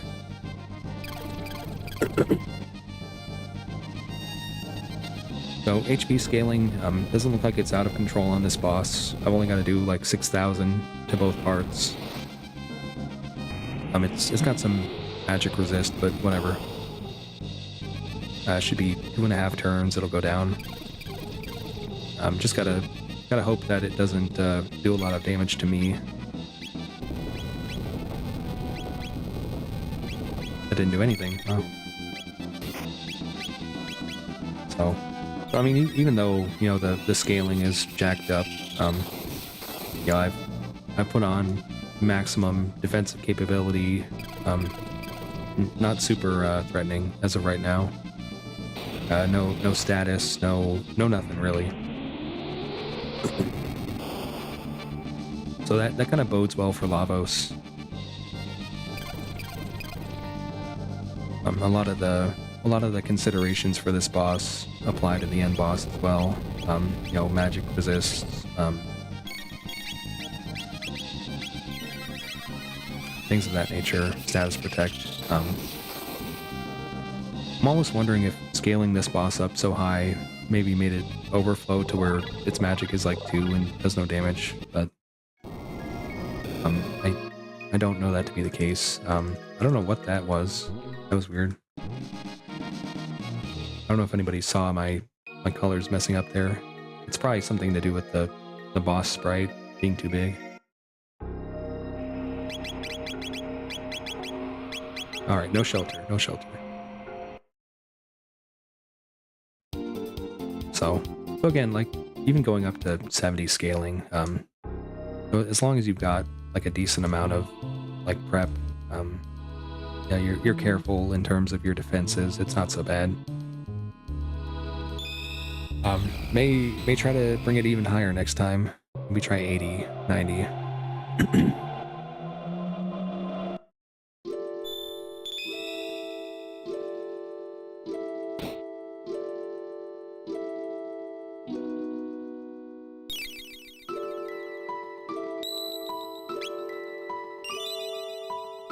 So, let me think what we got going on here.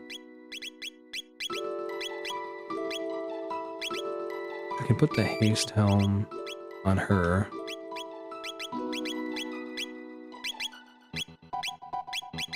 Let's just start by giving everybody haste and go from there. Magus has status protect. Ayla, let's give her status protect too. Yeah, it's a thing that can happen. I've not seen like enemies do that, but we've also not really like experimented with high scaling before to any real extent. So Marl, not a lot of physical defense, no status immunity, but we'll just roll with it. We'll see what happens. I'm pretty confident we'll be okay. Let me just give this one more check. So I can get plus magic instead of... Yeah, sure, why not? Do I need gold stud on Magus? I mean, somebody's got to use it, right? Protected, not protected. Alright, whatever, we'll try it. I think it'll be okay. I should have bought a shelter. I should have like gone through the shops and, spent all my money on something silly like tabs or elixirs or something, but I don't think we need to. We get through the shell, we can just go back through End of Time, heal up that way and come back. That's probably quicker than looking for another shelter. But who knows?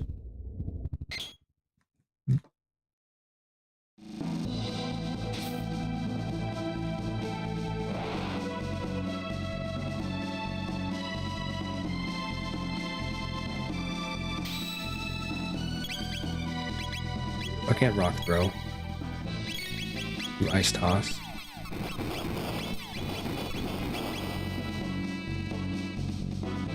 So I haven't really utilized it because fire has just been so strong, but I do have Daltonized Magus. I got the Iron Orb. So I can do some degenerate stuff with that. I probably will. If we're being honest. Like being honest.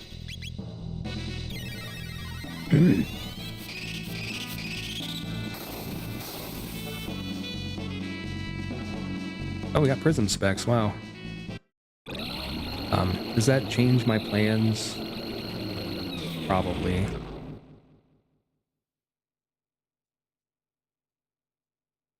I don't know what tech does more damage between ice and rock toss. I'm a little too deep in the sauce to really find out at this point. I'm gonna give oh.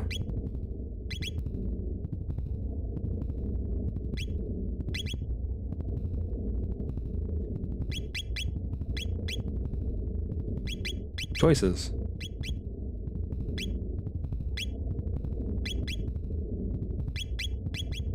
A lot of choices here. You know what? I'll give Prism Specs tomorrow, sure. She's gonna be a little bit slower than I want, but I mean, it's a good trade-off, I think. Ayla keeps her status protection. She can weave in kisses in between dual techs. Probably not a bad strategy. Even though, again, we're level 46, 50 is considered the safe level to do this. I don't think we're in any trouble here.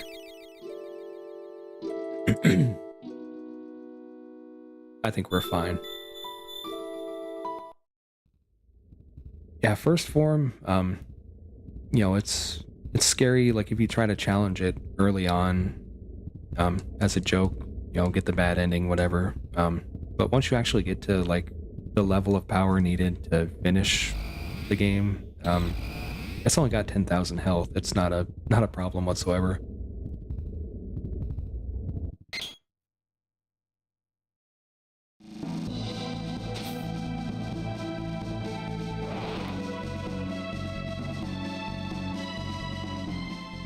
I like the little comedic thing here where the music starts and instantly fades out. They can't remember that they killed the shell already.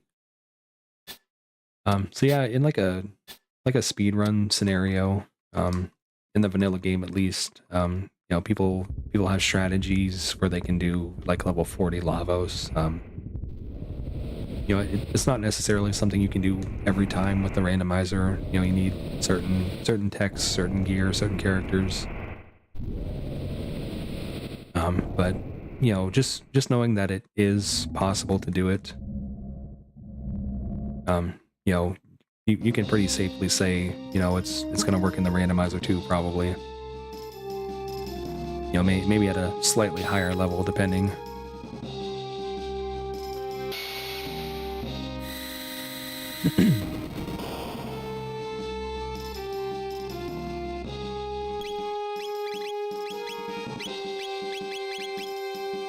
So I'm gonna heal myself a little bit. Just take advantage of the extra speed Ayla's got. Iron Orb, 80% HP. It's gonna do 20% to the boss. Nothing to sneeze at.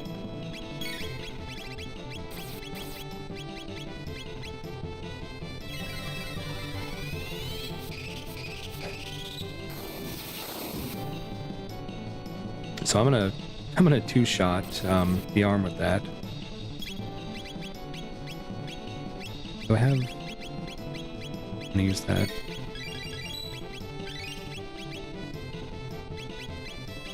So I'm hoping I can do 2,000 of this arm, so they're both in one-shot range.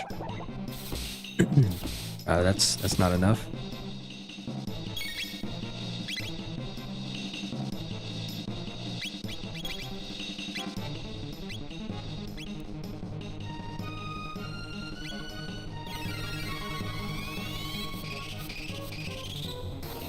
Oh yeah, fantastic damage. No complaints. I'm gonna Lapis again just so I don't instantly die.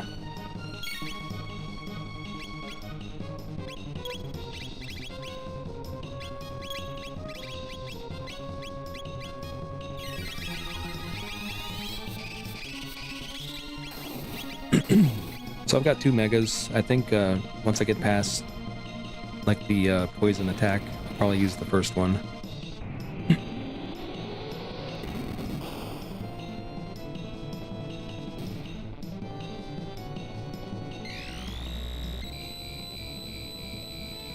Yeah, so I gained about 1,500 damage on my ice toss with the prism specs. So ice, I assume, was doing like 3,000 or so. Did I not buy heals? Oh no. Uh-oh. Good thing I got immunity on Ayla. Totally planned for that. Calculated.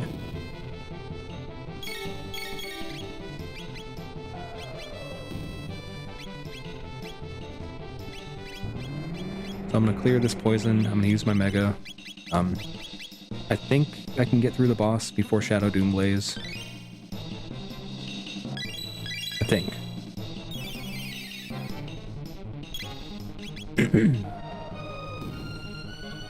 I'm pretty sure now.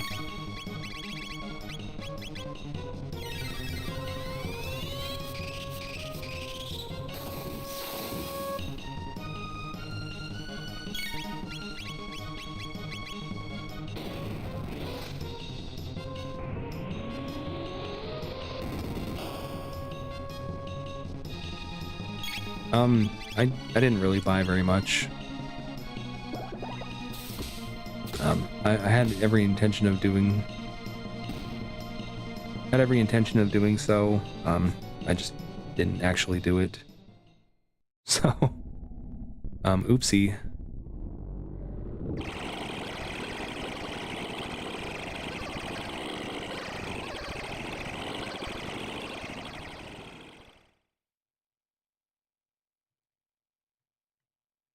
Whatever.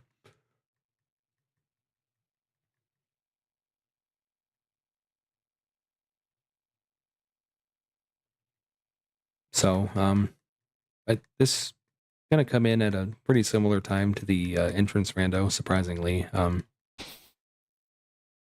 We did set, pretty oppressive objectives. I forgot to do the Jets of Time turn in.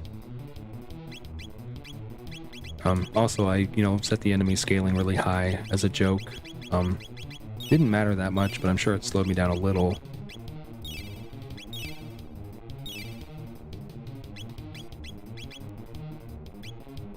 Yeah, I certainly ran my mouth about buying stuff, but I don't think I actually did.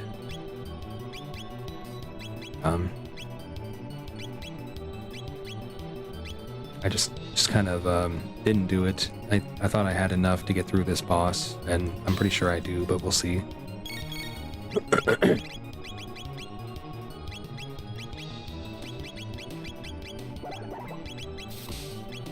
So as long as I don't get killed by the rock, I think we're in good shape here.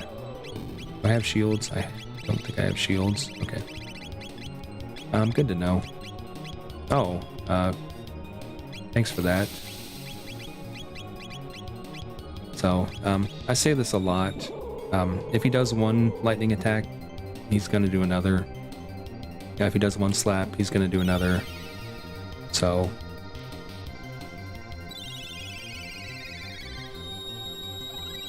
you're not gonna get killed by this necessarily. I don't even know if I have any revive items. That's concerning. Maybe a little hole in my strategy here. I should have probably thought about that. I just really hope he hits the right characters, I guess. Not the one that revives. I'm gonna take out a little insurance policy. Hopefully it helps.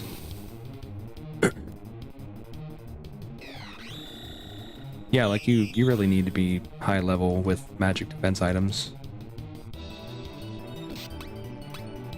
So as long as I get an attack off, which I should, I'm hasted. The middle bit will go down here, no biggie.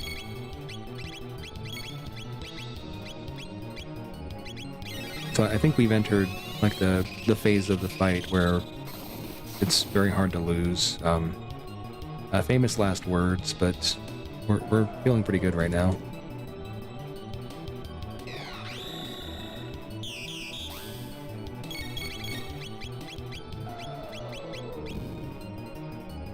So he's down to like,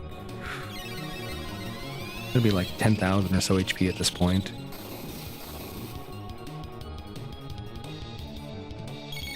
So, Mega here. That Iron Orb is just such a broken tech when it rolls high. It may be worth kind of reassessing the way that works, but you know, we don't have to use it. We're just doing it for fun. This isn't like a super sweaty race or anything, so we'll take it.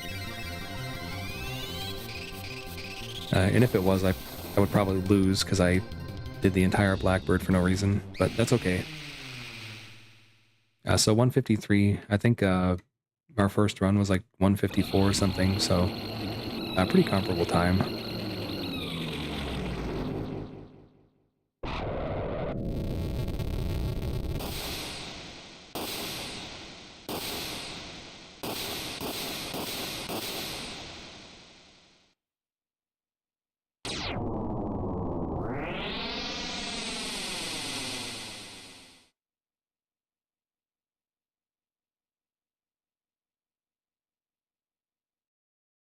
A lot of people talking today. So it looks like maybe we got a stupid ending. I think it's the Reptite one, whatever it's called, the dinosaur one. Yeah. So I'll let this play out. I don't think you have to advance any dialogue or anything.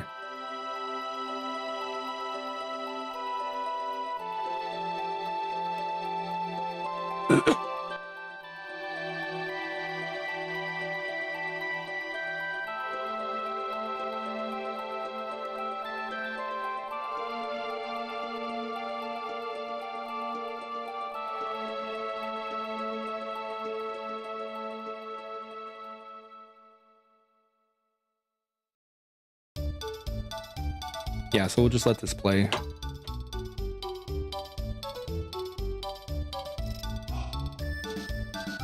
I'm not gonna read all these messages. Hope it all works out for them.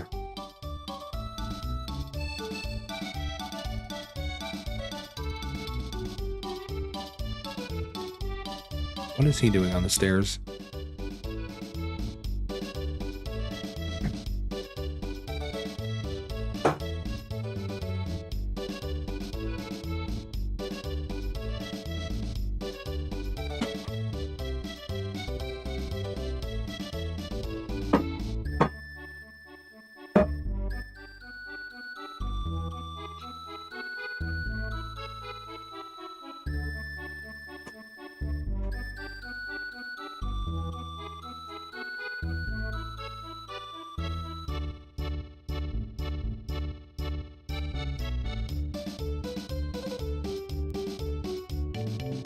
So, once again, thanks everybody for showing up. I know there's a million other things you could be doing that are probably better than this, but we appreciate it anyway. Website, ctrando.com. There's a Discord there. You can make seeds there, play it yourself. There's a beginner guide as well, if you're not sure what's going on. You know, if nothing else, you can follow along to you know, other people playing, if you know what's going on. I hope everybody had a good time. I'm still kind of recovering my voice that I lost for like 2 weeks. Who knows when that's going to be better, but we at least got through it. We're alive. Something. Okay, credits are still going. Well, I've got to go. I do work, unfortunately. Gotta pay the bills, so I'm gonna make some lunch. I'm gonna get out of here. You know, good to see everybody. Hope to see you again next time. Possibly Monday morning. I may do runs between now and then, but I'll probably be muted. Just because, like, my only other availability is when people are sleeping, typically. It's all good. I'm alive. it sucked for about a week there, and then like I couldn't talk pretty much at all. But we're getting there. It's all good. So yeah, that's all I got.